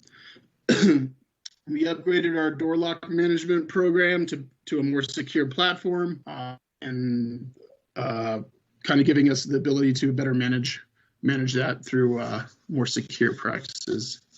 For next year, we plan to continue improving our vulnerability management and our network monitoring of our SCADA system. We'll be improving our geographic information systems in our treatment plants and giving plant staff the ability to inspect assets such as valves and monitors with our current work order management system. And then as always, we're kind of continuing to build standards and improve the serviceability of our equipment. Thank you for your time. I think now Monica Rabb will introduce you to the stormwater team. Oops. Good evening, Mayor and Council. I am very excited to tell you about our small, but I believe CJ said that he had the best group in the city of Flagstaff, but I have to disagree because I'm pretty sure it's the stormwater group. Before I tell you about each one of them, let me tell you just a little bit about our stormwater system here in Flagstaff. As Mark Richardson told you, we have 68 miles of pipe. We have 26 miles of culverts. We have 112 miles of unregulated ditches, swales, all kinds of drainage structures that have to be maintained. In addition, we have catch basins. Mark said that he tries to go and get those cleaned every year. There are 2,428 of them. I added up all of our assets, which are scuppers, manholes, pipe inlets, pipe outlets, and it comes to well over 6,000 assets that we maintain every year that we are responsible for. So let me tell you a little bit about my staff and what we do. Doug Slover is our professional engineer, and he is also a certified floodplain manager, which is very important. He every year reviews hundreds of plans. He's a key part of our IDS, and all of the things that Ryan described to you that his group does for the water system, Doug does to make sure that any development that happens, any building that happens within the city doesn't negatively impact whoever is downstream. He does far more than that, and he has also taken over a lot of the responsibilities of this missing flood issue project manager. We are looking to replace that position, but those responsibilities have gone primarily to Doug, Ed, and to Chris Palmer. Ed Shank does our open channels. We have, again, miles and miles of them, and they have to be inspected and maintained every year in order for us to stay in compliance with the Federal Emergency Management Agency. He makes sure that that happens. He also does some very serious science for us, because how much water comes down a channel depends on the health of the watershed, on climate change, on many different things, and he this year received his registered geologist certification. He's also a CFM and an incredible, invaluable part of our team. The third one I'd like to introduce is Chris Palmer. Chris, last year, he did over 1,250 inspections for construction sites and construction revisits. So if you are driving by a construction site and you notice there is no sediment in the road, you can thank Chris. He does a great job for us. Chris is also the person that whenever anything happens that is related to drainage or stormwater, he is the go-to person that everyone wants to call. So he has become kind of a clearinghouse for all problems that aren't necessarily for us to solve. A lot of times they're the streets or parks, or that he's very good at giving people the bad news that sometimes you have to maintain your drainage structures yourself. So very strong and amazing team that we have. Mark gave a shout out to Corinne, as did Tim. She has been an essential part of our team, for which we are very grateful.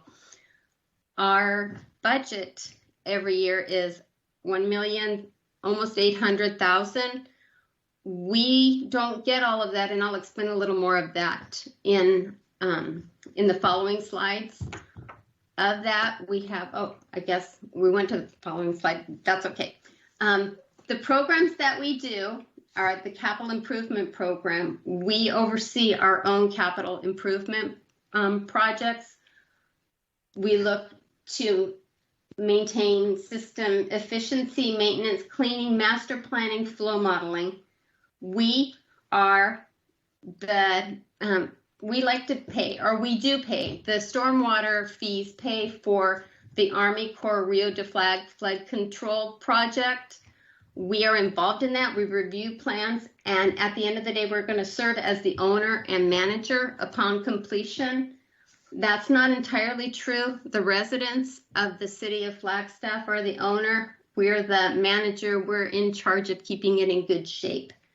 We do floodplain administration and drainage investigations and response. We do open channel maintenance, hydrology on capacity, the condition of the system. We are also very, very involved in emergency response planning and working with the county to make sure that when the rains finally do come, we are ready for them and our system can handle that water. We also get all the grants that we can, and we're managing several of them right now. As I mentioned, Doug Slover does development review, stormwater permitting for buildings, grading and drainage, erosion control plans, and Chris does our construction site inspections. So this is a picture of our mapping for stormwater assets. The ones, hard to see a little bit, but those that are the kind of orangish colors are the closed work orders that the wastewater collection crews were able to do for us during this past fiscal year. And the lower one is, I believe that's on Spruce Wash, and they were doing some maintenance. Those culverts are in need. There are 40 culverts. They are in huge need of cleaning, and we are working toward that to the best of our ability with the staffing that we have. Okay, next slide, please. So what are we up to next? Our capital improvement projects. We have big dreams. We are very excited about doing the Phoenix Avenue Bridge, the Spruce Avenue wash, channel dredging, and improvements. That's at Dortha. Down lower at 4th Street, we are working on a grant-funded resiliency project for that same wash. We are coordinating the improvements at Steve's Wash at Solier. Well, Solier Boulevard at Steve's Wash. There's a low water crossing there, and we are working to get that to where it is safer for the community. Columbia Circle flood control project. All of the other projects that we are working on have costs more than we initially planned for. So it might be that we change things around a little bit and do Columbia Circle at a later time. We're very excited about this last one, which is the Killip School Regional Retention Basin. We can get water out of that neighborhood and put it into a retention basin and make everyone safer. And we are hoping that the partnership that we have with Coconino County and Flagstaff School District allows us to do that this fiscal year. The ongoing projects and why we don't have as much money as we wish we did is the Rio de Flag flood control project. That one has cost the residents their stormwater fees. We also have an ongoing project in Fanning Wash improvements and Wildwood Hills. So we are looking to continue to develop the maintenance program, one that is proactive instead of reactive and based on asset management. Those 6,000 assets that I spoke of, we want to get them into a maintenance and life cycle program. We're looking to update zoning requirements, and we also are going to continue with our monitoring, our stream science, and our flood preparation activities.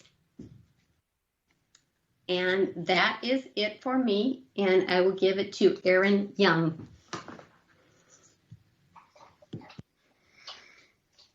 Good evening, Mayor and Council. My name is Erin Young, and I oversee the Water Resources and Conservation section. I have to say we're the #1 team Infinity for Flagstaff, but I grew up in Minnesota, so now I have to apologize for saying that and then say Team Flagstaff is #1. I am co-presenting tonight with Tamara Lawless, our Water Conservation Program Manager. She is working with her little boy, 16 months old, or I'm sorry, 14 months old, and I don't know if she is on right now. Tamara, if you're on, go ahead and introduce yourself. Okay, Tamara is our water program manager. Our team includes a water resources technician position. And that position currently isn't filled, but it's a great position for a student to gain experience. And we have an intern coming online in March, Erica Peacock. And she, I think, is on the phone tonight. Erica, if you're on the phone, good evening to you. We have a team in water conservation of a full-time specialist, and that position is open. Kate Mealy just got a position in Florida, and so she just left us for Florida. She had to travel through the big storm in Texas. We have several water conservation aides. They provide enforcement for water conservation enforcement, enforcing our city code. And Bob Rukavina, luckily, will come back for, I think, his 7th year this summer. So we're excited to bring him back on. And then we're filling 2 other positions. Next slide. And I am very sorry for my jitters right now. So the majority of our budget is comprised of personnel services, so our salaries and our benefits for the folks on the previous slide. And our contractuals consist of projects like our Upper Lake Mary Watershed Monitoring Program, and the Sea Aquifer Monitoring Program that is through the U.S. Geological Survey and is a regional collaboration and a statewide collaboration, actually, with several state partners on that contract. Our rebates budget may look fairly large, but that is a number that has gone through City Council in the past, and we have a pretty terrific rebate program to get rid of those old toilets and promoting WaterSense certified toilets, as well as a landscape rebate budget. We now have a commercial rebate program, and our total budget is about $700,000 a year. Next slide. In terms of some of our goals for fiscal year 21, Council approved the Water Conservation Strategic Plan, and Tamara is working on the implementation plan, rolling out a number of the initiatives that were identified in that strategic plan. We're conducting a non-revenue water audit. Non-revenue water is basically, we sell a certain volume of water every year. We pull in that money through revenue services, but we produce a certain volume of water a year. And if you subtract what we sell from what we produce, that is non-revenue water. That water comes with a dollar sign to it.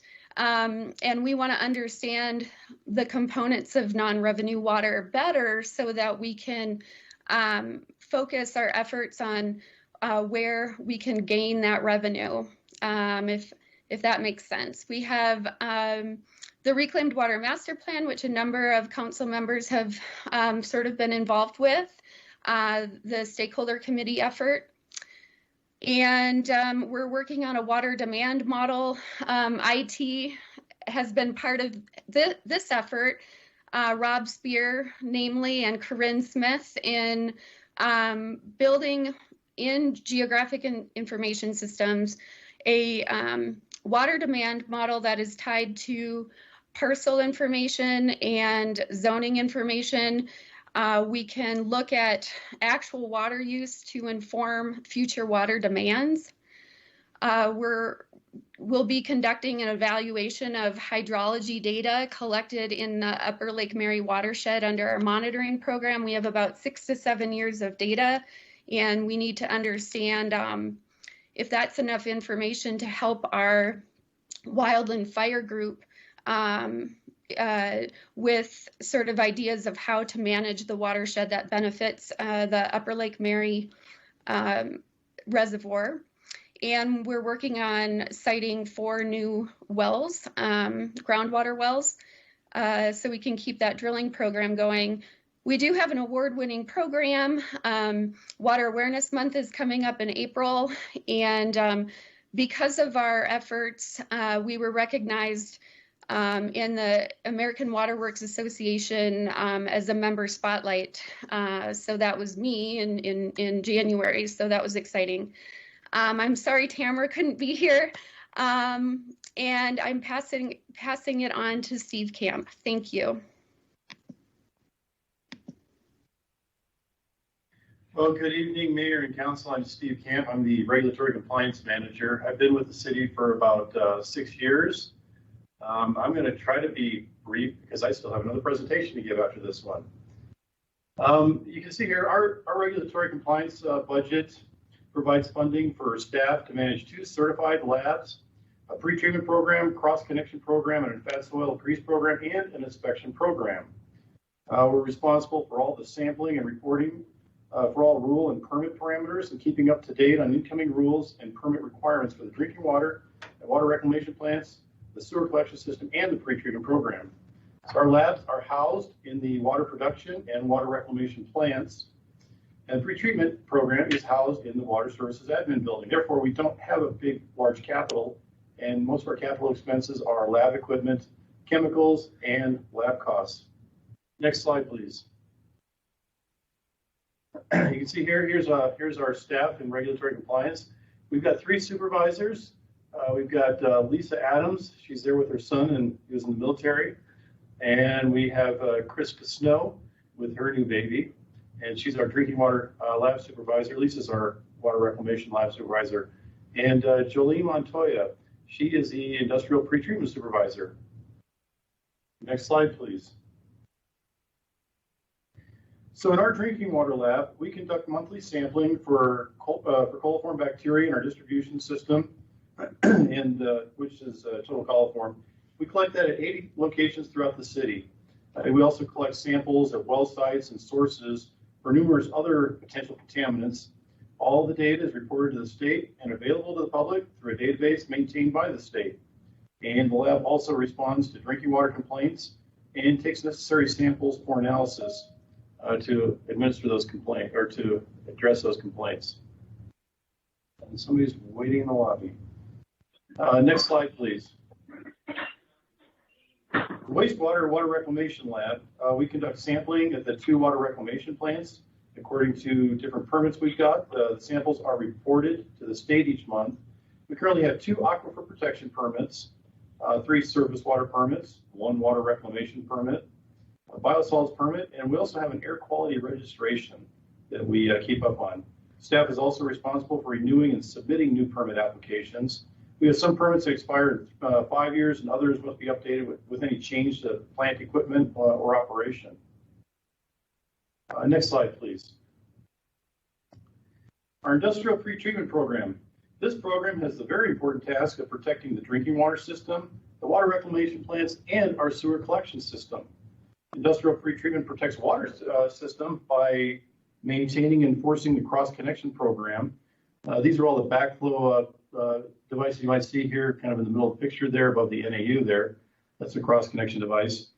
These prevent contaminants from making it from a business or industry back into the water system. Industrial pretreatment also inspects oil water separators or grease separators in the food services industry, such as restaurants, to prevent grease from making it into the sewer collection system. And when this grease makes it into the sewer collection system, you can see the grease trap up there where we've got the little inspector, the magnifying glass looking at it. And this can form a grease clog, which then results in a sanitary sewer overflow, which Mark went over earlier, which results in raw sewage coming out of a manhole. And the industrial pretreatment program also writes permits for regulated industries. They inspect and they sample these industries that can contribute pollutants and contaminants to the sewer system and negatively impact our plants.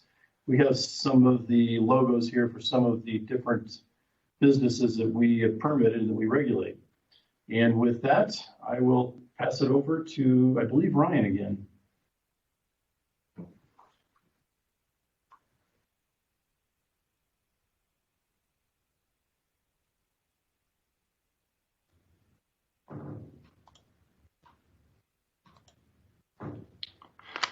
So our strategic plan is kind of a roadmap for us, and what we're looking to do in FY21 is follow the key objectives in the strategic plan, which is increasing the solids processing capability at the Wildcat facility, improving on our stormwater maintenance and flood management along the Spruce Avenue wash as part of the museum fire, and our water infrastructure replacement, which I discussed before, and also addressing critical workforce issues.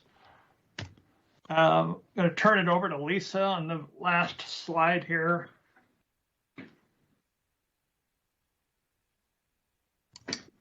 Lisa Deem, you want to talk about your communication effort? And I am going to share.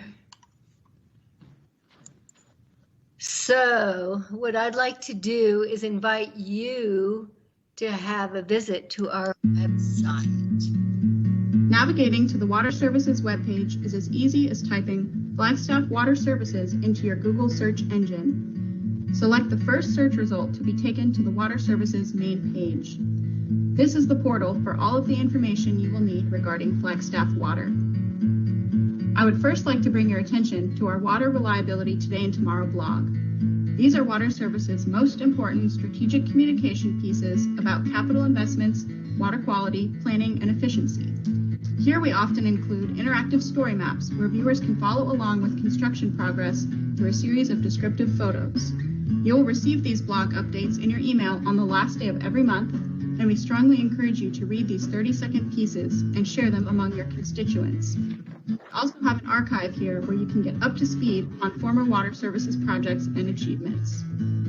Navigating back to the main page, you can also click to view our capital improvement projects map.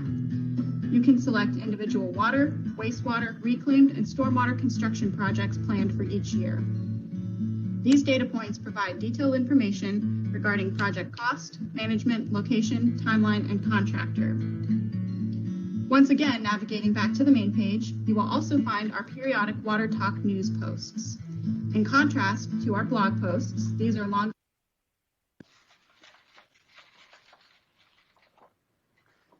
bubbles in tap water, preventing frozen pipes, monsoon preparedness, and where residents can find sandbags in their area.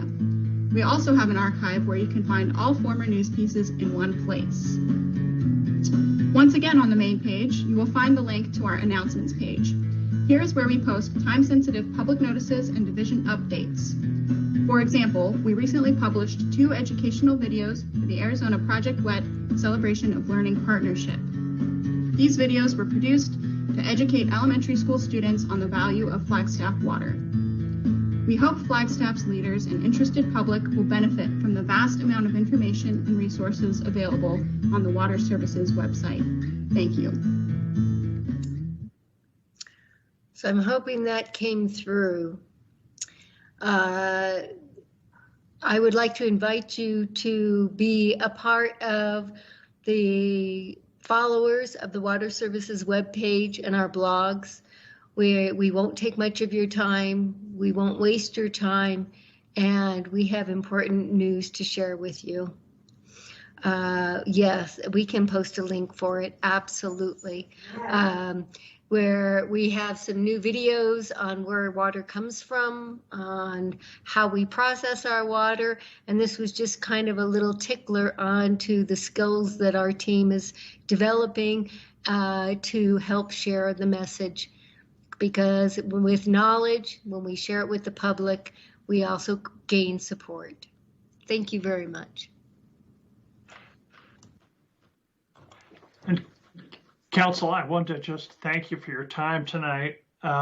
We always strive to engage the public, and Lisa and her communications team do an absolute fantastic job. We have spread out our efforts to cross over to community development and help CD with their outreach on their capital projects as well, and also on the Rio de Flag. So with that, I'd just like to reinforce what Lisa said, which is invite you to our the webpage and open it up. If you have any questions, we're happy to answer them, and apologize for some of the clunkiness, as having a little bit of difficulty with the presentation, but appreciate your patience with that. Thank you and your grace.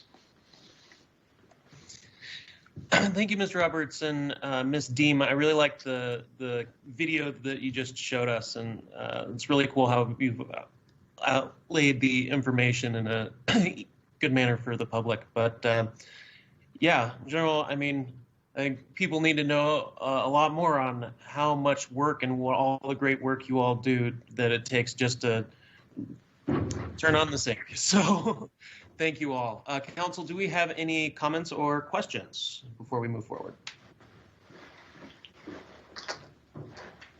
Councilmember Shimoni. Whew, that was a lot of information. Ryan, thank you, and thank you everyone who was on the call and all of your members of your team. You all do an incredible job in service to our community, and we are grateful. So that was a lot, but I think it was very important, and I just want to say thank you. And Ryan, especially want to say thank you to you for stepping up and filling such huge shoes and taking the leadership role that you are taking on. So thank you. And yeah, we'll have more discussions on the next agenda item. I have nothing else to add at this point, but just gratitude to the whole team. Thank you, Mayor. Appreciate it. Thank you. Yeah, thank you all. Without further ado, we'll keep on the same topic a little bit on agenda item number 11, our discussion of fats, oil, and grease manual and changes to the septic and grease receiving scavenger waste program. Take it away. Hello, Mayor and Council members. My name is Jolene Montoya. I am, as Steve mentioned earlier, the Industrial Pretreatment Supervisor for the Water Services. And I'm going to be doing the first part of this discussion about the fats, oil, and grease. So give me 1 sec. I'll switch over to share my screen.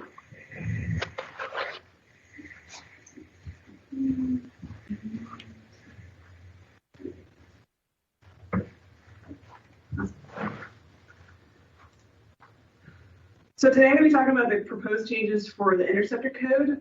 This code covers all types of interceptors, the sand, grease, sand, oil, and lint.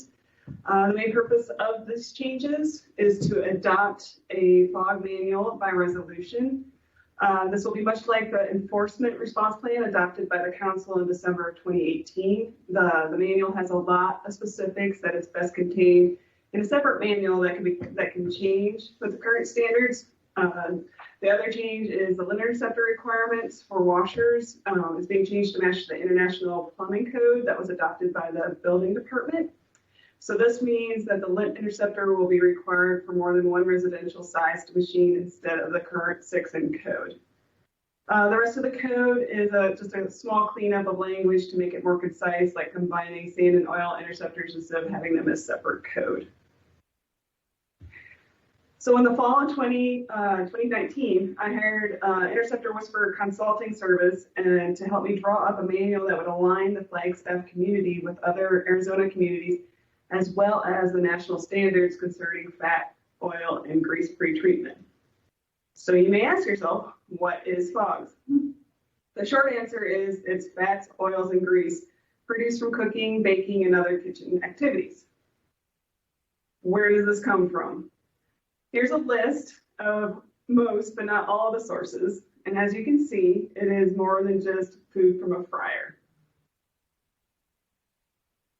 So as it stands today, our current interceptor code references the Uniform Building Code, which is not what our building and safety departments have adopted. We want to be on the same page as building to make it easier for companies and individuals associated with the construction in this city.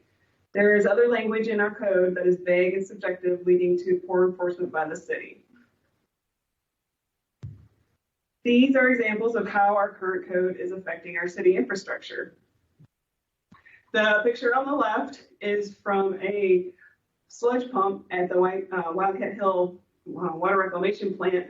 If any of you are familiar and have taken the tour there, this pump is one that pumps the thickened sludge that goes into the digester.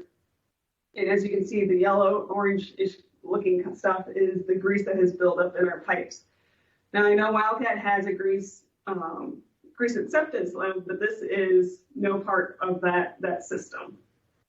The other ones are from our collection system. So you can see the accumulation of grease just from the grease-laden waste that can get into our system. The one in the orange bucket is the chunks that can break off and plug our system, and that's actually from our collection crew that sent me that picture. So what is all this regulation for? Well, besides protecting the collection system and pipes and the treatment plants, all this work is to prevent these sanitary sewer overflows, otherwise known as SSOs. Fortunately, these are not pictures from our town, and we hope to never have to have these types of issues. So how will the FOG manual help? So in a word, it's guidance. Now, while I'm on this slide, I'm going to briefly go over how a grease interceptor will work. So we have these nice diagrams. So on the left is what's called a gravity grease interceptor, and what's on the right is called a hydromechanical grease interceptor. The basic principle of these is to slow down the water coming in, the grease-laden water that's coming in from whatever food service establishment is connected to this. Hopefully, if it works correctly, to be able to have the grease float to the top and whatever solids like food particles settle to the bottom. And when it's on the inlet side or the outlet side, then the water that's found in the middle will be what goes into the sewer system. Now the gravity, as you can see, is very basic and not much to it. The hydromechanical works very similarly, except it has a little more fancy contraptions on it, so to speak. There are usually air inlet valves that will help slow down the water even more to be able to have better separation between the grease and the solids. Some of them have better baffling to be able to slow it down even more. So those are the main differences of those two kind of interceptors. So currently, I field questions when engineers and architects are working on plans because they can't find guidance on our website or in code of what the city requires for the sizing interceptors. So what this fog manual will do was set the clear expectations for the engineers and architects of what I need to see on building plans. The bonus part is once they figure out what size a client will need, the second part of the calculation will give the client the ability to decide, how kind of pumping schedule, depending on the size of the interceptor. If they get a big one, but not too big, they can go further in between their pumping schedules instead of having to do it every month, or they have to do it every 3 months. These calculations can also be used by mine inspectors in the field to help figure out if a pumping schedule is correct or it needs adjusting for interceptors that are currently already in place.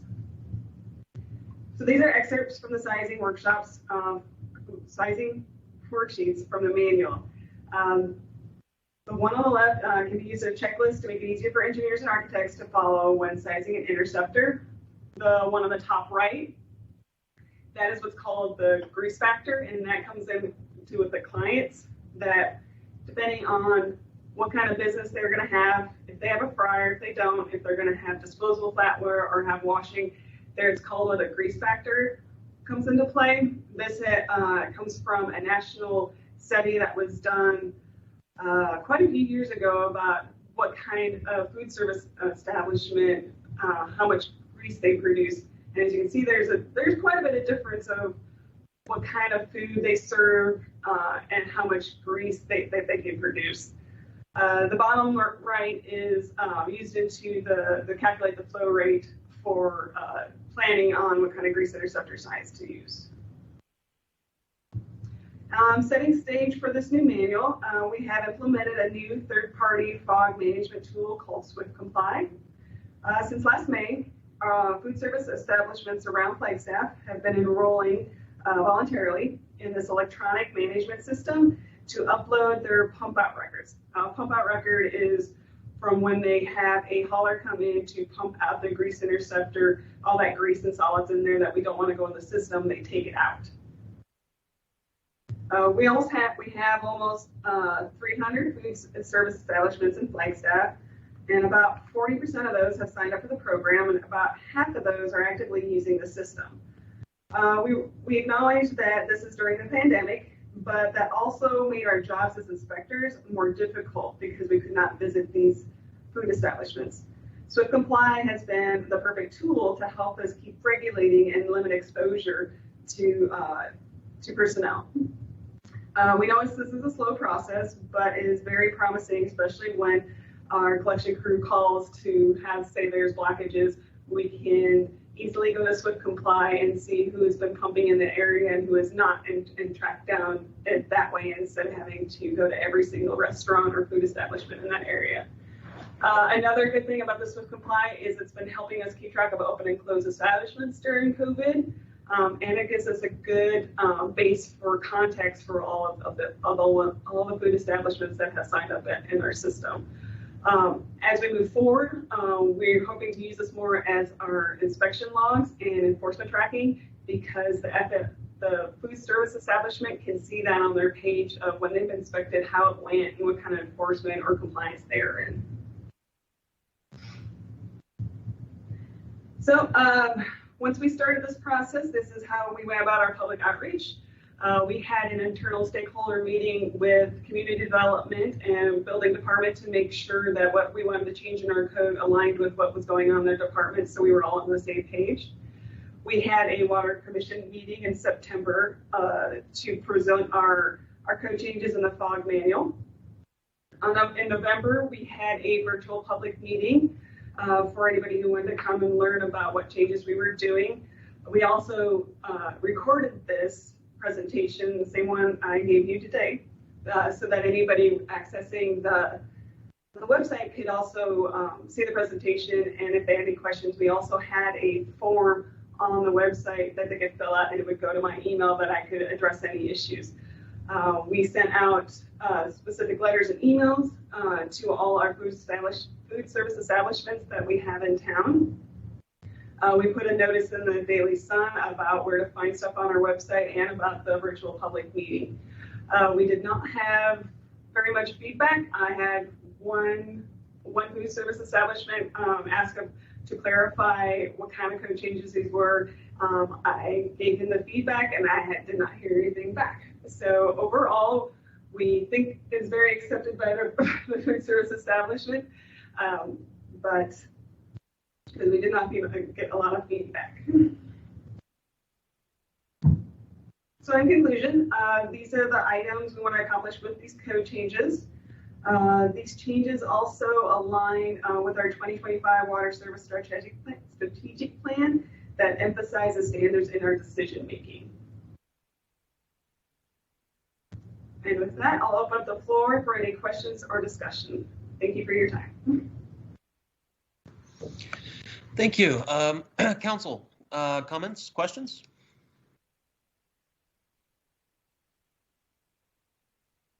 Councilmember McCarthy. Thank you. The fog that's taken out of these recovery systems, where does that go? To the landfill?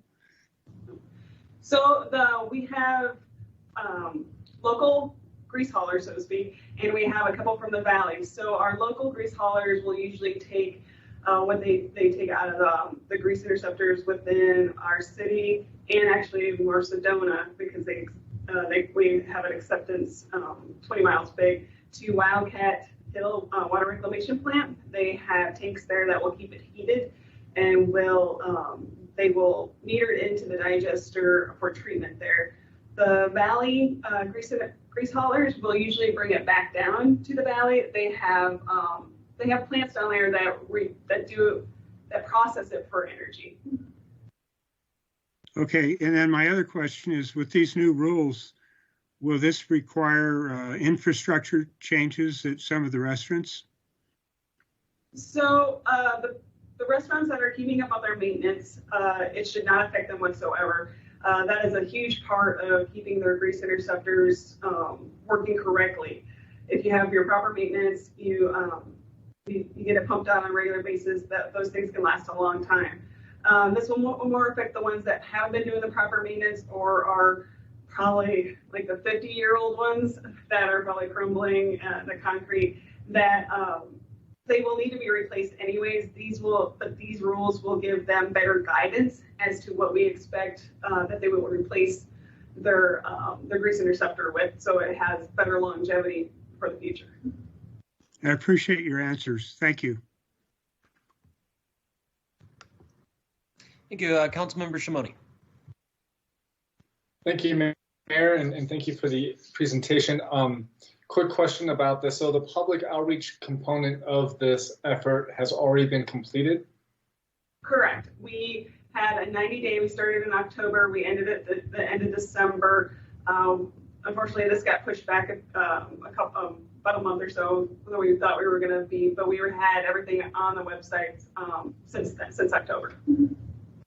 And you said that we didn't have too much feedback, correct? Correct.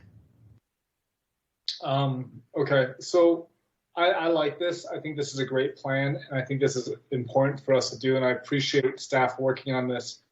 I do wonder, so at this point, can you remind me what the steps are moving forward?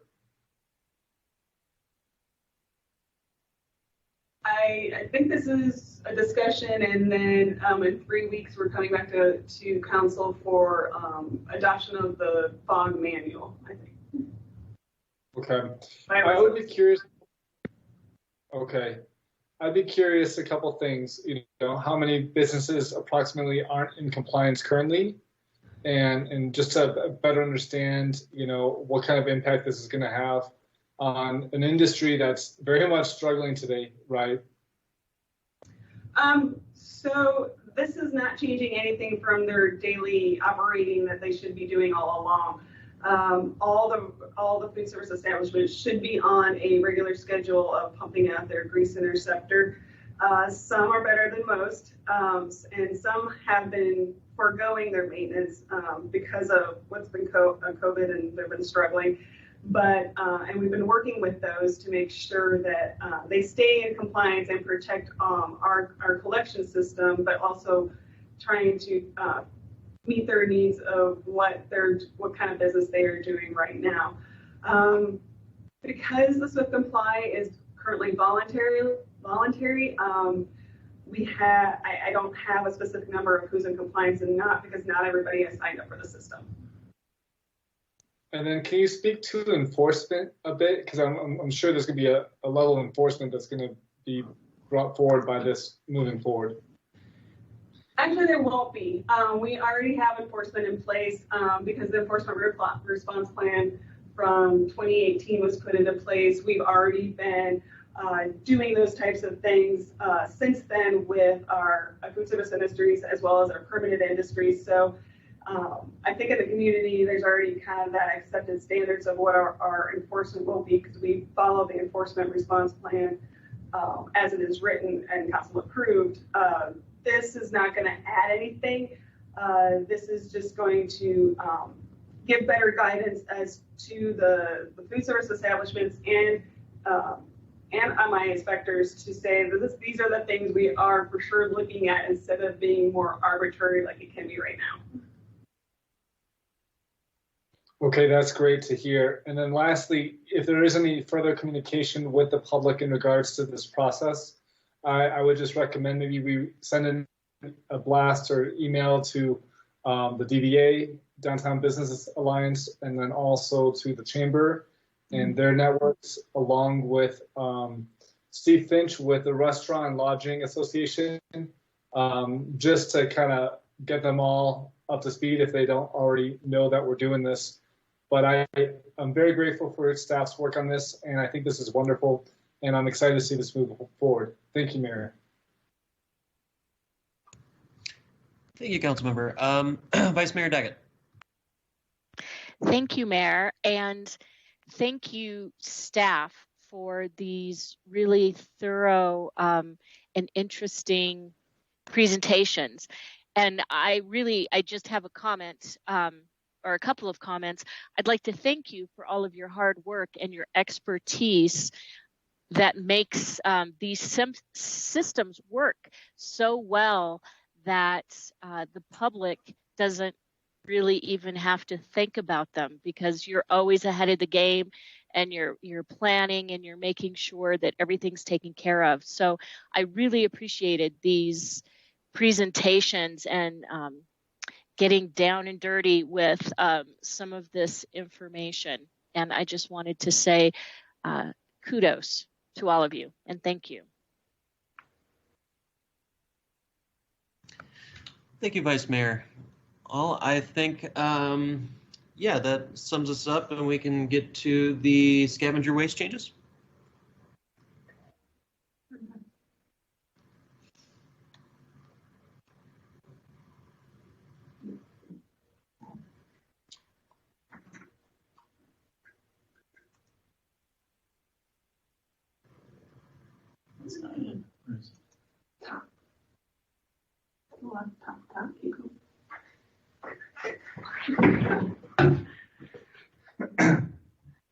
All right, good evening, Mayor and Council. Sorry, a little technical difficulty. I'm Steve Camp, Regulatory Compliance Manager. Part of this will kind of tie in a little bit with what Jolene went over. So I'm going to go over scavenger waste changes. So some of the summary of scavenger waste changes is defining scavenger waste, because probably a lot of you are wondering what the heck scavenger waste is. Clarify some of the permitting, require some vehicle information, change authority for permits from a finance director to our water services director, allow plant operators set hours of operation, require manifests, and link some of the fees to some of the city codes. So the first question is, what is scavenger waste? So this is a definition we have for scavenger waste. So what happens is we have septic tanks, river cans, wastewater treatment plants, I call them rocket cans, as similar to a river can, and also chemical toilets. And all that waste is brought into a septic receiving facility over at our Wildcat Hill water reclamation plant. We currently limit the acceptance to Coconino County, and part of this is to try to help fix that. There's other scavenger waste receiving stations throughout Arizona and down in the Verde Valley, but we really want to keep it to Coconino County. So what is grease waste? Well, grease waste is fats, oils, and grease, and that's some of what Jolene had touched on. And so we have a definition here for fog. You see right down there in the picture there, that's the grease receiving station for our Wildcat Hill water reclamation plant. We currently have our grease as limits for accepting that is about a 20-mile radius outside the city limits. So if you drew a 20-mile line outside the city limits, that's where we accept our grease. A lot of the grease actually in Flagstaff goes down to Phoenix, but grease for some of the other outlying facilities or outlying areas can come to Flagstaff as well. So we're trying to get a little bit tighter rein in on some of that grease and make sure it's coming in from the acceptance area. So why do we need changes? Well, we get incomplete permit applications. One of the things we get is we'll get an application, and it can be for several trucks.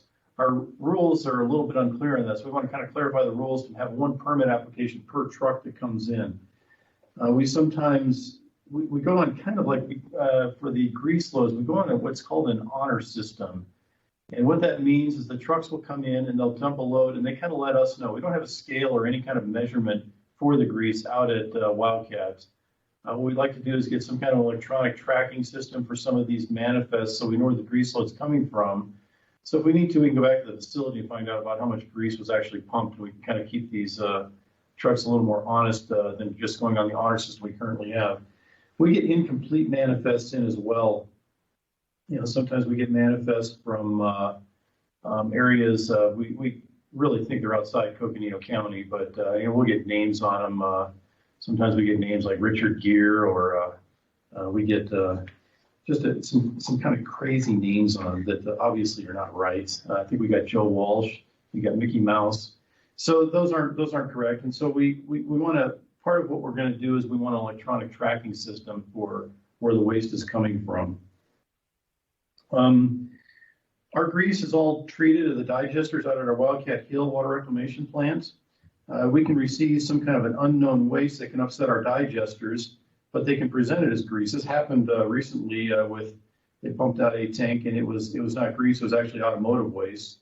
Well, that waste can take down our digesters, and then we have to spend the time to clean them and get them repaired and working again. It can dramatically impact the treatment process out at our Wildcat Hill facility.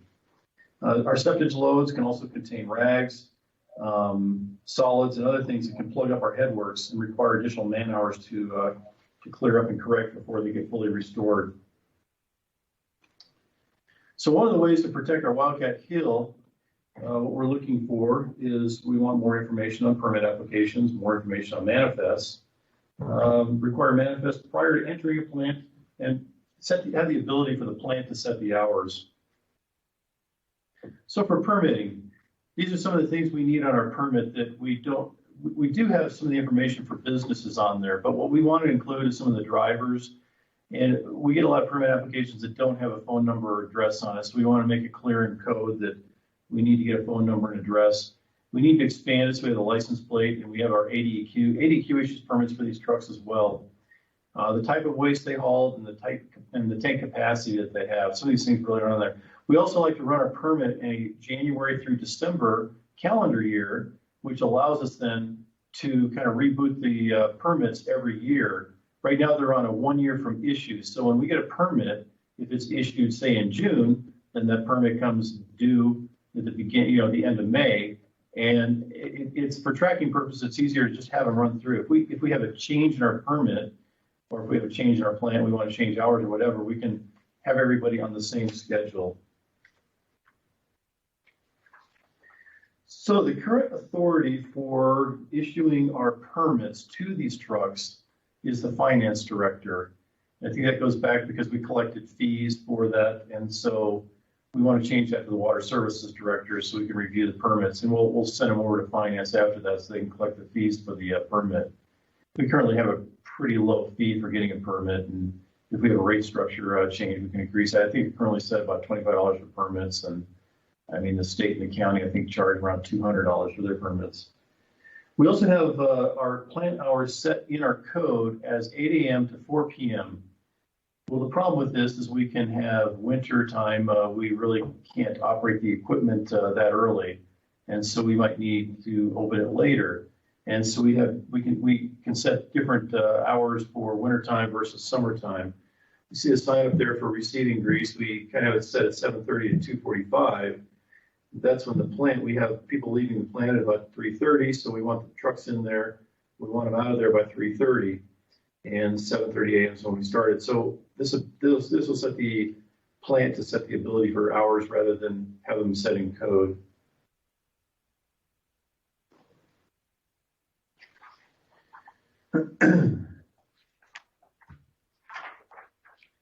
So one of the things we want to do also is require some additional information on the manifest. As we said earlier, all the waste go to Wildcat Hill.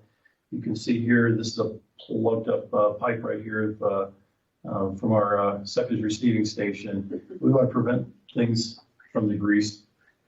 Jillian corrected me, sorry. We only are accepting waste from Coconino County, as I said earlier, and our grease is only coming in from a 20-mile radius.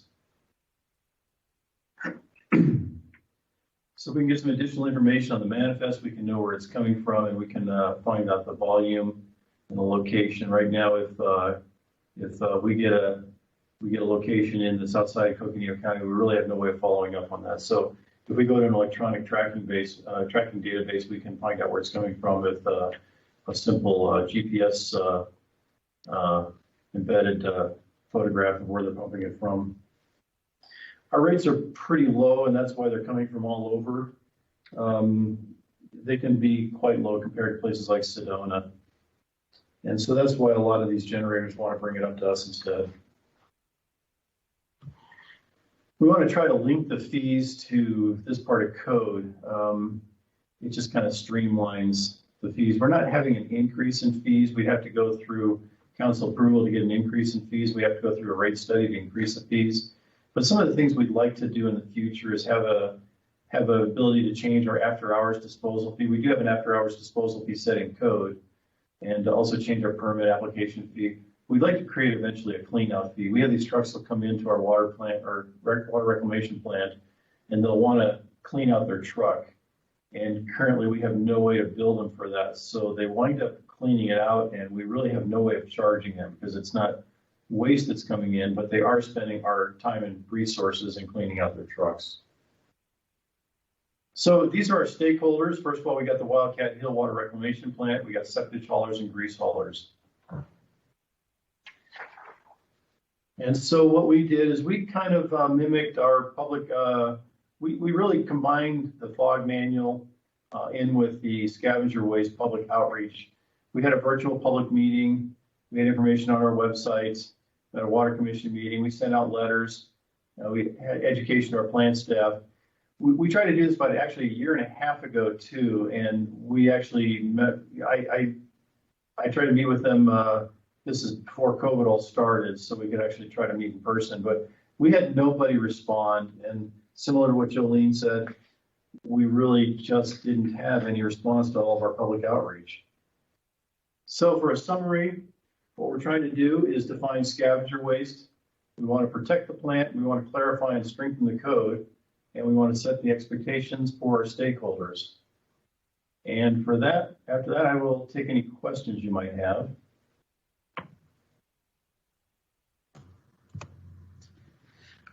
Thank you, Mr. Camp. Council, do we have comments, questions?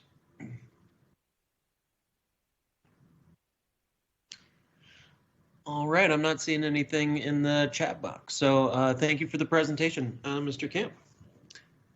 And we will move right along here. Agenda item number 12 is public participation. Do we have anyone, Ms. Fobar, in public participants? Mayor, Mayor, we do not have any public participation at this time. Okay, thank you. Then we're down to agenda item number 13 for the informational items, 2 from mayor, council, and city manager, and future agenda item requests. I'll go through the council. Let's start at the in opposite alphabetical order. Council member Sweet. Thank you, Mayor. I don't have anything for tonight. I do just want to thank everyone for the presentations. Very, very well done. Thank you. Councilmember Shimoni. Thank you, Mayor. A couple things. So I'd like to remove my fair request for a conversation on compensation. I have understood from leadership that this conversation is coming before council, and so my fair is not needed. So I just wanted to do that publicly.